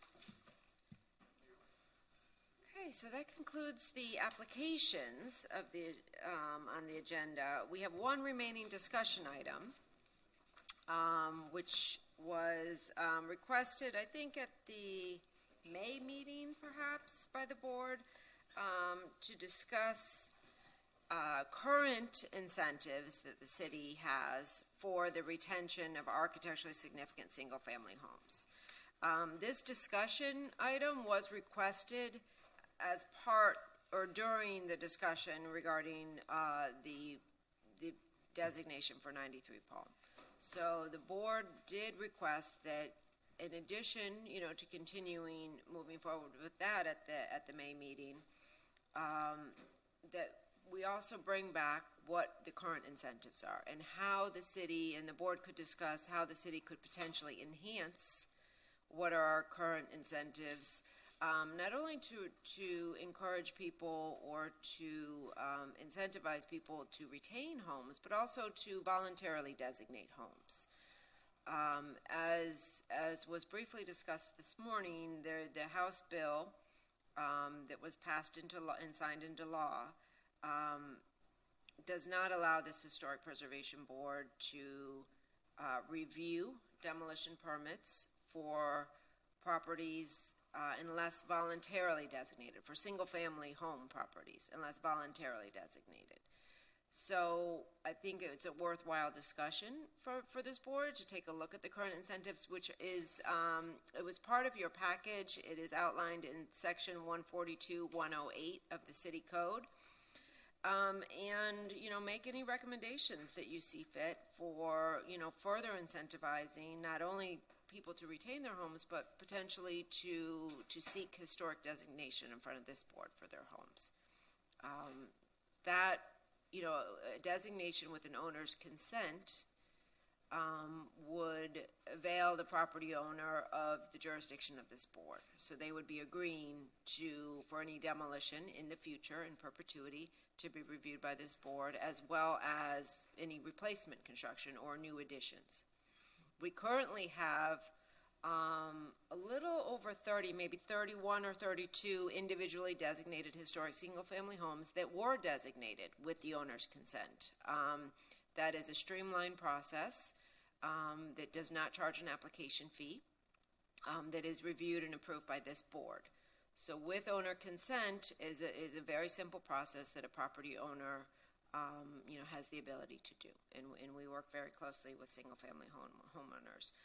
Besides city incentives, historic designation has other potential incentives, which include potentially requesting a waiver from the building official for the finished floor elevation, the required finished floor elevation. The building official does have the authority with historically designated properties to allow existing finished floors to remain at their current elevation regardless of the scope of work. And there are also Miami-Dade County as well as city ad valorem tax exemption programs that a historically designated home would be eligible for, and that is for qualifying improvements or increased value to a single-family building. So what you have in front of you are the zoning incentives. I just mentioned the ad valorem incentives, and there's also certain building code incentives that are available. But certainly, any other ideas this board has, we could transmit, anything that's within the city's authority to the mayor and city commission. I know this is something that they have, we've had many discussions. We even had a joint board, design review board, HPB meeting. And the city commission was very interested in hearing both your opinions as well as the design review board's opinions on maybe some additional incentives. So I'm glad we're having this discussion, and I can answer any questions. Some of this stuff gets somewhat complicated. Yes? How do homeowners now, how are they made aware of this program? I mean, if I owned a single-family home, how would I know this exists? For what incentives for me to turn around and say, yes, I'd like to sign over my home as a historically designated site? the zoning incentives as well as the ad valorem tax incentives are in the city code, right? They are contained within the single-family home regulations, as well as the historic preservation regulations. Typically, what happens in practice is I would get a phone call, or Jake would get a phone call, or someone else in the planning department looking, if someone is looking to improve their home, they would reach out and ask what can be done. We often have inquiries because of the building code threshold.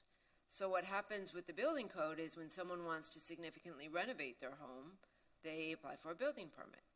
The building official, during their review of the plans, if the home exceeds 50% of the depreciated building value, the building official will issue a comment saying, you need to raise the finished floor level of your house, unless it's a historic structure. And they direct those property owners to speak with me or Jake, and then we will go through all of the information, and we will give them all of the information regarding individual designation of their home. That's a huge incentive, right? I mean, is that the most significant one to a homeowner? I mean, I believe so, and that's the vast majority of the inquiries we get. Not all of the inquiries we get. Some people are just really interested in designating their homes, but the vast majority are when people are improving their homes and they don't know what to do about the finished floor elevation, right? And that's a real practical concern for a lot of people who may not be experiencing water intrusion and may be okay with the finished floor below the required FEMA regulations. That being the most, I think, significant one for single-family homeowners, that's for the type of homeowner who's looking to make improvements, looking to do an addition, but for the homeowner who's interested in knocking it down, just building bigger, that's not enough of an incentive. Right. What we have found, and if you look at the zoning regulations, we do allow for an increase in lot coverage and unit size if you're retaining a significant home. However, that also doesn't require historic designation, right? If you just retain the home, whether you designate it or not, you get so lot coverage can be increased to 40%, and the allowable is 30%. So that's a 10% increase in lot coverage. This is for a two-story home. The unit size, the maximum allowable for a vacant lot, or if you tear down a building, would be 50%. So 50% of the lot area is what you can build for your square footage. If you are retaining a home that is architecturally significant, you can go up to 60%. So again, that's a 10% increase, basically, in the square footage you can build on the site. But what we have seen is the property values are so high in Miami Beach. It's a blessing and a curse all in once, that these often aren't enough to really incentivize people to retain their home. And planning department has looked at this, and previous to these modifications, there was a maximum unit size of up to 70%. We've looked at that more recently again. That is a very large house, and that in itself, even if potentially you are retaining an existing historic or significant building, can be incompatible with a lot of single-family home neighborhoods. So we do think that the current numbers are good. We have not recommended that we increase the unit size for historically designated properties, but we're also in a different situation today than we were a few months ago, right? Because we have these restrictions now placed on design review board approval when someone does want to tear down a significant home. So it's another issue here. I was involved in the designation of, one of the first 3 or 4 houses on Miami Beach, on Sunset 1 or 2. 3 or 4, I get those confused. Me too. They go 1, 2, 3, 4 from the south, or they go 1, 2, 3, 4? I don't know, and the bridges are numbered in the opposite direction, so that's why anyway, I always... One of those, and I'd rather not mention the property owner's name, but we actually designated the house. And then soon thereafter, so we designated the house. This is the late 90s, early 2000s. We designated the house because the owner's main reason was he loved the house. They loved the house, but then also the tax incentives. And as I understood, the tax incentives were that your property values are held for 10 years for the existing structure, and then what you build on top of that is only increased by the current standard, right? It's not by some old standard. But it was written, and I don't know how it is now, it was written so loosely that the owner lost confidence that he was going to get that tax incentive. There's something in the writing that at least made this owner, it was at the county level, I believe, that says, we'll decide later. We're not telling you now that we will give you those tax incentives. And I was extremely embarrassed when that owner, after all the work we did and the back and forth with William Carey at the time, for that owner to come in and ask for the undesignation of his house, I guess at this board, and I walked away from the project, from doing the addition. I didn't want to do it. Somebody else did it. So I think there needs, as an incentive, is something to overcome that fear, because an owner wants to maintain the character of their home and take advantage of, I mean, that 10 years of holding your property taxes is a good incentive. And then secondly, I guess I didn't realize it, but I caught it when you said it. It stays with the property. Is that correct? It stays to the second and third owner. Correct. Okay. The historic designation itself is on the property, and it's in perpetuity. So if I bought a house that was designated, but I didn't know it was designated, I'm stuck with it. Correct. In essence.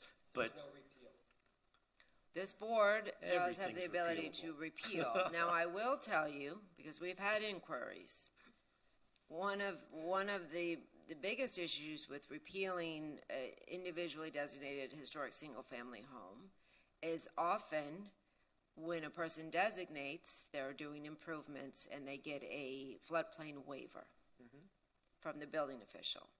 Removal of that designation, I don't care if that was issued 15 years ago, will negate the floodplain waiver, and the building will be considered an unsafe structure and will be ordered to be demolished. So it is very rare. We've had one property owner successfully remove the designation. They did not do any work to the property. And this board agreed because the writing was on the wall in terms of the requiring the total demolition of the building was removed. But if someone goes through that process and obtains a floodplain waiver from the Florida Building Code, removal of the designation would require the demolition of the structure. So it gets tricky. In the tax exemption program, I agree. Is very complex. It's very uncertain. I have had several meetings with the Miami-Dade County Property Appraiser, because that's really the entity that values, how much the savings will be. They will not do that until after construction is complete. What we try to do from the City of Miami Beach's side is we do our best, based on the guidance we've received from the County Property Appraiser, is to give an estimate of annual savings. we had that estimate, and then the owner. It's not. Just It is backed out. not a certainty in terms of how much you're going to save, and one of the reasons for that is the Miami-Dade County property appraiser does not reassess the property until the following year after construction is completed. And it's an increase in building value only. So it's a complex process. It's one that I have a good amount of experience in. We have processed many. Of those many, and I have a spreadsheet in all the numbers, we were actually pretty close with our estimates. Most of the time, we underestimated the savings by about 10%. However, what we have found is even though there are property owners that have gone through that entire process, which is lengthy, there's no charge for it, so it's not a huge expense, but it's a lengthy process, is a lot of them end up not taking the tax exemption because they find a way to go to the Value Adjustment Board to get their property taxes reduced further than would be if they received the tax exemption. So it's a game from what I've seen. We have also had people, do it the opposite direction. Before they begin work, they go to the Value Adjustment Board and have the value brought way down. Then the improvements are so high. I mean, so from the ones that we've been able to kind of calculate after they've gone through the entire process, it's all over the map. I was really surprised to see that even people who have received large tax exemptions through the Historic Ad Valorem program end up finding another way to avail themselves of the savings other than this tax exemption. I think that's interesting, the other ways, but I think as an incentive, it would probably be helpful if staff could somehow provide what their research has been. In a simple manner, that we estimated this to be a saving. This was your savings, and we underestimated. Here we just to give an average to people where you are as part of some information.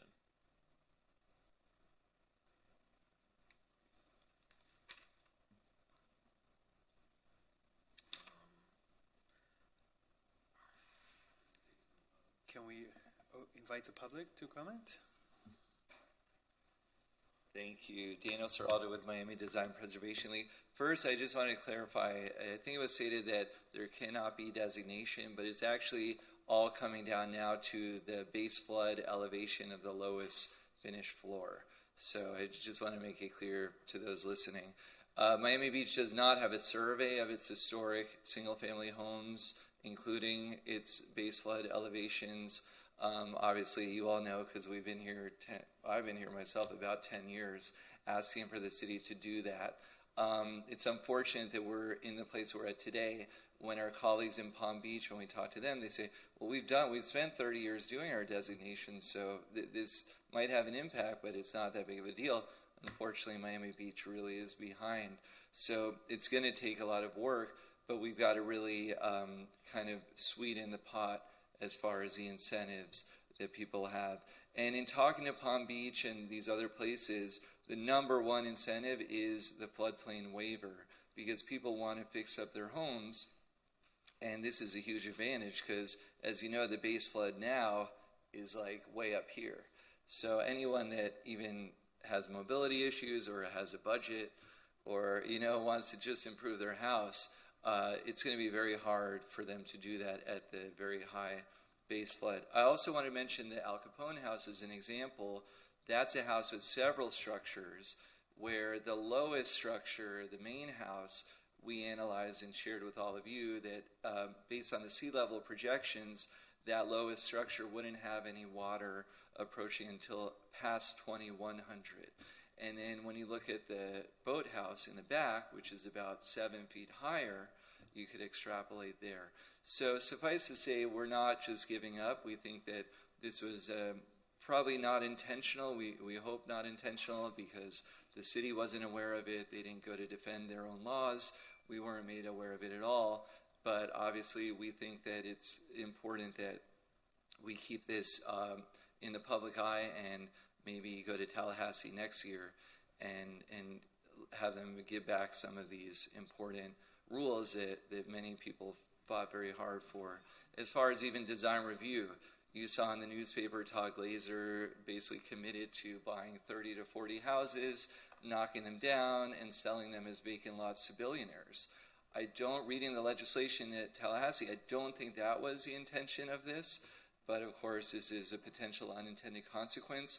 The final thing I want to mention is that we're still able to track all of the demolition permits and who applied for them, and so we'll continue to share that with the public, and hopefully it's not going to be the epidemic that is being discussed in the press. Thank you. Thanks, Daniel. The point about the survey of single-family homes, I know this has been a topic around for a while, and I thought that there was another city-funded project that was going to include that. Maybe it was only partial. Maybe on Flamingo Park and the buoyancy thing. For Buoyant City, we did, and we did hire a consultant to actually request or offer to property owners an elevation certificate. We were very successful with that, but it wasn't 100% because certain elevation marks, you can measure from the edge of the property or from the right-of-way. Finished floor levels can be estimated, but they cannot be confirmed accurate unless you have access to the property itself.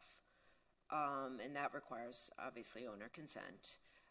We had a very good success rate with the elevation certificates for Flamingo Park and for a portion of, I guess it was the Collins Waterfront, which were the two study areas for Buoyant City.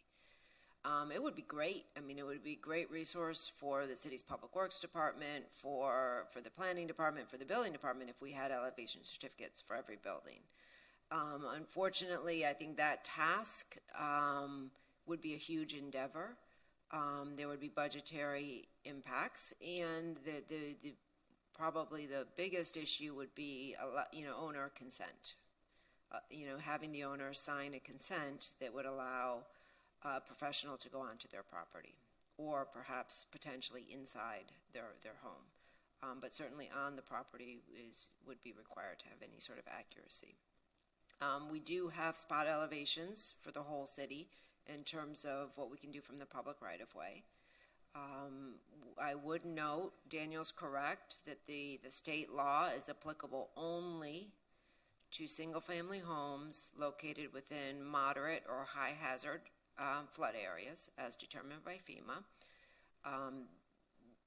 Almost the entire city is located within a moderate or high-hazard area. There are very limited exceptions to that.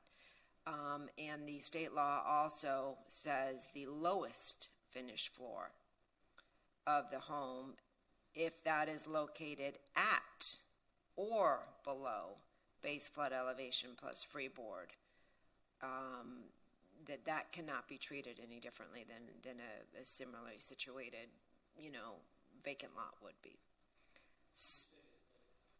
Does that mean like an area in the house, a den, a living room is sunken? Like, oh, geez. So that is what this law, although then the whole structure is exempt from our historic preservation laws or the design review procedures, unless it was already designated. Unless it was designated before January 1st. Right. Could I ask a question about that? Because I read the bill, and I understand that what it does says that if the home is not high enough, that there can't be any criteria imposed. There can't be any review process, that the single-family homeowner is allowed to demolish it. However, I don't see how we then jump to the conclusion that we can't designate a home, or even if there was if it was a voluntary designation, that the state law wouldn't then apply. I think even if it was a voluntary designation, I still think the state law might apply, where the homeowner would be able to demolish designated or not without the review, because the law says the local government can't impose any conditions on the demolition. So the way I look at it is like with respect to the 93 Palm Avenue, I don't see why we're not continuing with the designation process. We could designate it. We just don't have any say if they go ahead and demolish it. It's still desert, but then we're talking now about incentives. Okay, so if it is designated, then incentives that are reserved for designated properties would be available to that homeowner. And one incentive that we don't have, but that we have in other parts of the code for demolition of designated properties and designated districts, is that the building that's replacing the demolished structure has to have, let's say, similar, can't exceed the floor area, the FAR. It has to pretty much be similar to what was demolished if it was demolished without a permit. I'm summarizing to the best of my recollection about what happens if somebody demolishes a historic property without approval. So I don't understand why we're not going forward with the process to designate 93 Palm Avenue. If the state law changes and we can't have a say in the demolition, okay, that's the state law, but still it ought to be designated. And then if we really want to incentivize retaining designated properties, then I think that a law that requires maybe replication or replacement by something substantially similar, that would be a strong incentive to retain a property that's already there. Daniel's references to West Palm Beach and Coral Gables, I don't think that they've done their historic preservation of single-family homes by incentives only.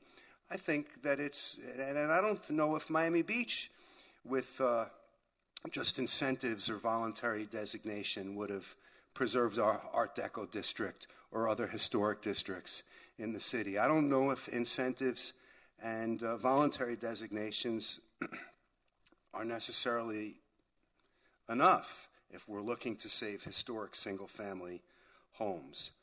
But as we stand now, I don't think that the state law that takes away our ability to review prior to a demolition necessarily leads to the conclusion that we can't designate a single-family home. It just ties our hands in what we can do with it. But there always the laws as far as incentives and restrictions for what, I guess, replaces the demolished or substantially altered property. We could change those aspects of we meaning our city commission. But I think that our discussion item is current incentives. I think the strongest incentive would be that if it's a designated single-family home, it's architecturally significant, it has to be replaced with something that's substantially similar or replicates it. That would be a strong incentive.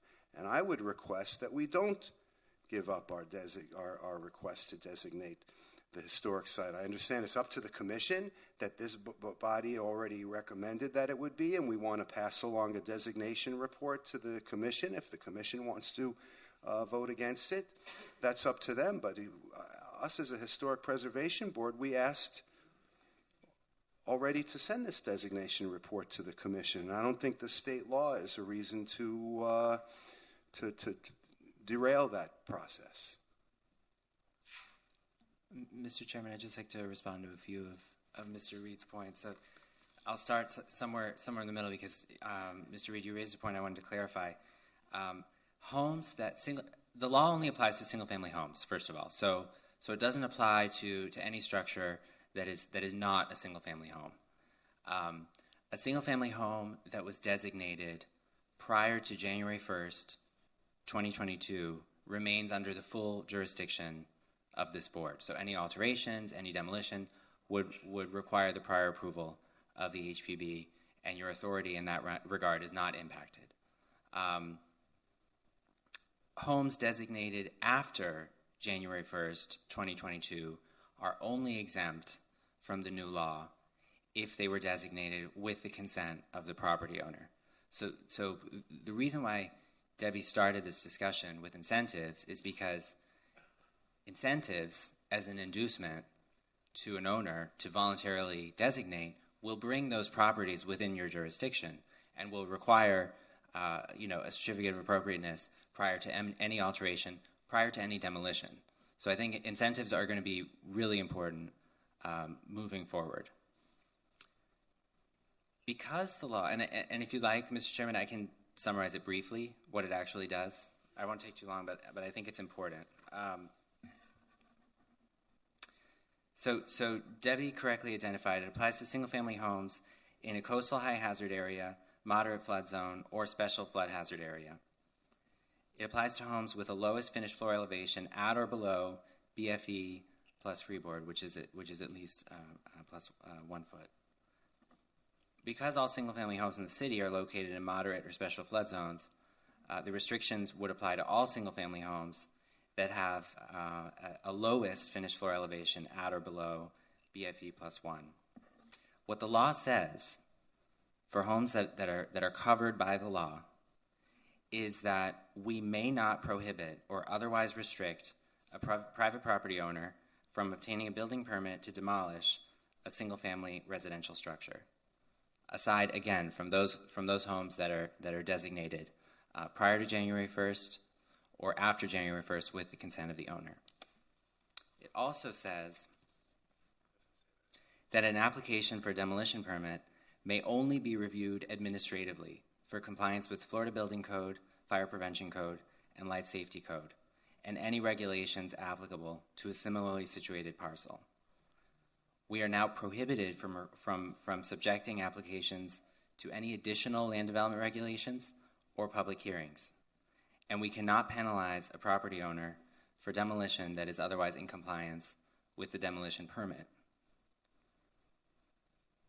Because at the heart of designation is protecting a property from demolition without a public hearing, without the strict review of this board, subject to the certificate of appropriateness criteria, you do not have the authority to designate a home as historic after January 1st, 2022, without the consent of the owner. The reason for that is, at the heart of designation is requiring a public hearing and a 5/7 vote of this board prior to any demolition.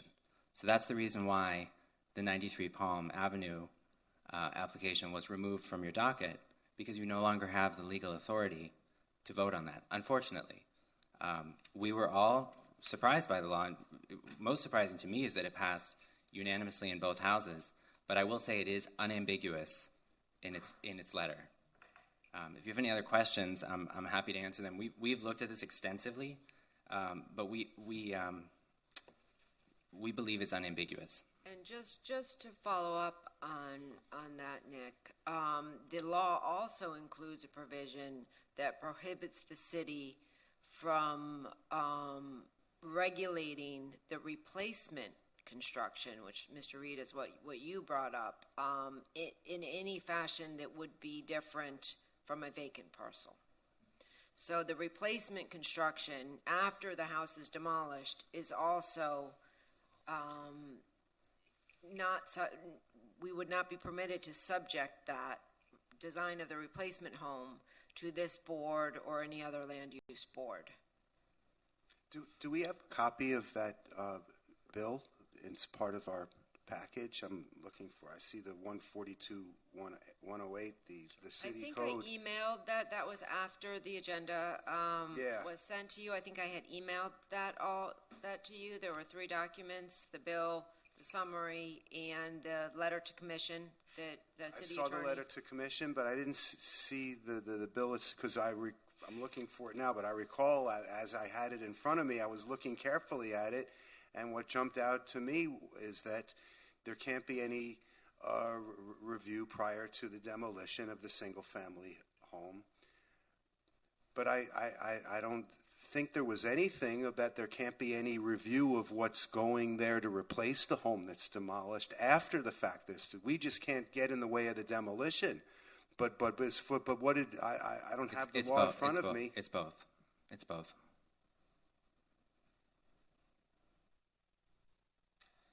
Well, then that seems to obviate single-family home historic preservation anywhere in the state of Florida, because now West Palm Beach, Coral Gables, anywhere where it's low elevation, they could knock down the home, and then the municipalities can't have no say as to what's going to replace it. So I think that I would make a motion that another letter to the commission that they should consider sending or initiating a lobbying program. Program's not the right word, but to lobby to change this law immediately, because it sounds like it makes historic preservation of single-family homes impossible in the state of Florida. And if I could offer a suggestion, I think the amendment to the bill would be to exempt single-family homes that are designated as historic altogether. So regardless of the date, regardless of owner consent. I think that's what Mr. Reed's motion could urge the commission to urge the legislature to do.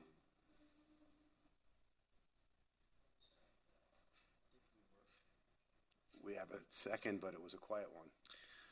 I think that would be coupled with an effort to mount an effort to survey and designate. I mean, to get out there proactively. I would take that as amendment.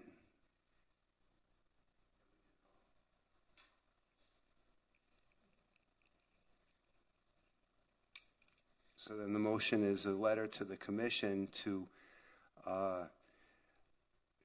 seek to communicate with the state about the state of historic preservation of single-family homes, and that the city will do a survey of our historic single-family homes, per Rick's comments.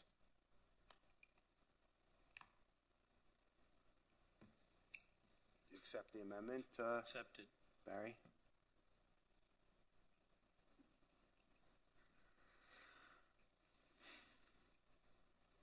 No, I'm just thinking how this came as a surprise. What does the city of Miami Beach spend annually on lobbyists in Tallahassee? $500,000? I don't have the answer to that, but what was uniquely surprising to me in this era of polarization is that it was unanimous in both houses. Well, that doesn't surprise me. No, I mean, and the staff analysis that was provided to the legislature.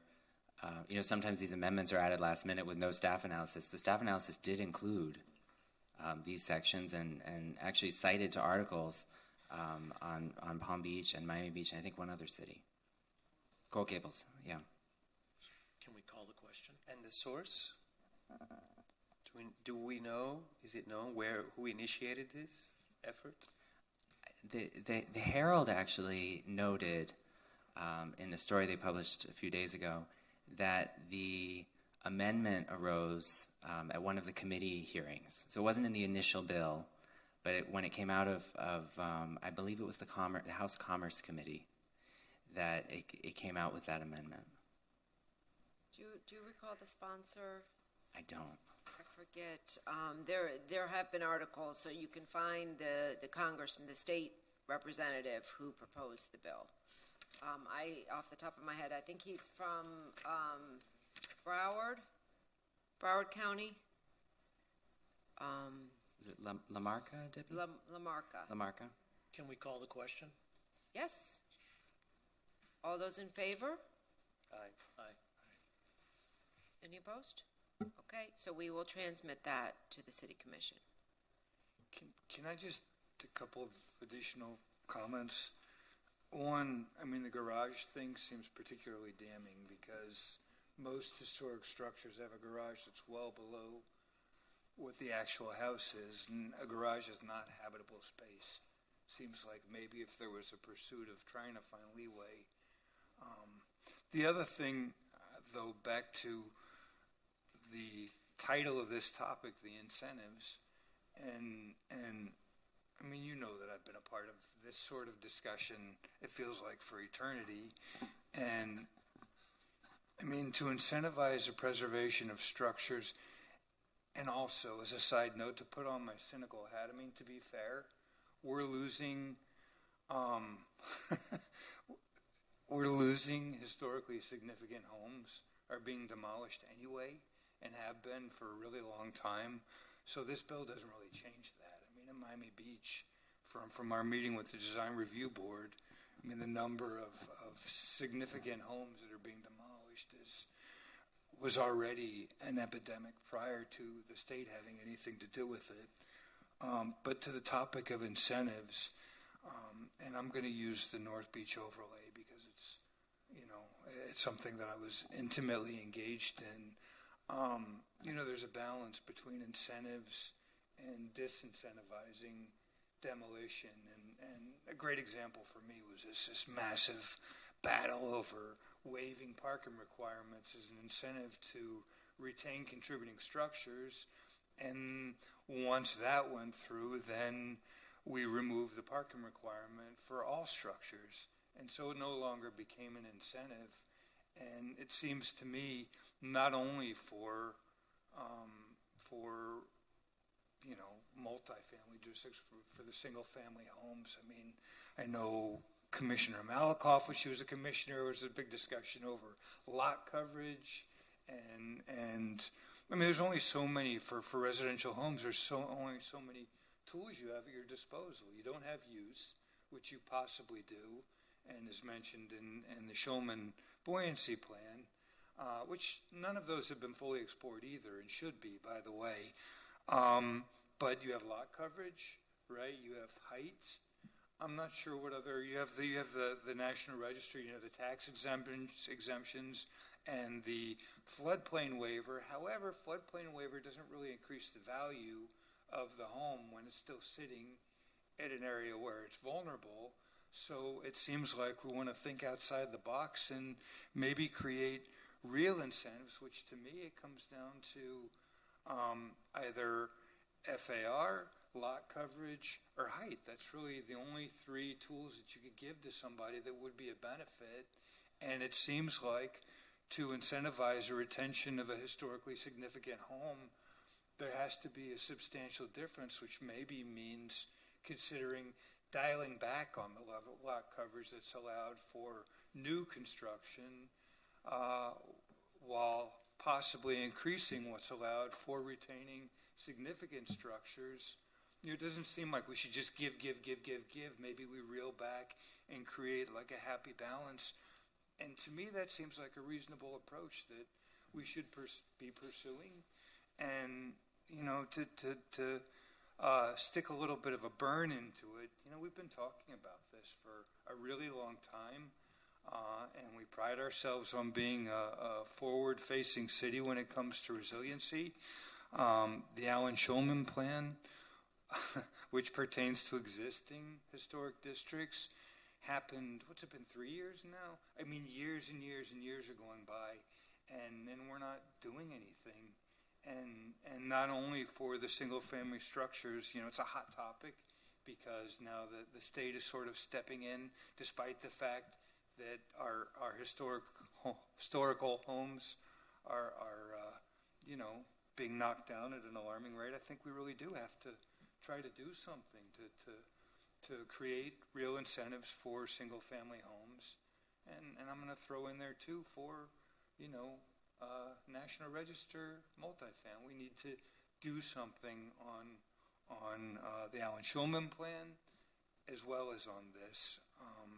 And again, I think we've given a lot over the years. We've given a lot in terms of lot coverage, in terms of what we allow for new construction, and I think it's time to consider incentivizing the retention of historical structures and maybe dialing back what's given to those developers who just knock down structures. I don't know how we punt that forward, but I mean, I think we really should if we're going to continue to pat ourselves on the back for being forward-thinking and addressing resiliency head-on. But you're not addressing resiliency at all in your statement. You're talking about increasing FAR and this and that. And I think where there is a, and I don't know how to word it, for the city to provide incentives through public works or other means where the city has this grandiose plan that's to raise our roads and handle our water, that if you were to designate your home as an incentive, the city is going to work on what they can do with that water in front of your house. And I live in one of those where I'm coming up to the rainy season and Public Works is going to be hearing my calls and my emails again. And last year I was told it would be about 60 or 80 years till they get to my neighborhood. And I doubt that they've done anything in the last year in any other neighborhoods. Unfortunately, the person I had on my side and the commission's not there.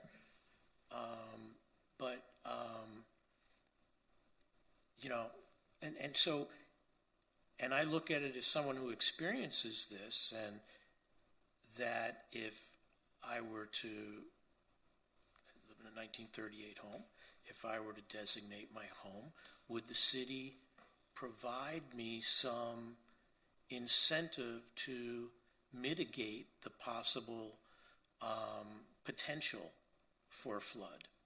Would the city be adding in a drain line? Would the city be regrading? Would they be installing a bioswale? Would they, I don't know, an injection well that were once proposed in front of my property that never occurred, a geo bond gone bye-bye. I think there's an incentive that the city has some power. Whether they'll use it or not, I don't know. I just want to clarify the resiliency component, at least in the Schulman plan, was making it economically viable for properties in at-risk areas to elevate a building. I mean, a building owner is not just generally equipped without some sort of a financial incentive to be able to just elevate their structure, and that's where I think that resiliency component played in, was creating a financial, maybe viability is a better question. Now that we're discussing this, this is an extremely complex issue. I do think the city has done a remarkable job being proactive and a leader, but this bill from the state, I just feel, is just a fundamental misunderstanding of historic preservation. These structures are not frozen in time. They're allowed to adapt, elevate, all of these things. If it's a financial feasibility, I think saying that, people are buying a $40 million home and they cannot adapt is irrational. It makes no sense to me. In terms of, this really does need to be a holistic plan, and I think, that's at least all the city staff that I've spoken to, from preservation, resiliency, commissioners, etc. Everyone recognizes that. There's so many opportunities. There's an extremely high-profile, development that has been recommended for demolition by neglect, and instead of, seizing the opportunity, and I hope there are commissioners that are listening to this, to create some sort of creative solution, a resiliency fund to help fund the adaptation for these single-family homes. Instead of that, we're just allowing these random site-specific FAR increases. I really, really urge, the commissioners to look more closely at this project because as a quasi-judicial board, we're not policymakers, and quite frankly, that project hasn't even been presented to us for any feedback. And I really think that, a way to alleviate and balance, it's a compromise between preservation and the future of resiliency. There needs to be some sort of willingness on the part of that developer to put funds. It comes down to financial feasibility. I totally understand property rights. I wish every owner had owner consent for historic and truly believe in the carrot versus the stick, but it's true. You're putting single-family homeowners at a very, uncomfortable position where they have to decide what they want to do. In the realm of a $40 million house, probably don't agree with that, but there are other affected single-family homeowners that will be negatively impacted by this. So, in terms of future incentives, I would really urge the city commissioners to look at some sort of resiliency fund. There are creative outlets for this. There is political will there, I'm sure, on the mayor and certain city commissioners to be flexible, to be creative. And that way, you incentivize people in a more, open and progressive way, in my opinion. Another thing is that, we had talked about a demolition fee a while ago, and I believe, again, there was political will there was consensus, and that just, I haven't heard any updates on that. That is something that I think completely relates to the, if we are a city that is going to be a leader in sustainability and resiliency, we can't allow just demolitions, whether it's historic or not, without any sort of penalty. It's again, irrational to me. It makes no sense. And, I totally believe in property rights, specifically single-family home. I wish every owner wanted to designate, their historic building, but the incentives as they are now, there needs to be creativity on the part of the policymakers. And last point, the state does have $50,000 grants for surveying, so I believe as a certified local government, the city can apply on behalf of a consultant or with MDPL to do that, because documentation is, without data, preservation policy cannot proceed. Going back to what I first said about people knowing about a program like this, I'm sure there are a lot of homeowners that have owned their homes for 30 and 40 years and are now at the point of saying, well, I love my home. I want to make sure whoever buys my home keeps it. And even will tell a realtor, make sure you sell to somebody that's going to keep it. But if they haven't designated it, that person can tell them anything they want, and once they own it, do whatever they want. So I think if you're really trying to get people to designate their homes, it has to go beyond when somebody's going to look for a permit to do more than 50%, renovation to their home. You need to be able to get out there and go to these people that have owned their homes for 30 and 40 years that haven't really done anything to their home, but they love their home and they want their home to always be historic. Those are the people you really have to get out to and touch. And I think a program like that could be handled through MDPL. Once you get a list of all these people, you go out and you explain to them. It's just like a politician running for an office. You go out and say, okay, here are your advantages to designating your home, and it's something you really want. Here, all you got to do is sign here, and it's all done. And I don't think anybody from the city standpoint or from MDPL has really taken that opportunity to go out and do that.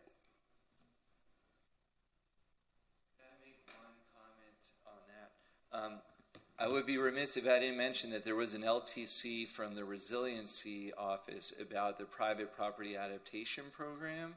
And I don't know if the staff has more info on it, but apparently there's some money available, and this is part of, and may he rest in peace, Mark's effort, Sam Wellian's efforts.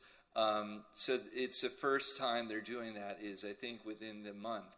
And maybe the staff could let us know. But I love that idea too, Ray, and all the other comments, and we'll keep on this. Yeah, I can state on the record, and it's with, I know Amy Knowles, the city's resiliency officer, has been very involved in the resiliency fund. So Commissioner Samulin, at his request, did have, direct the city to study potentially this resiliency fund that eventually went through and was adopted.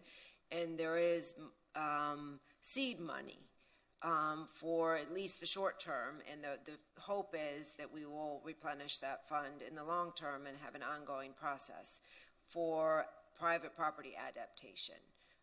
They would be small matching grants. I worked with, or I would say that Amy actually contacted me to kind of pick my brain a little bit on some of the application forms, and I am happy to say that one of the ranking criteria is if the property is historically designated.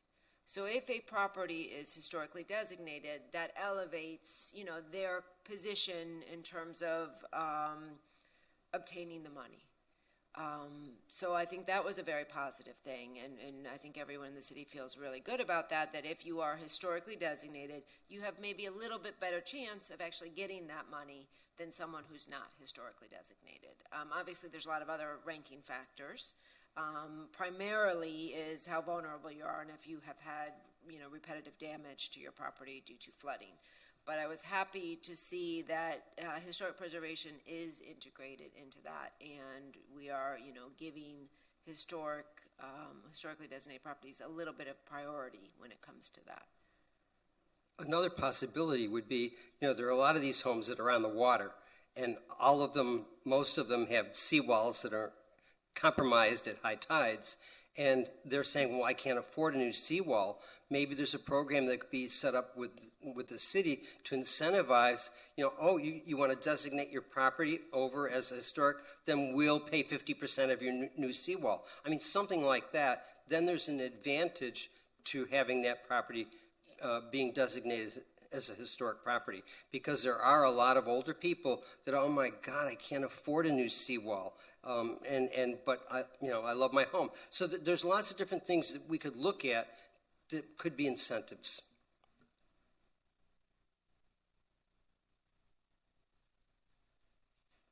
I think these all sound great.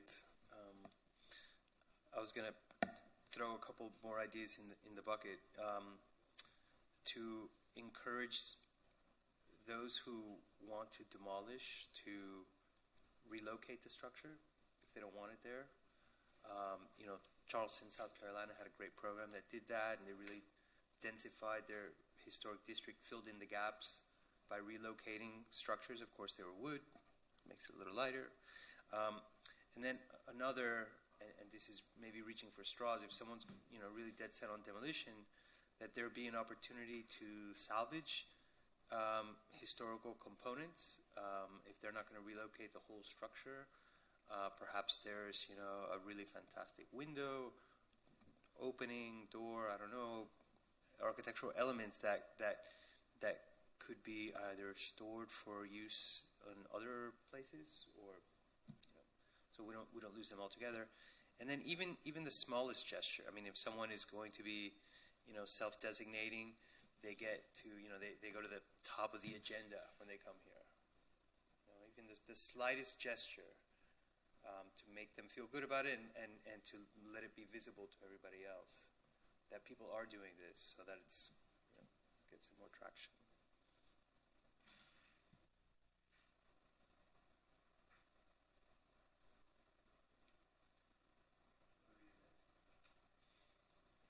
No, I think they're all very, very good suggestions. Well, you could make additional recommendations. We could talk about this further at upcoming meetings.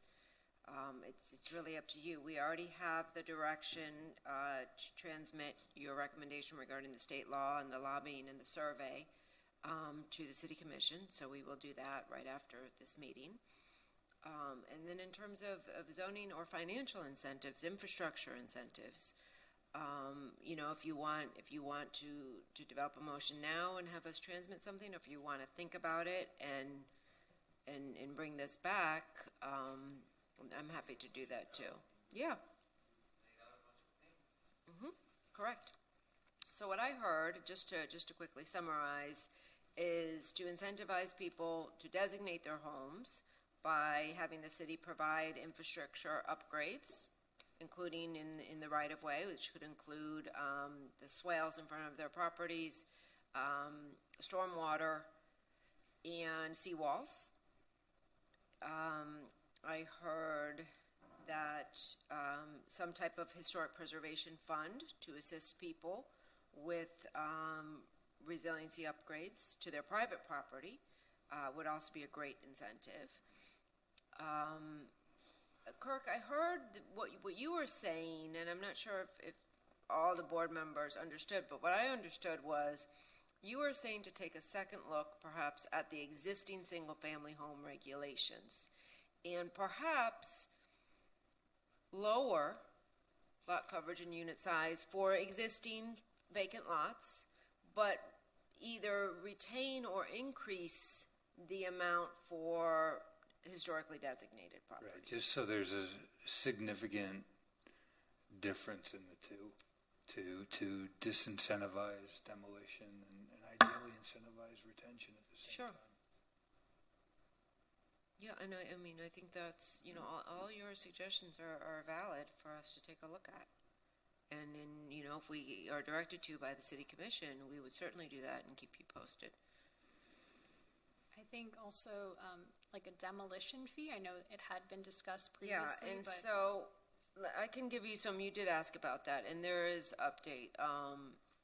Commissioner Samulin was actually the sponsor of that, and we had in planning been working with him and his aide very closely on that. With the tragedy that happened right now, we did discuss. We had discussed that item, I think, twice at the Land Use Committee. We were asked to bring back some more fully developed information, which we were ready to proceed with. At this point, we're hopeful that another commissioner will actually sponsor that and move forward. However, we do need to look at that carefully in conjunction with the state law, which would not allow us to charge a demolition fee based on someone's demolition permit of a single-family home. So we have to kind of re-explore it maybe from a different angle in terms of maybe this is a citywide surcharge or that type of fee for any demolition that occurs within the city, not specific to pre-42 homes or tied to a single-family demolition permit, which was the initial kind of thought and recommendation. So I will keep you posted on that once we hear from any commissioner that wishes to sponsor that. We will likely have to go back and kind of reevaluate our initial concept so that it's consistent with state law.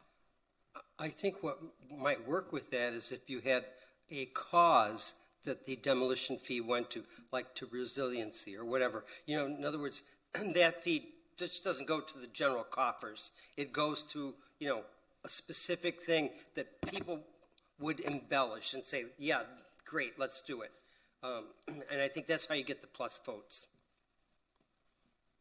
Was there any detail as to where those funds would potentially? So we had made 3 recommendations for the Land Use Committee to talk over and explore. One was a historic preservation fund. One was to tie it into the resiliency fund and perhaps work with them to give higher priority to historic structures. And the third was, and this was based primarily on all of the research that was done and what other cities are doing, was affordable housing. because there are other municipalities throughout the country that charge a demolition fee. And the vast majority of those are for the purpose of establishing an affordable housing fund. Demolition also impacts affordable housing. You're not going to demolish an existing house to build a more affordable house, right? So those three were the initial kind of recommendations for the committee to consider. There seemed to be on the land use committee, a desire to have it for, historic preservation and establish a historic preservation fund. But I think that needs further exploration and more direction from the commission as to, what they would like staff to continue working on. Just one other thought, which is just a reflection of the whole journey that North Beach went through with the town center and the master plan and all of that, and the idea of this historic preservation fund that was proposed there along with the voter referendum, which, if you follow the letter of the master plan, the FAR increase, the additional value was actually supposed to be put into creating a historic preservation fund, which never actually happened. And so just as an additional thought to keep in mind when discussing opportunities like this one, when you're increasing FAR for a property owner, I mean, effectually you're giving them free money, right? You're adding, if you're doubling the FAR, you're doubling the developable value of their property. That's free money, and I would recommend, in those sort of instances, you consider for those additional development rights to make use of it, that you consider building in a fee that would then help to fund a historic preservation fund, which goes hand in hand with providing, resources, additional resources. And when you're talking about Ocean Drive properties that are already trading for a lot of money, that's a substantial value that could actually go to putting funds into a historic preservation fund. Yeah, I think that's a great recommendation. Also, which we didn't discuss, but was a little bit part of the Schulman plan and is going to be, I think, part of the further discussions as we refine our land development regulations, is the notion of TDRs. So it's not really an overall increase in FAR, but it's transferring. I think a lot of these smaller single-family homes, now they don't have FAR, so it's a little more complicated, but I believe it's something the city going forward is going to be exploring more. I know Coral Gables has a TDR program, where maybe it wouldn't be appropriate to increase FAR in certain historic districts, but private property owners could potentially sell unused FAR in order to have that money to rehabilitate their existing or make resiliency upgrades to the existing property. So I think that's kind of hand in hand with this increase in FAR and where the money that's generated is going back to. I think those are all really creative and interesting ideas. And Kirk, you also brought up, well, we can't do anything with use with single-family homes. To a certain extent, that's accurate, but if we want to be really creative, there have been very limited areas of the city where we've allowed single-family homes to have an accessory dwelling unit. That can be seen for a lot of property owners as a significant improvement financially to their situation. I think everything is kind of on the table, and I agree with Laura. Because of the situation we're currently in, we really do kind of need to be creative. And maybe it doesn't work for every single-family home neighborhood. But historically, we had that, right? Historically, our single-family home neighborhoods often had an accessory dwelling unit, usually for people taking care of the property to live in there. So, yeah, I mean, it's a big question. I know it's late in the afternoon. I'm happy to take any more motions or direction you want to give me, or we can bring. Well, I think your suggestion should be added to our list, the transfer development rights. if that's not already on there, that could be added to the toolkit. And I don't know if you got down Ray's suggestion about assistance for seawall repairs. Yeah, for waterfront infrastructure. properties. So what I could do is if you want to pass the motion, all the points that we've talked about as possible, again, this is just possible exploration, I could transmit that via LTC to the commission that we could explore, the list of incentives, and see if any of the commissioners think any one of those or all of those are good ideas, and direct staff to bring that back further. You mentioned something that I think is important that I just thought about. I have a friend, that bought a property up in Fort Lauderdale, and it had a secondary home in the back, and they bought the property, moved into the secondary home to rent the primary home to be able to pay the mortgage and everything. Yep. And then at some point in time, when their family started and all that, they would have the opportunity to go into the main house. So to maybe allow a secondary structure to be built on a historic site, making sure that it can't be used for an Airbnb, that might be a great advantage.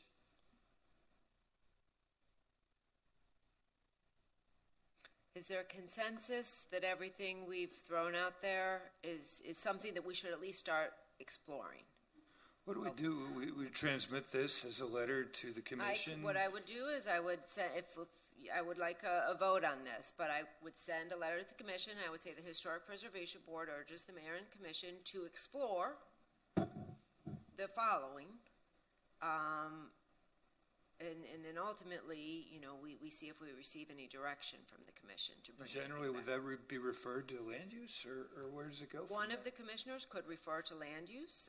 For some of these things, they could potentially refer to the Neighborhoods Committee and the Land Use Committee. They could refer it to, if one of the ideas is the best thing they've ever heard, they can refer it to the Land Use Committee and the Planning Board as an ordinance.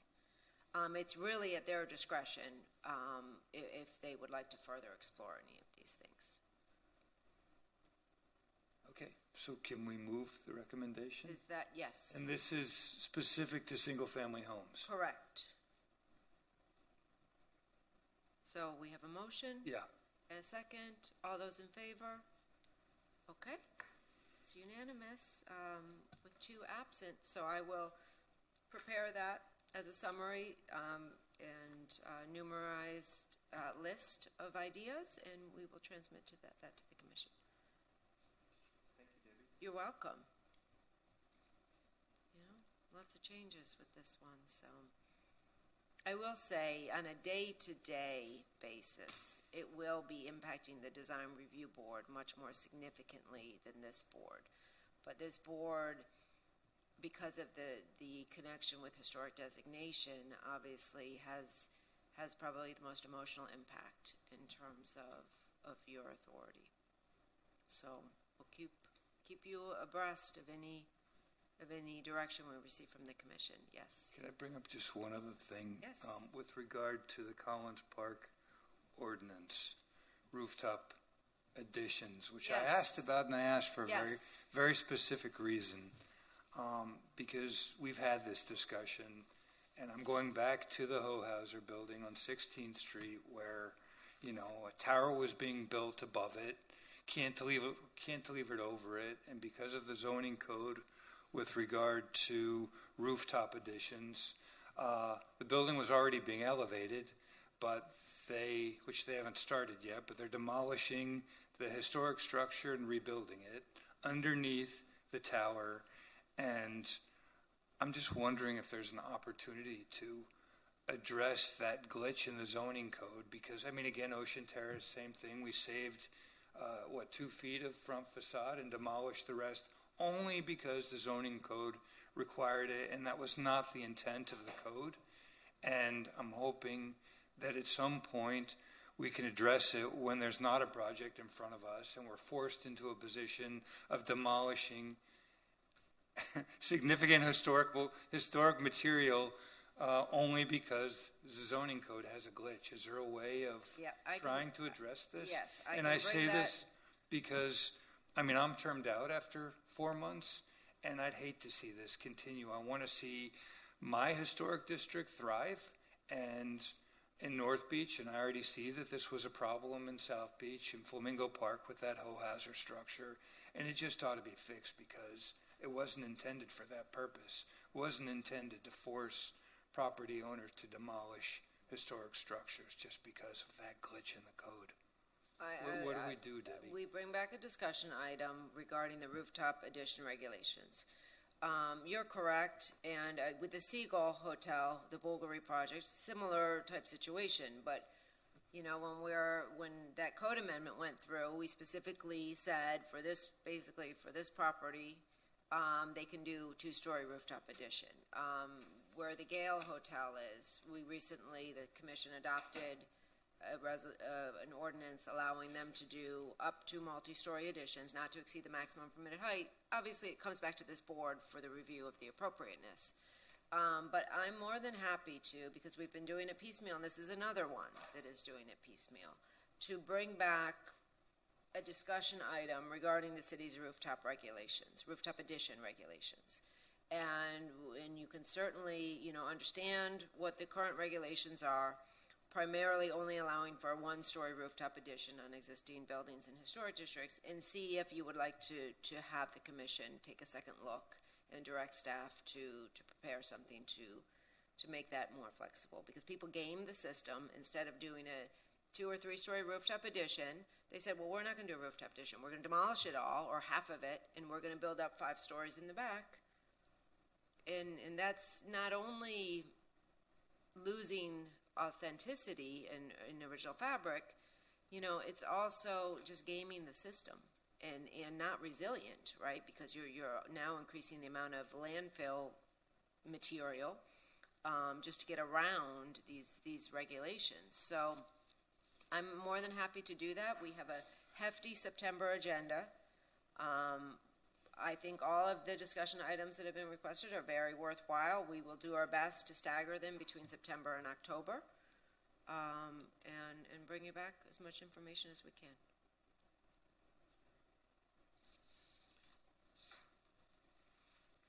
Okay, with that, I have nothing else on the agenda. Nick, I don't know if you have any updates for the board? I do not. Okay. So we can adjourn. Yeah, thank you for taking care of the coffee issue earlier. You're welcome. Anytime.